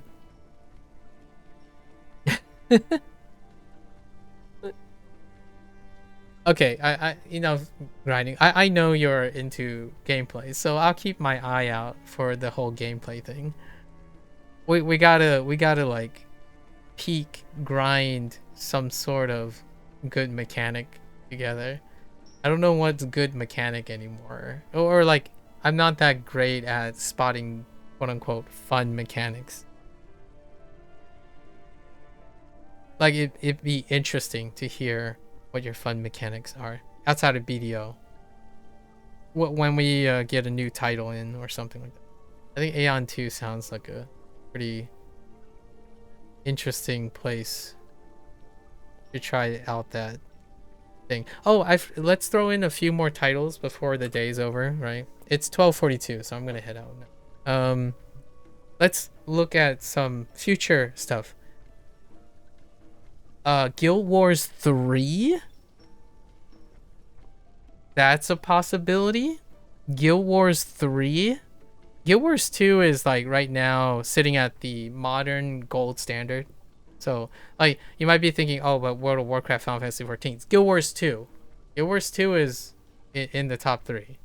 Like modern standards. You know what a game that I forgot to mention that was during the time of combat MMOs? Blade and Soul. Man, Blade and Soul was... that is something to get used to. It's like a slower, weightier combat MMO. It's less spammy and jerky. Blade and Soul. Guild Wars 3 won't be for at least several years. Yeah, I know. There's now Guild Wars Reforged. Yeah, but we're talking about the existing games, right? It's like saying Final Fantasy 17, guys. Y'all. Final Fantasy 17. Do you know why I'm saying Final Fantasy 17?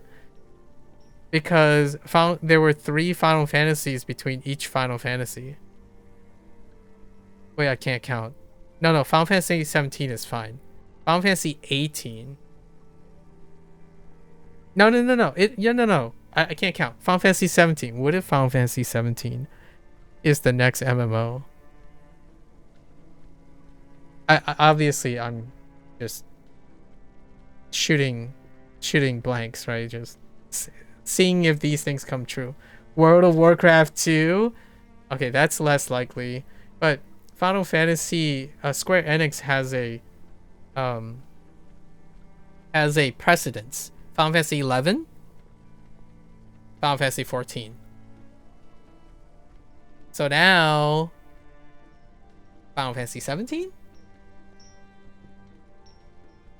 Don't know yet. Oh, you know, here, since it's the end of the year, let's throw out some other exciting things. Like, we gotta get some hype here. The Game Awards kind of failed to hit some of my bets. I like shout outs to like Maximilian Dude, I suppose. Maximilian Dude does this thing where he puts like gift sub bets on like outrageous things like of likelihood and stuff. Next Devil May Cry. Oh, that's gonna be interesting. There's still no next DMC. Divinity was announced, right, or teased. The next Lorien game. So we're talking about story things. Oh man, am I gonna... Some part of me want to do a Divinity run. Like, I do have Divinity and Original Sin, like 1 and 2, and among other things, but I haven't ever gotten to the CRPG side yet of things.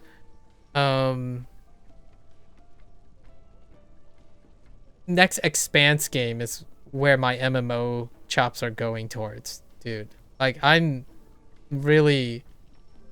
See, I like to think that there's a chance. You know, if and whenever it drops. I don't really know when. But the next this game, I forgot what it's called. Osiris? No, Osiris Reborn. I'm excited about that. Right? It's a TBA, so it's not for like, again, for at least several more years.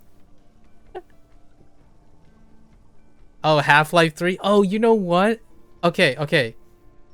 Hear me out. The rumor mills are hefty, man. 2026 is hefty on Half-Life 3. I'm telling you. Because of hardware launches. Whenever you have hardware launches,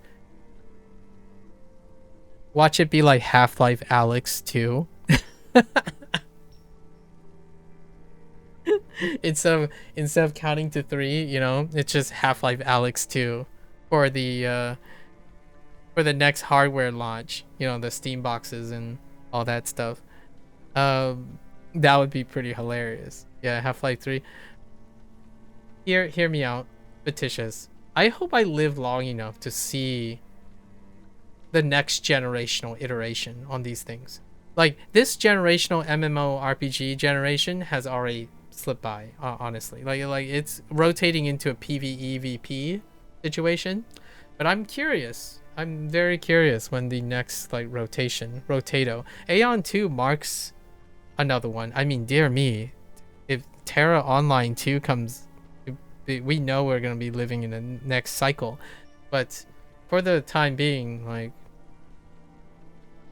I haven't really left that cycle yet.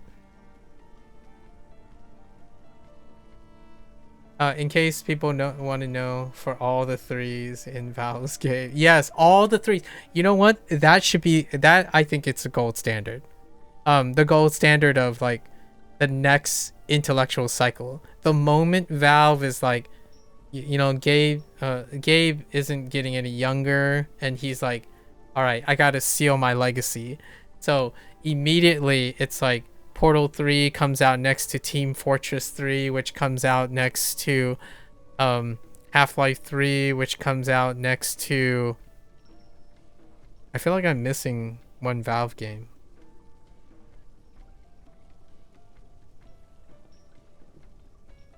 Dota 3. Oh, I already said Portal.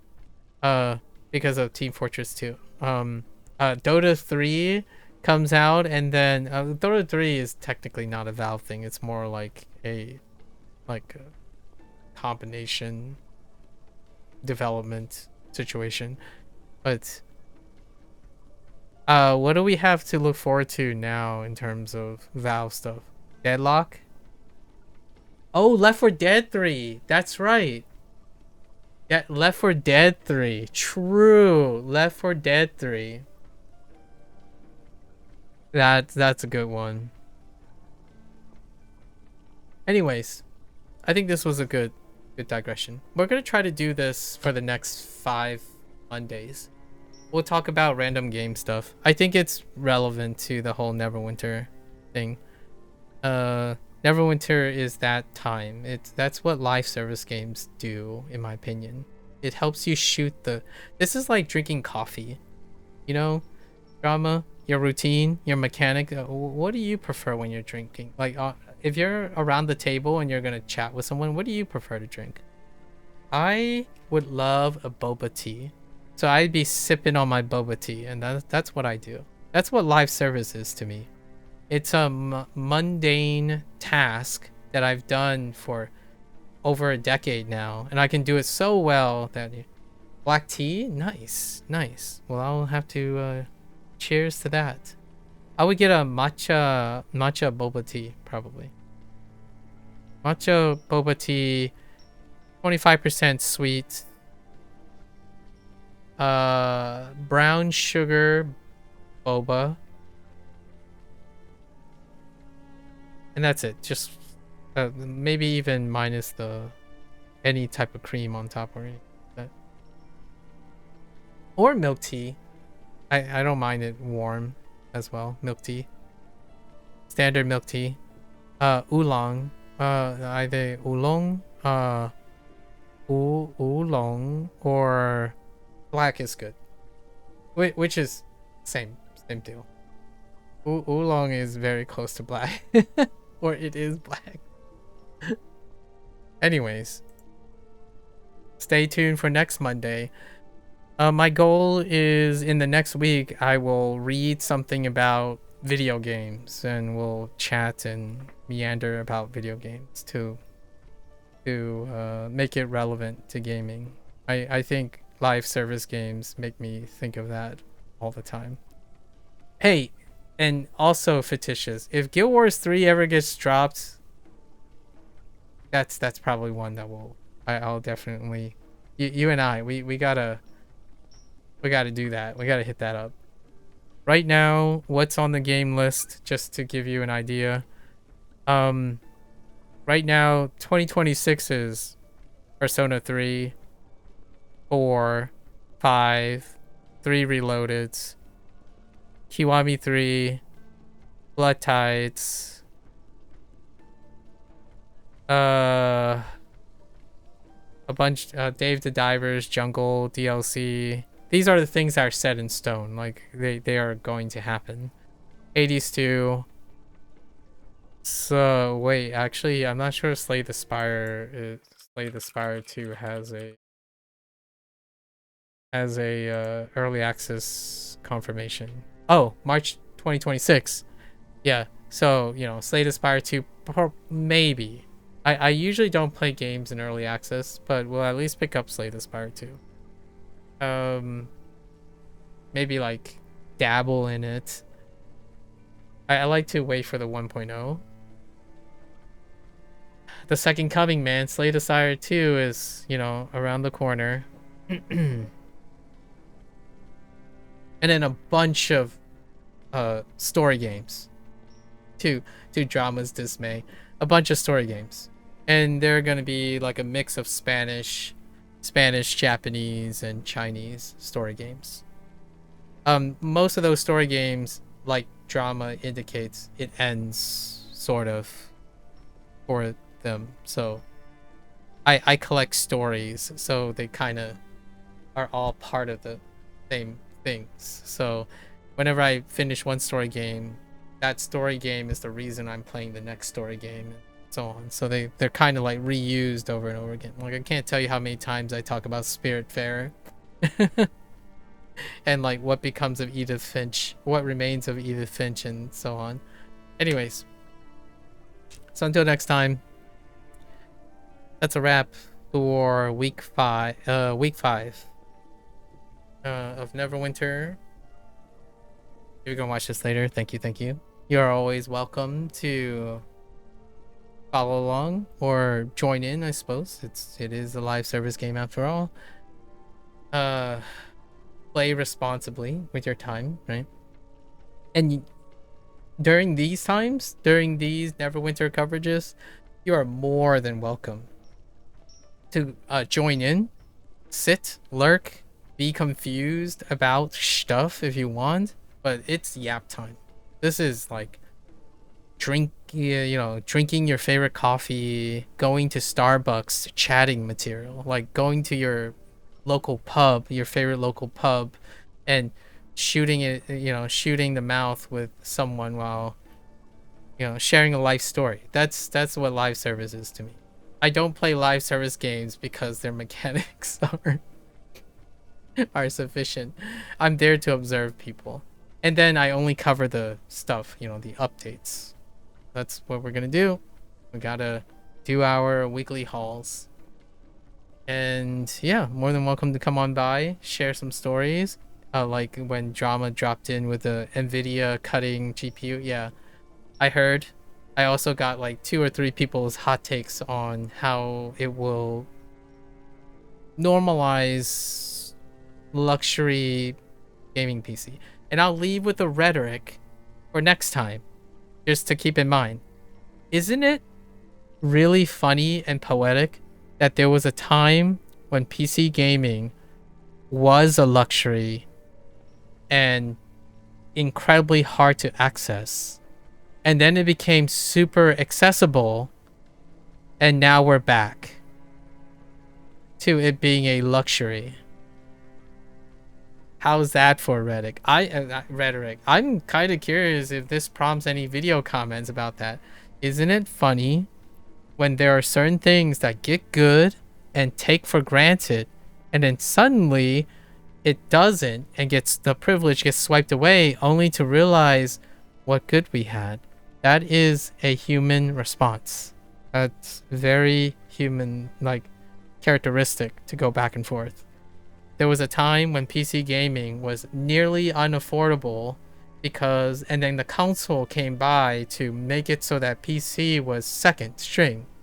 Then there started getting really accessible. Everything's embracing PC gaming, and now it's gone again. 2026 to 2027 is going to usher in a new time where PC gaming is technically the most inaccessible. Hold on to your hats, folks. Nintendo and Sony might still be the winners in this game. Well, we'll see, because Nintendo and Sony didn't secure RAM, like DRAM and all that stuff, so we won't know. This time, console gaming and stuff is all tied to the same supply chain. So that's a fun rhetoric for next week. We'll talk about it. I think that's a really good topic. So until then, stay safe, stay healthy, play responsibly with your time, right? Be it for mechanics or story or what have you. Choose to do something fun or rewarding. I don't often choose things to be fun. I think if I can choose to know that they have meaning, ultimately they're fun. So different priorities, but you can still end up having fun. And thanks for the yap, as always. A pleasure. Until next time, stay safe, stay healthy, happy gaming. Bye.